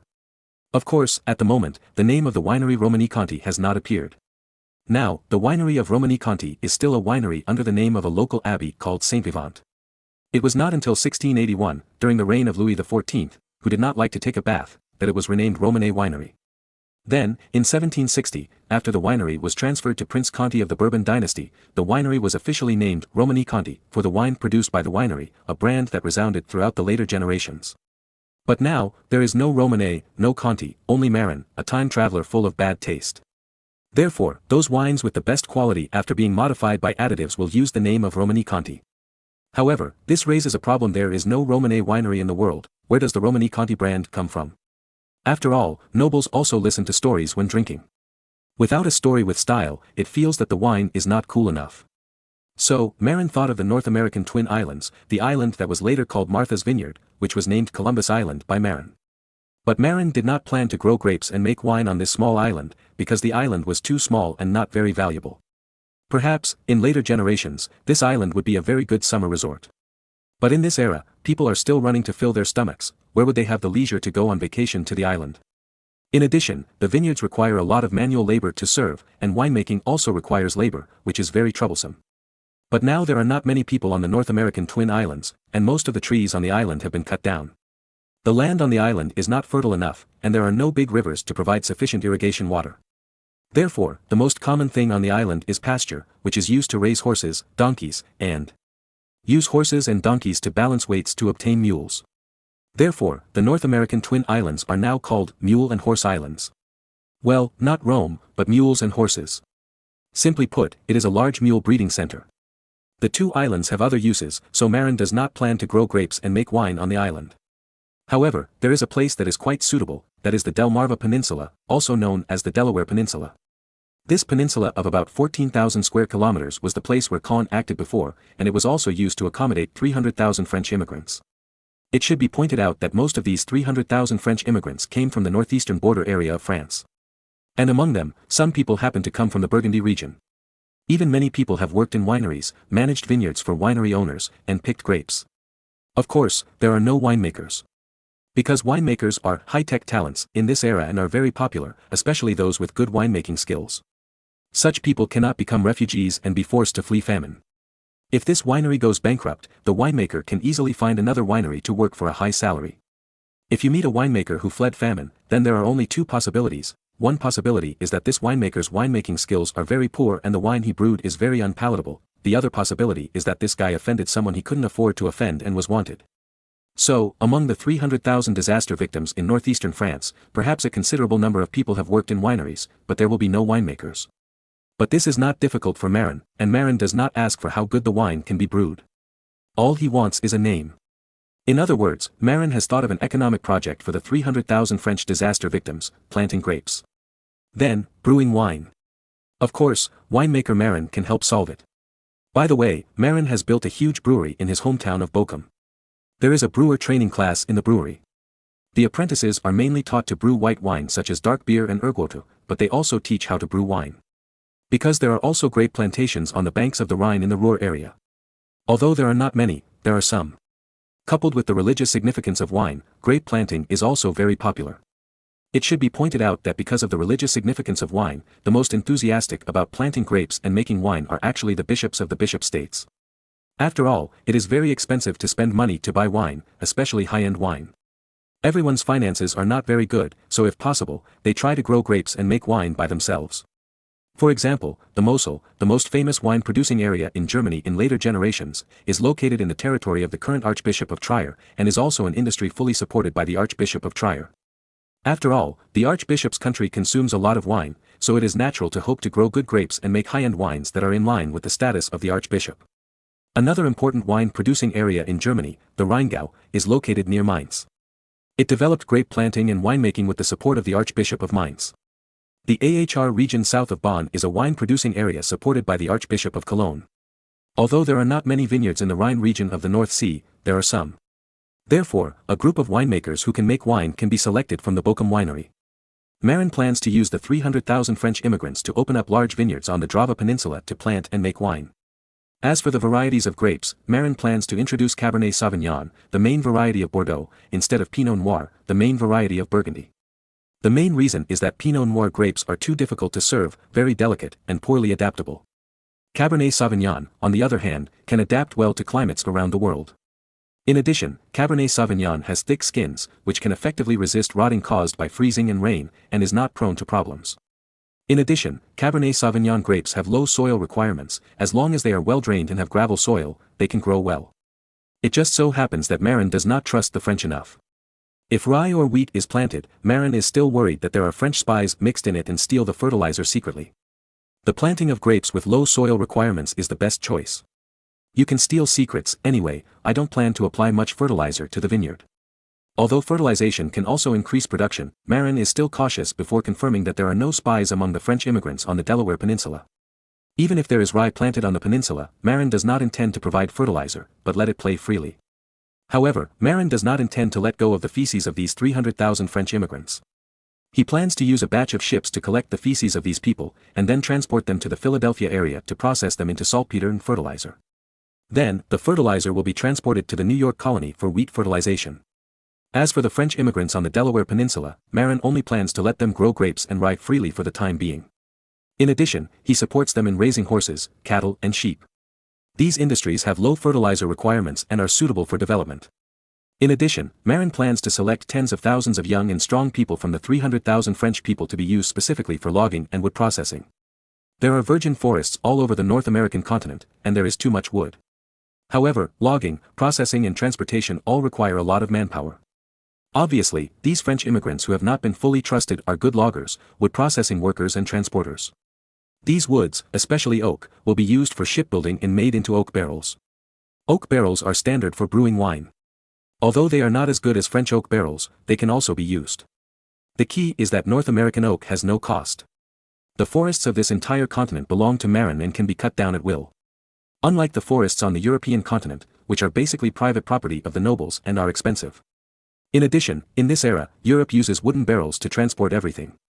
Rice and flour are packed in wooden barrels, salt is packed in wooden barrels, gunpowder is also packed in wooden barrels, and wine is also packed in wooden barrels. Therefore, the demand for shipbuilding wood is too different from the demand for wood for wooden barrels. Although Marin used a trick to send people to France to purchase oak to make wine barrels to consume France's shipbuilding potential. However, it does not affect Marin's production of wooden barrels in North America. After all, those barrels are of poor quality. If they are not used for brewing, they can also be used to hold other things. Therefore, the future Delaware Peninsula will be called a barrel-making base, using the inexhaustible wood on the North American continent to process and manufacture barrels to meet the growing demand for future maritime trade. In addition to barrel making, Marin will also let these French immigrants build furniture with wood. However, they are not allowed to participate in shipbuilding. The main reason is that Marin is afraid that some of them will be recalled by the King of France in the future. After all, loyalty to the monarch and the kingdom is unreasonable. If those craftsmen who still come to France go back with a shipbuilding skill, it will be bad. And if it is barrel making and furniture making, Marin doesn't care. Because their craftsmanship is very wasteful of wood. Looking at the world, I am afraid that only places like North America are not afraid of them wasting wood. After all, there is wood everywhere in North America. As long as you spend the effort to cut and process, there are countless woods available. And the old continent of Europe, I am afraid that only the mountainous areas and the Nordic regions have relatively rich wood resources. In Western Europe, because of the high degree of development, there is not much wood left. Especially high-quality oak, which was already scarce. Soon after, Albert, who was in New York, received instructions from Marin. In the Delaware Peninsula, where 300,000 French immigrants gathered, the focus was on developing grape planting and winemaking, logging, wood processing and animal husbandry. As for the planting industry, it was up to fate. The French could plant whatever they wanted, but they would not be provided with fertilizer for the time being. Chapter 2143, Riots in Ocean City. Marin was actually helpless about the French of this era. How should I put it? The status of the Kingdom of France in Western Europe of this era was equivalent to that of the old Americans in later generations. Therefore, the French were different from the people of other Western European countries. Because they were confident. As residents of a great country, even if they were reduced to fleeing famine and emigrating, there were still many people among the 300,000 people who were still holding their heirs and considered themselves noble. This gave Marin a headache. They had all fallen to fleeing famine and came to us for refuge, so why were they still proud? When the first batch of immigrants had just landed in Ocean Harbor, when local colonial officials asked these people to swear allegiance to Marin, many people actually showed resistance. This news was passed back to Auric, which also made Marin feel apprehensive. Moreover, Marin could not treat these French immigrants too forcefully. Because France stood behind them. Although they had left France, France could still make decisions about this group of immigrants. There is a term for this, called protecting expatriates. In other words, this group of French people had not actually put down the heirs of residents of a great country. Moreover, France did not think that they were completely separated from France, but considered them to be expatriates. If Marin treated these French people with high pressure, France might put pressure on Marin under the pretext of protecting expatriates. Before the Qing dynasty was over, it dispatched warships to force Mexico to surrender because of the problem of Mexican massacres and looting of Chinese merchants, let alone France in this era. Therefore, Marin's immigration business was a bit of a loss. It seems that he really can't treat these French immigrants as his own people all at once. He has to be subtly influenced before he can trust them. This is different from the immigrants of the princely states in southern Germany. Those princely states are simply unable to test Marin. The life and death of their immigrants, including Hungarian prisoners of war, are controlled by Marin. The same is true for the Austrian immigrants sent by His Majesty the Emperor. His Majesty the Emperor will never turn against Marin for a few immigrants. After all, Austria still relies on Marin in all aspects. There is no way, Marin can only use the Delaware Peninsula to settle these French immigrants first. Fortunately, they are not useless. Growing grapes and making wine, and cutting wood and making wooden products are also very profitable. However, Marin will definitely mix sand among them. For example, the school problem. After all, these immigrants are uneducated victims. Marin set up schools in the local area and only taught German, and they had to accept it. Unless you don't want to go to school. When the descendants of these immigrants grow up, receive the German education of the North Sea Kingdom, and identify with the North Sea Kingdom, these immigrants will truly be considered their own people. But the most important thing at the moment is to prevent these immigrants from making a fuss about autonomy. Why did many colonies of the British Empire in later generations eventually break away from British control? Here we have to mention an important phenomenon: colonial autonomy. Because of the inability to govern the immigrant settlements in those colonies, and the lack of sufficient management talents in the mainland. Therefore, for England's distant colonies, except for some strategic locations that are directly under the jurisdiction, most remote areas implement the principle of immigrant autonomy. That is, let the immigrants elect their own members, form an immigration point parliament, and manage themselves. This approach is certainly trouble-free and saves management costs. However, it gave the colonies the idea that we can do it without the mother country. When the strength was not enough in the early stage, they would still hold the mother country's thighs. But if the power is strong enough and the mother country declines, these colonies that are used to autonomy will become independent. Therefore, Marin would never allow such a situation to happen. At the beginning, he did not intend to let the immigrants govern themselves. To this end, Marin asked Albert to select 3,000 young and strong men from the early German and Hungarian immigrants to form a police force to station in the Delaware Peninsula to manage these French immigrants. In addition, Marin also recruited 200 Walloons who could write and calculate from the southern Netherlands under the rule of the Habsburg family, which is the Belgian region in later generations, to serve as officials in the Delaware Peninsula colony. The Walloons are a mixture of Germans and Celts, and most of them can speak French. And because they were under the rule of the Habsburg family, many Walloons also learned German after going to school. Of course, there are also many who can read and write French. But what Marin needs is only Walloons who can read and write German. Therefore, it was not easy for Marin to recruit 200 Walloons who could read and write German from the southern Netherlands under the rule of the Habsburg family, but it was not difficult either. Because they could speak French, it was not difficult for these people to communicate with 300,000 French immigrants. And being able to read and write German made it easy for them to integrate into the officialdom of the North Sea. Marin asked them to unconditionally obey the instructions issued by Auric and New York. Manage these 300,000 French immigrants in the way of the North Sea. In addition, Marin also hired 500 Walloon missionaries who could read and write German from the Walloon region. Their task was to open a school on the Delaware Peninsula to teach the children of French immigrants to read and write German. Moreover, in order to stimulate the teaching enthusiasm of these missionaries, Marin offered a bonus. The more French immigrant children who could read and write German were taught, the more bonuses they would get. Marin's worries were indeed not unreasonable. At the end of June, news came from New York that there was a riot in Ocean City, the colony of the Delaware Peninsula. As for the cause of the riot, it was what Marin was worried about: French immigrants demanded autonomy. The first batch of French immigrants who arrived totaled more than 60,000 people. At the beginning, there was nothing wrong with the immigrants. Everyone was busy cutting wood and building houses, and had no time to care about anything else. However, when Ocean City was built, especially when the town hall of Ocean City was built, several French immigrant leaders suddenly negotiated with the colonial authorities, demanding the establishment of a parliament and allowing immigrants to elect their favorite members. Merck, the manager of Ocean City, was panicked, but still rejected their request on the pretext that the management model of the North Sea was different. Then, the gang surrounded the town hall. Merck was shocked, but fortunately he had 200 well-trained musketeers and 300 sword and shield soldiers. Under the defense of the sword and shield soldiers, the immigrants could not rush into the town hall. Merck, on the other hand, urgently sent a pigeon to contact Albert in New York. Albert was also shocked when he received the message. However, he remembered Marin's entrustment and must not compromise on the issue of autonomy. So he immediately mobilized 500 cavalrymen to rush to Ocean City from land. In addition, he sent a fleet to transport 1,000 infantrymen, all wearing armor. 3 days later, the cavalrymen arrived outside Ocean City first. However, they could not enter the city and could only confront the immigrants at the dock. The infantry sent by Albert also arrived a few days later. Seeing the surging crowd in the city, the infantry phalanx leader Carey directly used his big move. Although there was no tear gas dedicated to dispersing the crowd, Carey's soldiers were equipped with another artifact to suppress the riot's chili powder. Chili powder is not fatal, but it is absolutely uncomfortable to sprinkle it on your face. Carey asked his 300 sword and shield soldiers to wear goggles and cover their faces with wet towels. Then, he raised his shield in his left hand and sprinkled chili powder with his right hand to clear the way.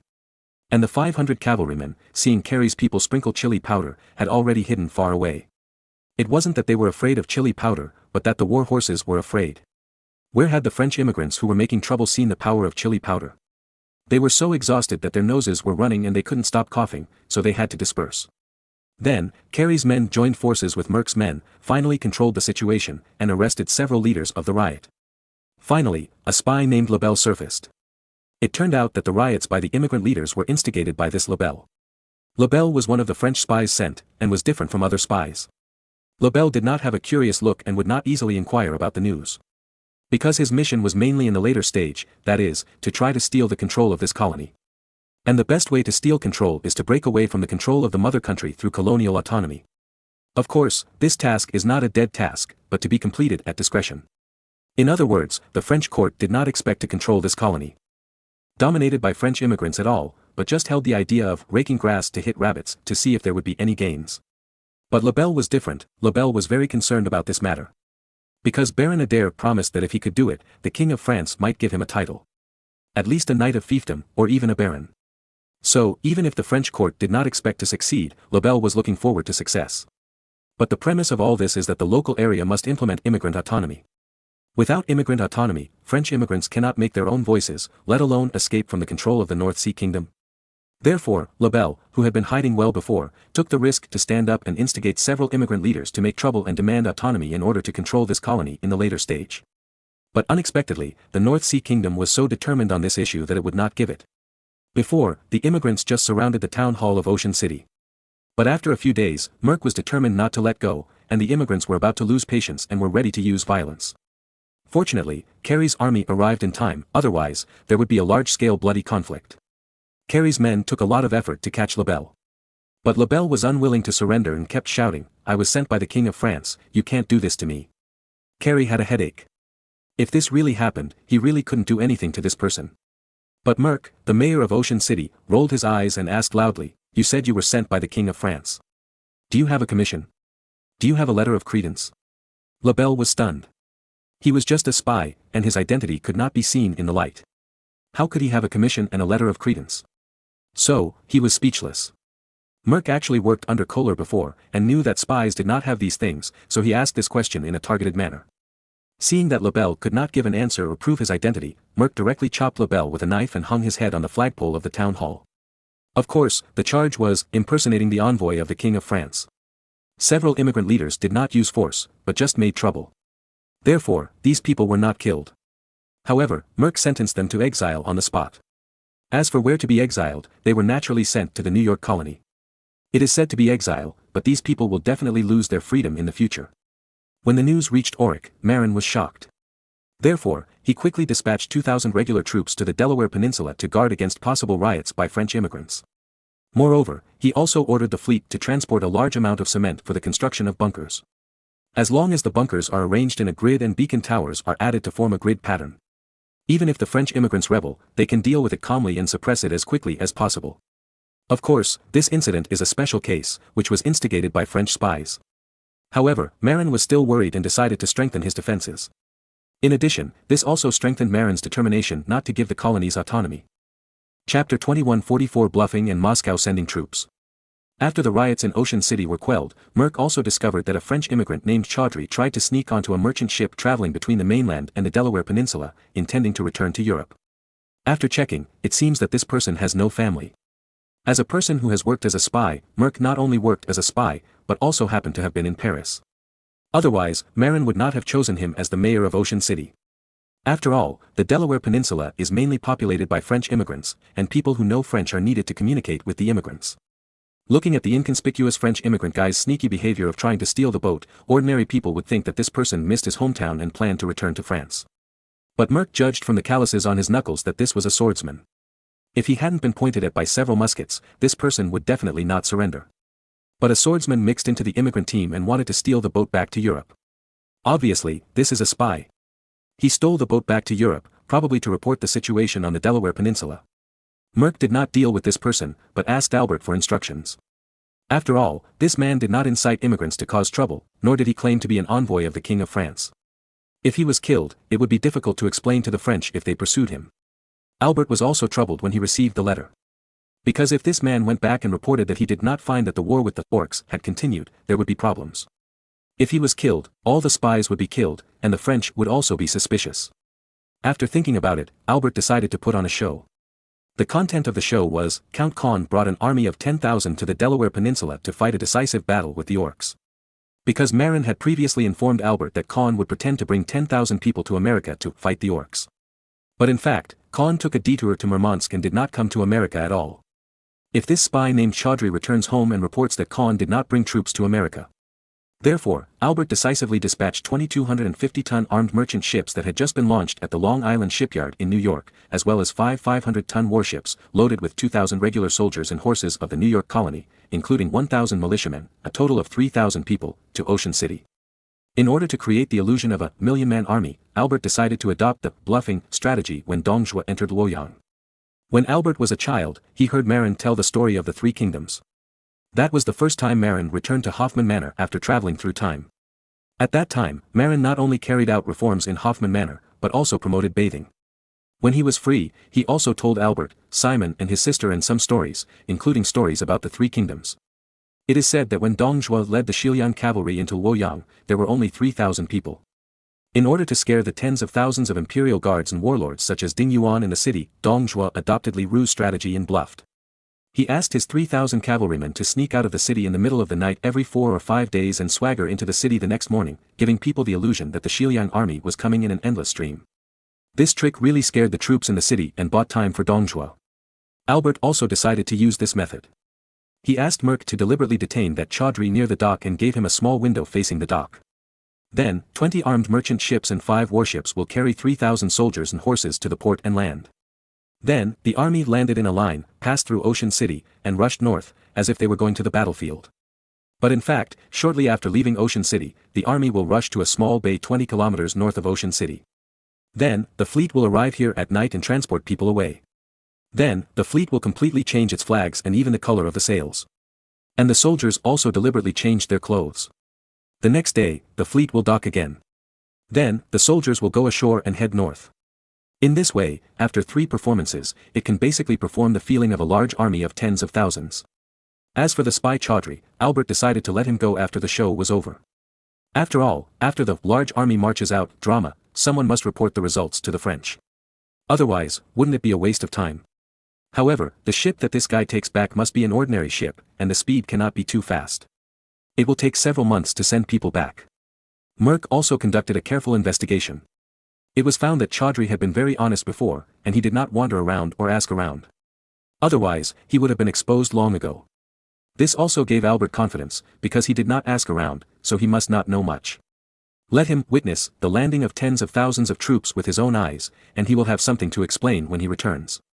In order to make the performance realistic, Albert also selected a tall and strong man in New York who was very similar to Khan in build, and let him wear a full set of plate armor to impersonate Khan. When passing by Ocean City, the fake Khan would leave Ocean City surrounded by a group of tall guards without stopping. In this way, there is no fear of being recognized as real or fake. As for Chaudhry, he was locked in a small room with only a small window to look out, and it was even more impossible to see any problems. As for the traces of a large number of people's activities found in the small harbor north of Ocean City, Albert didn't care at all. Because the rest of the people have no chance to leave the Delaware Peninsula. And the spy Chaudhry, who acted as a messenger, had no chance to verify. Because after the performance, he would be sent on board and sent back to France. A month later, Marin received Albert's letter in Auric.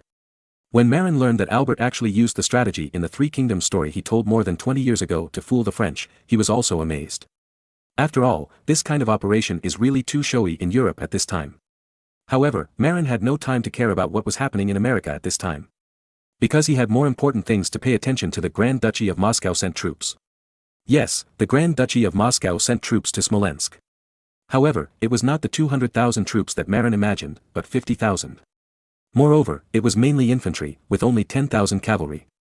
Marin also found it strange at first, but then, the spies in Moscow sent back a top-secret message. It turned out that Glinsky was afraid that the Lithuanians would be scared and dare not come, so he deliberately sent 50,000 people first. If 200,000 people were touched at once, maybe the Lithuanians would really be scared and dare not send troops. In addition, the 150 artillery pieces purchased from Austria did not move with the army this time. Some of the wooden carts loaded with artillery are said to have not been completed yet. In this way, 50,000 troops, led by Glinsky, rushed to Smolensk slowly, with an average daily marching speed of only about 20 kilometers, which seemed very slow.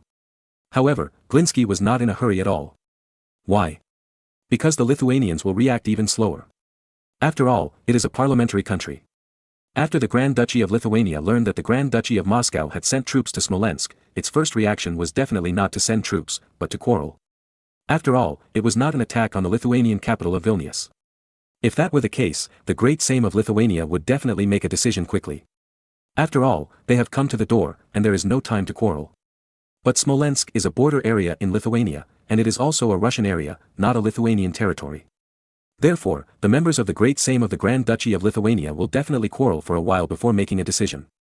After making a decision, they will have to quarrel again, arguing about how many troops to send, how many people each noble family will send. Then they will argue about who will be the commander-in-chief. It will take at least 1 or 2 months for them to finish arguing. No matter how slowly the army of the Grand Duchy of Moscow moves, it will have arrived in Smolensk long ago. Then, it will be a stalemate in the siege. Chapter 21:45, Reminders and Arguments Again. The situation after that was as expected. The Great Sejm of the Grand Duchy of Lithuania really started quarreling. Of course, it was not a quarrel about whether to send troops, but a quarrel about how many troops to send, and, most importantly, how many troops each family would send. And Sigismund I also took 3,000 Polish winged cavalry from Krakow, the capital of the Kingdom of Poland, to Vilnius to attend the Great Sejm conference to discuss the issue of sending troops. But when Marin saw the news from the Grand Duchy of Moscow, he frowned. Why? He felt that Glinski's cover-up was a bit too much and might have a counterproductive effect. Why? Because Sigismund I actually knew about Glinski's purchase of cannons in Austria. Such a cover-up would make Sigismund I suspicious. However, the person sent by Sigismund I to Austria to inquire about the news did not actually know how many cannons Glinski bought, but only knew that Glinski bought a batch. As for the reason, it was because the emperor wanted to save face and did not want people to know that he had exchanged most of Austria's cannons for money. Therefore, His Majesty the Emperor deliberately concealed the number of artillery transactions, causing Sigismund I's men to only find out that there was such a thing, but not the number. Glinski did not bring any artillery this time, deliberately luring the Lithuanians into the trap, which was actually too clever. If the Lithuanians were prepared for artillery, the result would be unpredictable. Marin thought about it and finally wrote a secret letter, sent it to the Grand Duchy of Moscow through the pigeon system, and ordered the spy to pass the letter to Glinski. In the letter, Marin told Glinski that Sigismund I had learned that he went to Austria to buy artillery, but he didn't know how many. Therefore, it is recommended that Glinski take out some artillery and pretend to use artillery to bombard the city walls and gates to deceive the Lithuanians. In fact, Sigismund I did have some doubts. Moreover, he also doubted whether Marin knew something. Otherwise, Simon's previous dispatch to America happened too coincidentally, as if he deliberately avoided the war. Because his sister and married Sigismund I, Marin had already planted spies in the court of the Kingdom of Poland. In addition, the news that Sigismund I suspected that Marin knew something was also passed back. Marin was also shocked to hear the news. After all, Marin was unwilling to be hostile to Poland and Lithuania. This was a powerful foreign aid. Many German states were unwilling to jointly attack the North Sea Kingdom. In addition to the fact that the North Sea was too powerful, the existence of two powerful allies, Poland and Lithuania, was also an important reason. Moreover, because of Sigismund I, King Vladislaus II of Bohemia, Sigismund I's brother, no longer hated the North Sea Kingdom. If he was hostile to Sigismund I, then the Kingdom of Bohemia, the most powerful secular principality in Germany, would also turn against Marin, increasing the danger of the North Sea Kingdom being jointly targeted. Therefore, Marin must clear his suspicion and show friendship. So, after thinking again and again, Marin wrote a letter to Sigismund I, reminding him again. The general idea of this letter is to tell Sigismund I heard that the Moscow people bought a batch of artillery in Austria and purchased a batch of weapons and armor in southern Germany. So, brother-in-law, you must be careful this time, it is best to gather enough troops before going to war. In addition, Marin repeatedly reminded Sigismund I that Glinski had been in Western Europe for a few years and might have learned some advanced tactics, so please be careful. Finally, he repeatedly told Sigismund I not to go to the battlefield. Just leave the war to his subordinates. If he encounters danger, his son Marin is still young and cannot control Poland and Lithuania. This letter is sincere and the source reveals his concern for his brother-in-law. When Sigismund I received this letter, he was still mediating the quarrels among the members of the Great Sejm in Vilnius. The national war of tens of thousands of people is not a trivial matter, and it requires lords from all over the country to gather troops from all parts. According to convention, local lords and heads of tribes, non-Lithuanians, would dispatch a total of about 20,000 to 30,000 troops, mainly cavalry. But in addition to sending troops, the Lithuanian Great Sejm also needs to authorize the collection of grain throughout the country to ensure the supply of the army. It should be pointed out that the nobles who sent troops did not pay grain, and the nobles and civilians who did not send troops had to pay the temporarily increased war tax. Those who had grain paid grain to supply the war, and those who did not have grain provided money, or nomadic tribes provided horses. Here we need to introduce the same system of Lithuania. Lithuania is a feudal lord country, and the lords occupy a very important position in Lithuania's political life. Moreover, both Lithuania and Poland have an important feature: there are a lot of nobles. As for why this is the case, it is inseparable from the system of Lithuania. Unlike Western Europe, Lithuania has no restrictions on marriage between nobles and commoners. The laws of Lithuania and Poland stipulate that if male nobles marry commoner women, their descendants are also nobles and have inheritance rights. Of course, when a female noble married a male commoner, her offspring would not have noble status. In Lithuania and Poland, nobles were called slakta. Slakta is similar to the Junker class in Germany, but in Western Europe, only the eldest son of a noble marriage could inherit the noble status and fiefdom. As for Slakta, all the children of nobles could obtain noble status. The only difference is that only the eldest son could inherit the fiefdom. But other sons could be recognized as nobles. Even their offspring could be called Slakta. It's just that there was no fiefdom to inherit. Therefore, this led to a large number of nobles in Poland and Lithuania. At that time, in Western Europe, because of the rule that the eldest son took everything and the other sons took everything, the number of nobles in Western Europe generally accounted for 1% to 3% of the total population. In Poland and Lithuania, the proportion of nobles was a bit high, reaching about 6% to 12%. In other words, there was actually one noble in about 10 people in Lithuania. The population of the Grand Duchy of Lithuania was 3.6 million, and 10% was 360,000 nobles. Even if we calculate it at 6%, there are still 216,000 people. Of course, we can't count it this way. Because Ukrainians are not considered human beings. In the Grand Duchy of Lithuania, the core population is actually 500,000 Lithuanians. And the 3 million Ukrainians are actually barbarians in the border areas and cannot be counted as the core ethnic group. And Belarusians, because they are close to Lithuanians, are closer, so there are also many nobles. Among Ukrainians, only a small number of people can obtain the status of Slakta. Therefore, the nobles of the Grand Duchy of Lithuania are only tens of thousands, at most 100,000. The able-bodied men are generally only 20,000 to 30,000, at most 30,000 to 50,000. In general, it is considered very good to be able to gather 10,000 or 20,000 noble children in a war. For example, in the Battle of Orsha, Lithuania dispatched a cavalry team composed of 16,000 noble children. In normal national wars, like France, the cavalry that can be dispatched is about 20,000 people. But Lithuania's enemy is not just the Grand Duchy of Moscow. The Teutonic Kingdom in the west also needs to keep some troops for deterrence. Therefore, the maximum number of troops that can be deployed to the Eastern Front to fight the Muscovites is more than 20,000. And how to allocate these 20,000 people will definitely cause a big fight. Don't get me wrong, it's not that they are competing to send troops, but they are unwilling to send more troops. It's not that they don't want to send troops, but they are afraid of losing out. Therefore, when sending troops, the noble lords are willing to send as few troops as possible. However, they are afraid of defeat, and they hope that others will pay more, and it would be best if they can just sit back and enjoy the fruits of their labor. So, there is a quarrel. Chapter 2146, Reinforcements from Poland and Bohemia. Sigismund I was also in a headache when he saw the quarrel in the Great Sejm. Because he had lived in Poland for a long time, Sigismund I's influence in Lithuania was far less than that of his deceased brother, Grand Duke Alexander. Therefore, he could not calm the quarrels of the nobles. However, for the sake of safety, he decided to mobilize some more troops from Poland. Because he had lived in Poland for many years, Sigismund I's influence on Lithuania was much greater than in Lithuania. Moreover, the two countries had an alliance, so it was right to send troops to support. Historically, the Poles sent 14,000 Polish cavalry, 2,500 German mercenaries, from Bohemia and Silesia under the rule of Sigismund I's brother, Władysław II, and 3,000 Polish and Tatar mercenary infantry in the Battle of Orsha. The 5,500 infantry were mainly pistols, gunners, and spearmen who covered the first two types of arms. This time, Sigismund was probably more influenced by Marin, and the composition of the troops he planned to send was also different. This time, Sigismund I planned to send more infantry. Because of the fame of the Marin phalanx, Sigismund I not only had 5,000 winged cavalry, but also two standard phalanxes with a total of 2,500 people, who specialized in using the Marin phalanx, that is, the Spanish phalanx. But these 2,500 people are standing troops, and they will not be organized into only two phalanxes when they really fight. Sigismund I planned to expand the veterans of these two phalanxes into 6 phalanxes, with a total of 7,500 people. Among them, 1/3 of the veterans were in front of the phalanx, and behind them were 2/3 of the temporary recruits. They were not considered recruits, but normal vassal soldiers of the territory. During the slack season, these vassal soldiers also had to receive military training, but they were not as skilled and elite as the 2,500 standing troops. As for the cavalry, Sigismund I planned to send out 3,000 winged cavalry. In addition, let the Polish nobles provide 7,000 Slakta cavalry. In this way, the assistance provided by the Poles was about 10,000 cavalry and 7,500 infantry. On the Lithuanian side, it was mainly the Slakta cavalry. The heavy cavalry composed of the Slakta with fiefdoms was the main force, and the light cavalry composed of the poor Slakta was the auxiliary. However, regarding the specific number of troops to be sent, the Great Sejm was arguing to the sky.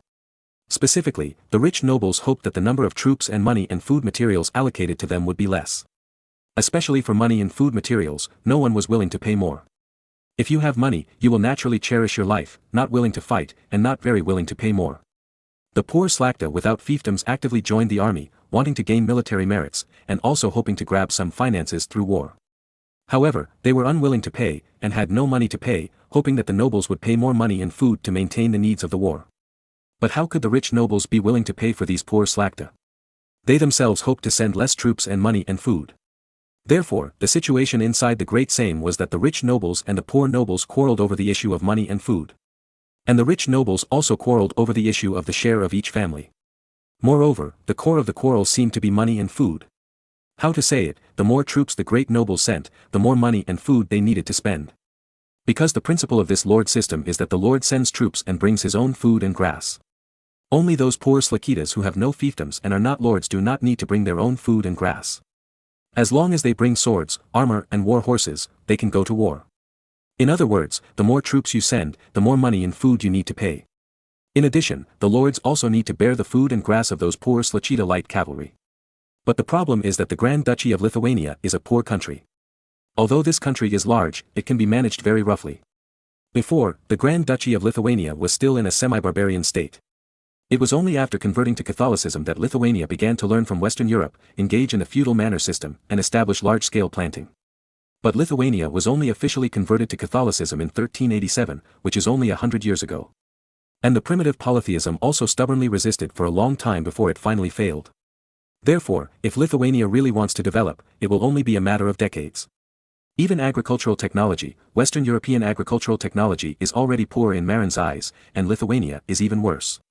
Poland, which is in a similar situation, is probably closer to Germany, which is convenient for communication and has much better agricultural development. In fact, the feudal lord system in Lithuania is more of an imitation of the Teutonic Knights.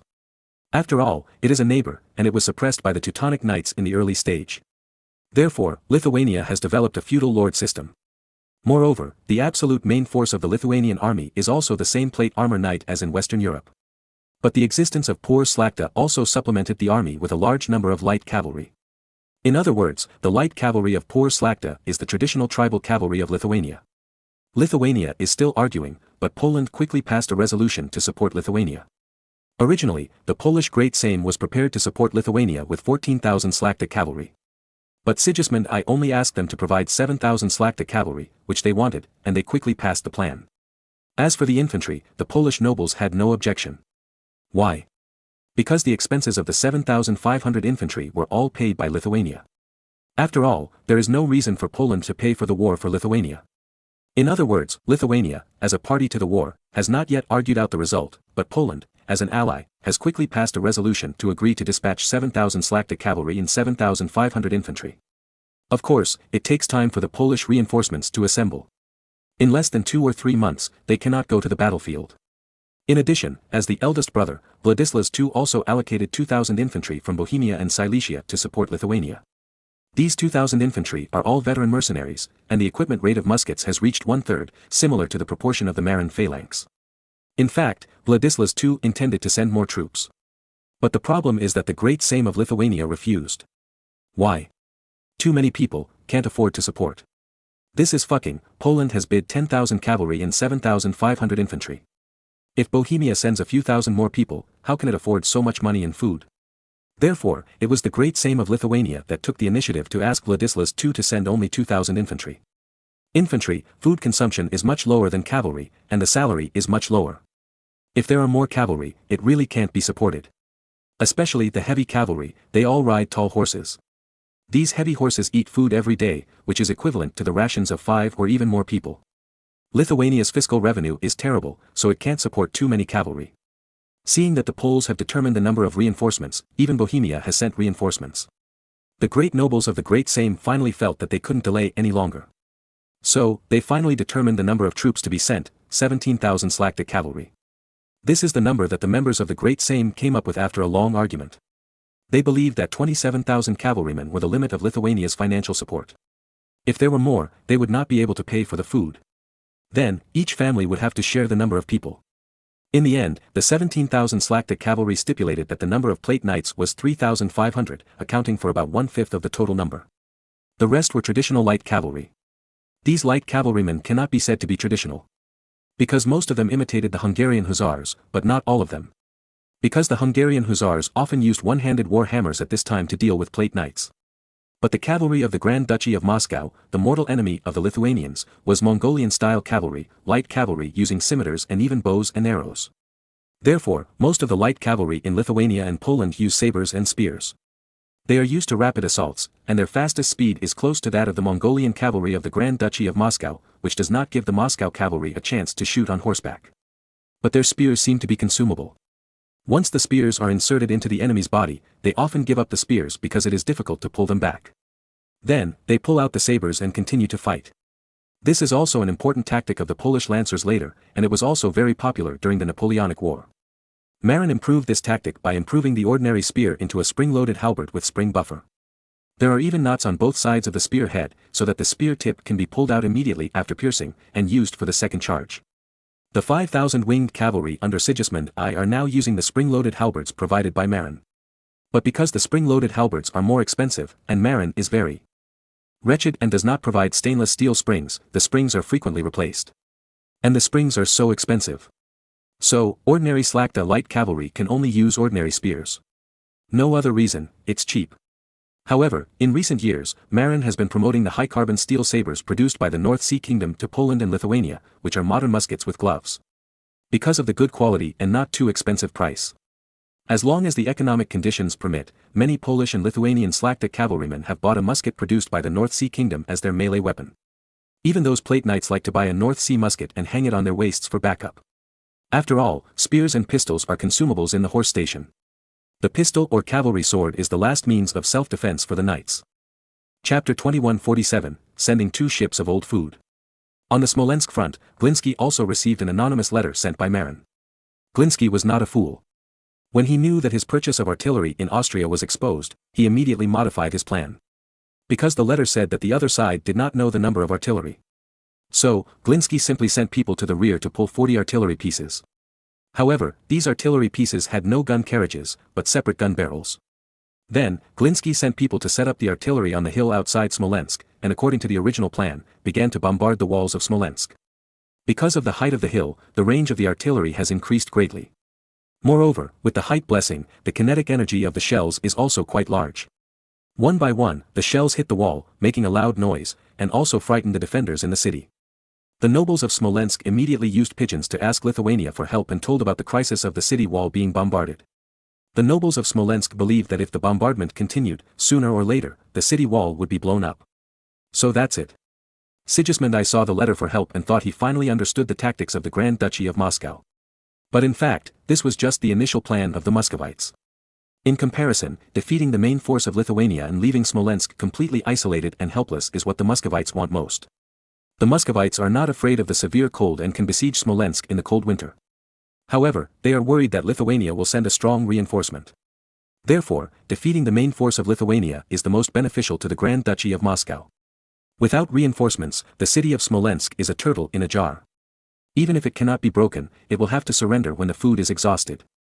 Sigismund I also knew this, so he was very cautious in this action. If it fails, Smolensk will really be isolated and helpless. Although the Kingdom of Poland did not go all out, it still has war potential.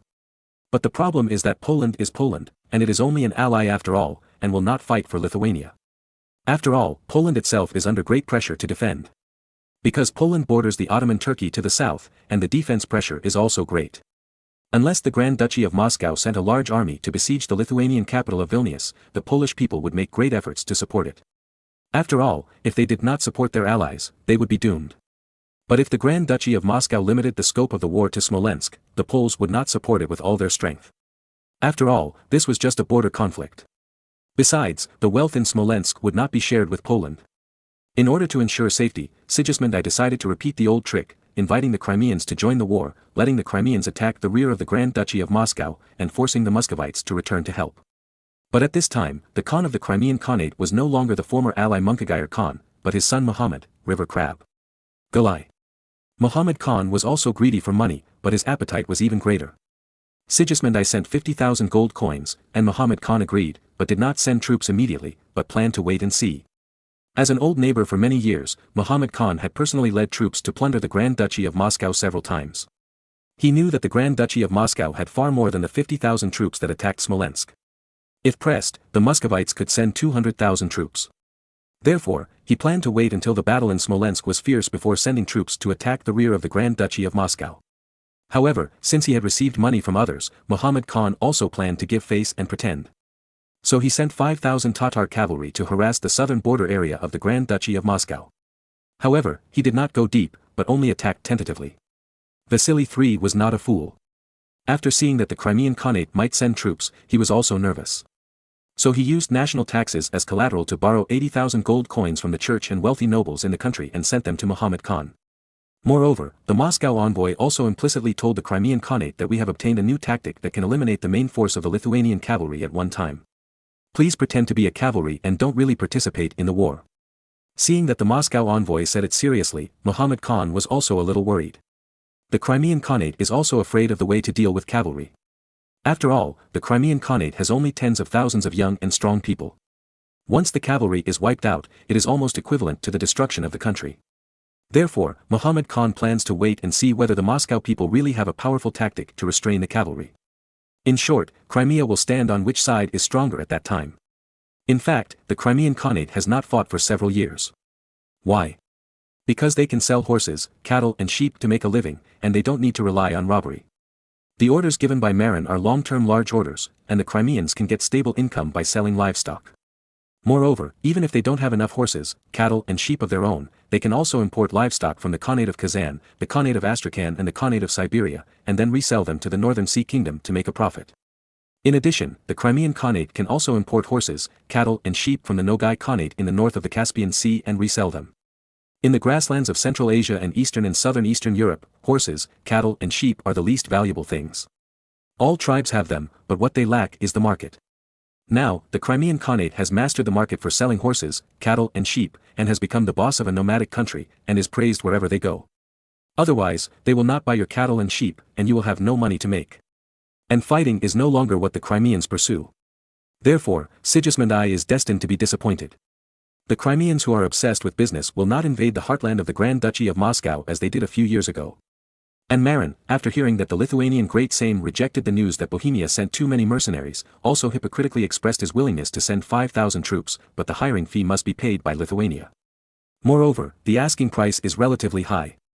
After all, the combat effectiveness of the North Sea Army is there, and it is not too much to ask for 3 times the market price, right?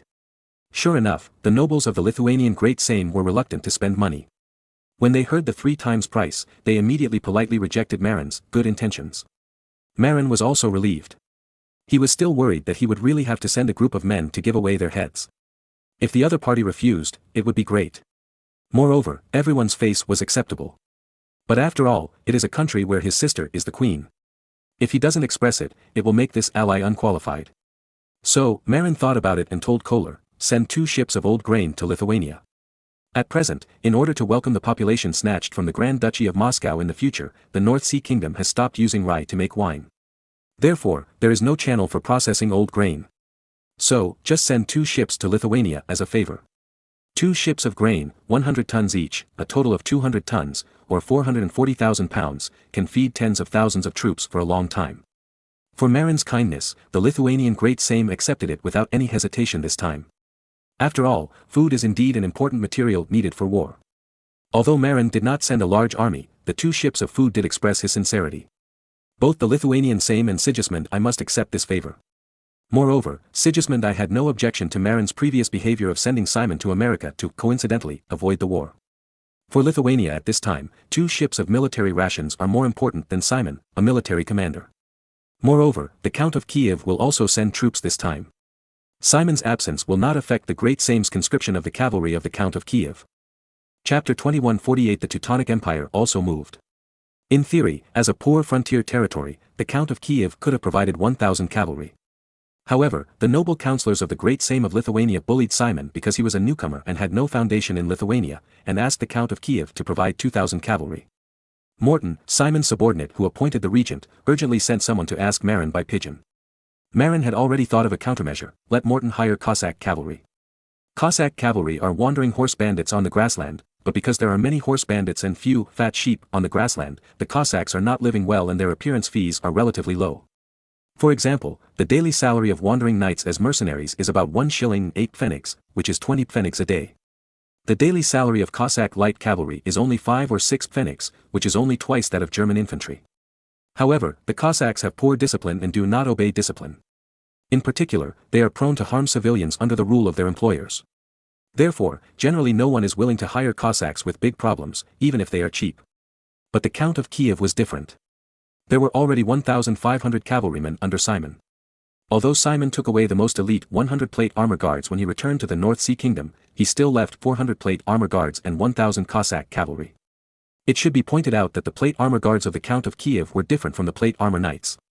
Like the Polish winged hussars, their war horses were unarmored and they only wore half-body armor. Moreover, most of them did not use hollow lances, but ordinary spears. In this way, the 400 plate armor guards were almost the same as the Polish winged hussars. And the 1,000 Cossacks were different from ordinary Cossacks. Under the deliberate arrangement of the officers sent by Marin, the recruited Cossacks, the original leaders, were either completely loyal or eliminated. The remaining Cossacks were ordinary Cossacks who followed the crowd. The officers sent by Marin to help, such as Morton, were professional cavalry officers. Under his training, the 1,000 Cossacks also began to become disciplined. If they were pulled out to fight, these 1,000 disciplined Cossacks would be much stronger than before. To use Napoleon's words to evaluate the Mamluks, 1,000 disciplined Cossacks would definitely defeat 1,500 undisciplined Cossacks. However, this time, Marin knew that he was going to give his head. Therefore, Morton, the senior general sent by Marin to help Simon, would not go out. The one leading the army this time will be Hagski, a nobleman recruited by Simon in Lithuania. Hagski is tall and strong, with great martial arts skills, and can even fight Simon to a draw. However, this guy has a fatal flaw: he loves to drink and make trouble. Before drinking, this guy was a very normal knight, with great martial arts skills and strong business ability. But once he drinks, he will not stop until he is drunk. Moreover, when he is drunk, he likes to act crazy. When he was drunk, he was gentle like Zhang Fei when he whipped his soldiers. He didn't whip people, but directly drew his sword to chop people. So, when this guy served others, he caused a lot of trouble and committed many things. Otherwise, with his normal state when he didn't drink, he would not have to worry about no one recruiting him. Simon spent a lot of effort to recruit him. There were two main ways to restrict him. One was to give him strong liquor. Originally, Hagski drank low-alcohol liquor and drank a lot at a time, so he was not easy to get drunk. Even if he was drunk, the degree was not serious. But Simon gave him 53-degree ergotu without water. After getting drunk, this guy basically lay under the table and couldn't act crazy. In addition, Simon specially equipped him with 10 large shield soldiers. Once this guy drinks, the 10 large shield soldiers will be ready. Once drunk, if he just lies down and falls asleep, it's fine. But if he gets drunk and goes crazy, 10 big shields like door panels will surround him, not giving him the chance to draw his sword and hack. Relying on these two tricks, Hagski didn't cause any big trouble in Kiev. But he is an unstable factor after all. If he gets drunk and loses control one day, it's hard to say. Simon actually felt a little regretful, but he had already recruited him, so he couldn't fire him. Knights are very face-conscious and often say, "Honor is my life." If he is fired without committing any crime, not to mention that the other party will turn against him, it will not sound good to tell others. Now, there is this opportunity to lead troops to die, reinforcement, sending this guy is just right. So, Morton promoted Hagski to acting cavalry corps commander, and asked him to take 50 Cossack cavalry officers and 2,000 Cossack cavalry hired from outside to participate in the battle. Even the heavy cavalry, which was the main force, was selected by Morton from among the hired Cossacks. They were tall and strong men. After putting on half-body armor, they were considered plate armor knights. Of course, 100 of the original 400 plate armor guards were dispatched. After all, everyone had to save face. If the plate armor heavy cavalry were all impersonated by hired Cossacks, it would be too disrespectful to the Great Sejm. And 100 serious plate armor heavy cavalry were matched with 300 impersonating Cossack plate armor heavy cavalry. The 100 real plate armor heavy cavalry were in the front, and the 300 impersonators were placed in the back. It was difficult for ordinary people to tell.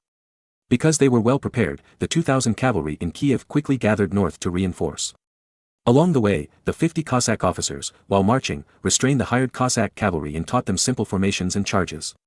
In terms of personal martial arts, these Cossacks were not bad. If they fight alone, they are no different from regular cavalry, and even more fierce. However, if they fight in formation, the larger the scale, the weaker these wild Cossacks will be. Just when Lithuania and Poland were in a state of chaos in order to gather a large army to reinforce Smolensk, Lithuania's neighbor, the former mortal enemy, the Teutonic Knights, also began to quietly gather troops and prepare for war. Of course, the Teutonic army was not aimed at Lithuania, but at the Livonian order in the north. At this time, although the Livonian order was nominally under the control of the Teutonic Knights, since the Teutonic Knights were beaten by Poland and Lithuania and could not take care of themselves, the nobles and churches within the Livonian order colluded with Lithuania and took advantage of the opportunity of the greatly reduced strength of the Knights to gain the upper hand in the parliament of the Livonian order, and squeezed out the Knights in many areas. Therefore, this time the Teutonic state sent troops, not only with the support of the Teutonic state, but also with the secret support of the Livonian Knights within the Livonian order. At that time, as long as the Lithuanian army goes to the eastern front, the Teutonic order will take action and send a large army into the Livonia region to occupy important cities such as Riga, and complete control of the Livonia region. However, at present, the armies of Lithuania and Poland are still gathering and have not yet gone to the eastern front. Therefore, the gathering of the Teutonic army is still quiet at present, for fear that it will be too obvious and stimulate Lithuania and Poland. If these two countries leave Smolensk alone and attack the Teutonic state first, it will be bad. Therefore, the current gathering of the Teutonic army is carried out in secret, just for fear of stimulating Lithuania and Poland. Chapter 2149, Stade's Advice.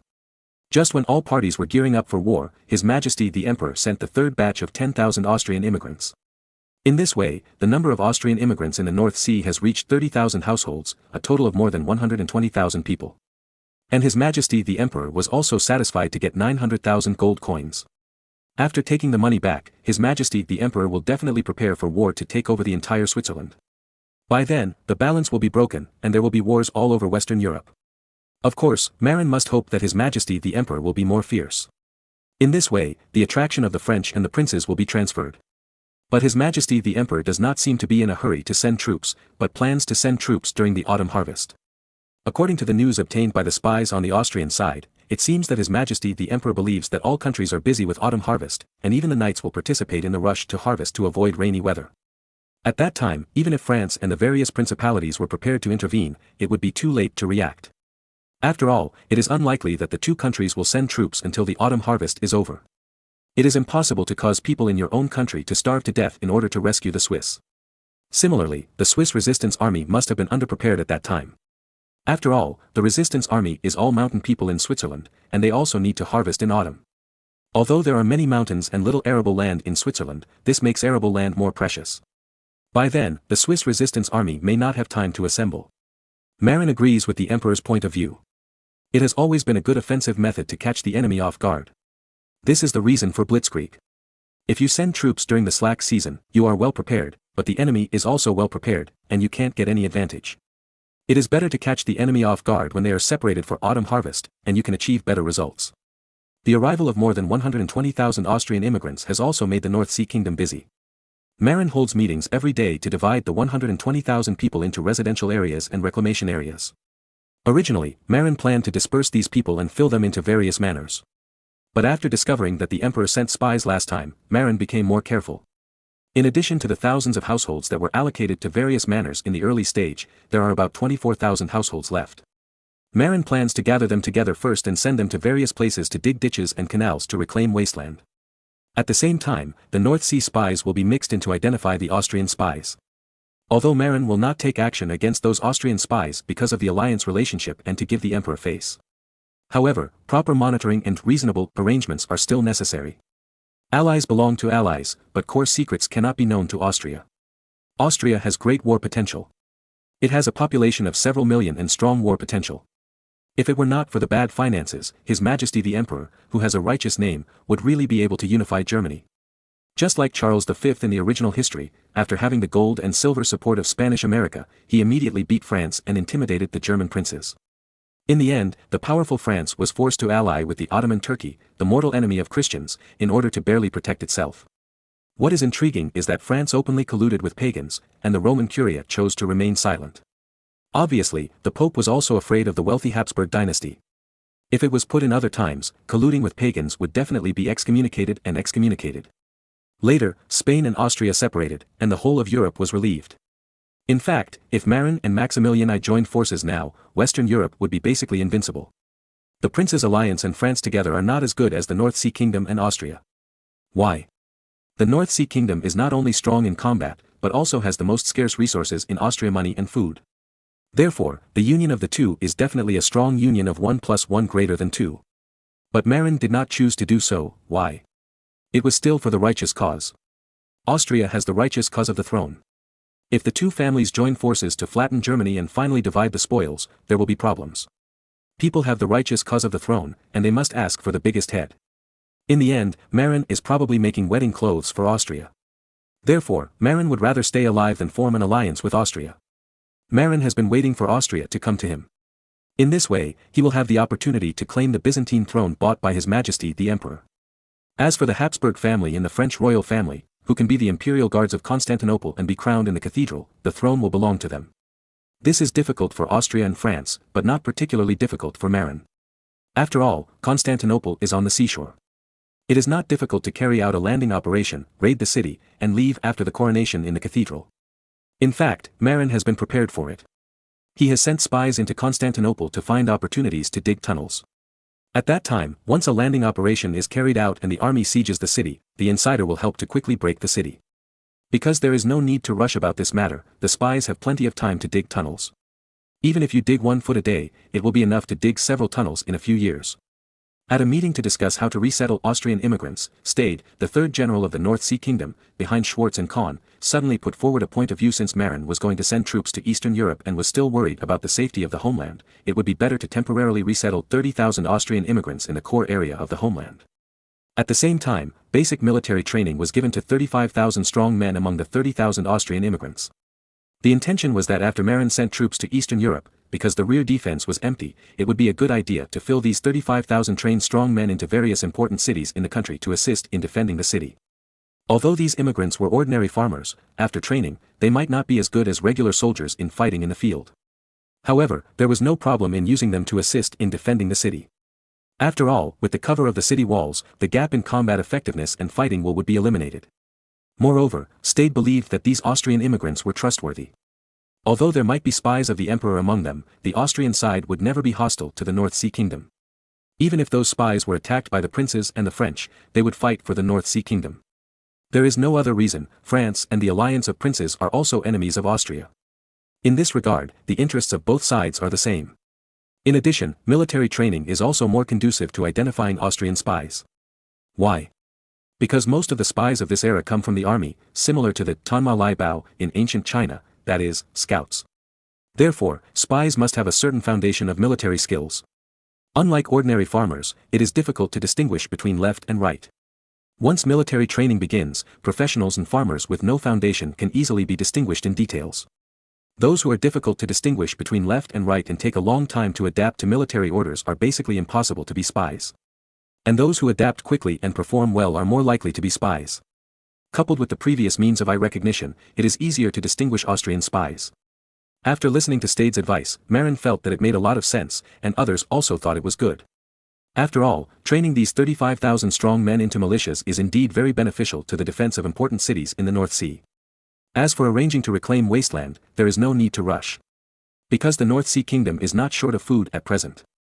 A lot of rye piled in the granary is about to mold. Fortunately, Marin promoted the statistics of the table and gave priority to consuming old wheat. Otherwise, a lot of food would really go bad. Only when hundreds of thousands of people from the Grand Duchy of Moscow are captured and brought back, the North Sea Kingdom may face a certain food crisis. But Marin has arranged 300,000 Taino people to plant sweet potatoes in the earldom of Philadelphia. By then, sweet potatoes, old grains, and the catch from the Newfoundland fishing grounds should not cause a food shortage. Therefore, there is no need to rush to reclaim the wasteland. On the contrary, Stade said that the defense problem after leaving his homeland is more important than reclaiming the wasteland. In this way, the 35,000 Austrian farmers who originally planned to farm were dragged to the training ground with confused faces and began basic training to distinguish left from right. Chapter 2150, Adler is going to join the war. Because of the need to identify spies, this basic training did not use the most popular method of wearing shoes on one foot and barefoot in the Beihai National Army, but adopted the traditional method of forcibly distinguishing left and right. Left and right, left and right, left and right, right and left. More than 300 veteran instructors looked helplessly at the more than 30,000 Austrian farmers on the field who were busy stretching their feet and retracting their legs, feeling very embarrassed. They were all veterans and were used to training new recruits with bare feet and shoes, but this time they were not able to do it normally. In particular, many Austrian farmers with confused faces were directly made to turn around by the hasty commands. Moreover, this turning around is contagious. Seeing the Austrian farmers on the field turning around in large areas, more than 300 veteran instructors wanted to die. Then, "I can't stand it." An instructor raised the whip, and others began to follow suit.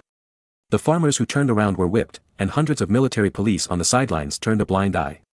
This is not the 21st century, and there is no such thing as not being allowed to beat or scold soldiers. As long as you don't get hurt, you can do whatever you want. And veteran instructors usually have a skill, they can beat you very hard, but they just can't hurt you. Under the threat of the whip, many people were forced to turn back slowly. But there were also some stupid ones, who turned the more anxious they were, and they turned the more they were in a hurry. They were beaten and jumped, but they still turned the same stubbornly.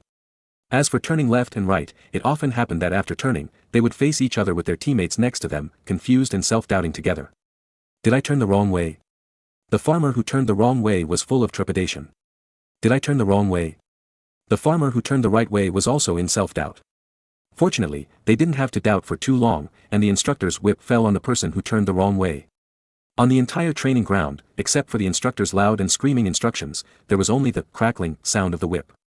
The instructors were very angry, and the farmers were also afraid of being whipped. On the side, 100 military police were holding small notebooks and recording the farmers' performance. In order to facilitate record keeping, every farmer who participated in the training wore a uniform.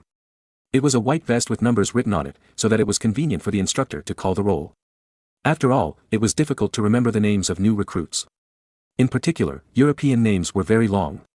If you encounter a super long Portuguese name, the instructor would have a cerebral hemorrhage just remembering the names of the soldiers.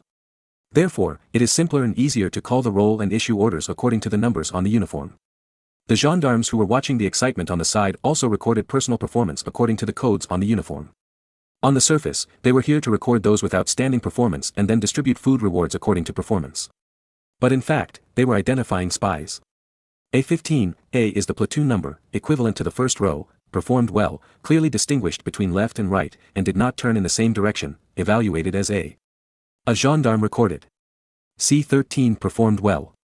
He was led astray by someone in the same direction at the beginning, but he corrected it quickly. He clearly distinguished between left and right, evaluated as B. These gendarmes would record every person who was rated A and B, because, as Marin said, spies might also start to pretend to be unprofessional. However, after being whipped, they are not happy and will go downhill quickly and change back. As for those below level B, they are the ones who have been whipped a lot. It is basically impossible, because spies also have dignity and are unwilling to be whipped more. If it were in ancient China, there might be spies who deliberately endured hardships, but this was ancient Europe, an era without strategies. Spies can pretend and show some respect at the beginning, which is considered professionalism, but don't expect them to be very professional. After a few days, those who performed well not only had more abundant food at meals, but were also gathered together for training. In name, they will be treated as elite soldiers. Once they go to war, these elite soldiers will also become leaders of small teams in these militias. But in fact, they were under centralized surveillance. At the same time, there would be military police going to the groups these people originally belonged to, inquiring about their origins, to see if they were of unknown origin.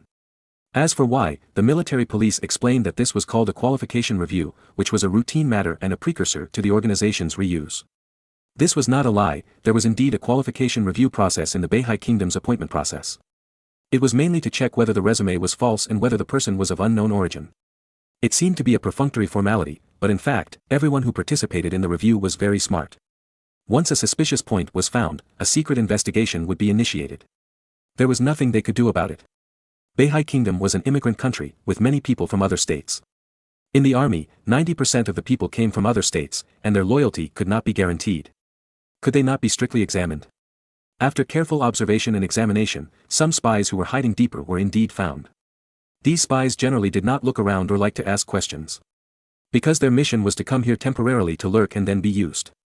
However, they did not expect that some inconspicuous performances during military training would arouse suspicion. This time, the military police of the North Sea Kingdom did not fail and basically found all of them. Of course, because they were sent by the emperor, they could not act immediately and could only monitor them temporarily. Because the effect was so good, Marin has decided to promote this method among the French immigrants on the Delaware Peninsula. That is, through the most basic left and right command training, to identify those hidden spies. After all, no matter what era, spies have basically received military training and have certain basic military capabilities.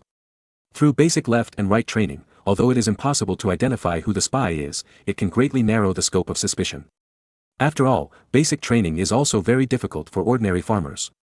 And the spies, even if they hide at the beginning, they are still proud of being spies when the whip is whipped, and they will definitely improve quickly. European spies these days don't study psychology to infer the enemy's psychology. Therefore, it is easy to be fooled. Just when Marin was concentrating on identifying Austrian and French spies, Adler suddenly came to Emden Port by boat from Irish territory and asked Marin to allocate a group of soldiers to him so that he could participate in the war in Lithuania. Oh my God, is the boss tired of living? Marin was shocked. He had already thought of a way to send Simon away, but he didn't expect that the boss Adler would take the initiative to come up and want to die. Marin couldn't say it clearly, so he could only persuade Adler not to go tactfully. But Adler seemed to be suffocating in Ireland and just wanted to go to the war. Marin was so anxious, he couldn't say that I betrayed my brother-in-law, and I would definitely die this time. Adler didn't have much scheming. If he accidentally let it slip, would he still be able to get along with Poland and Lithuania? In desperation, Marin had to use his big move.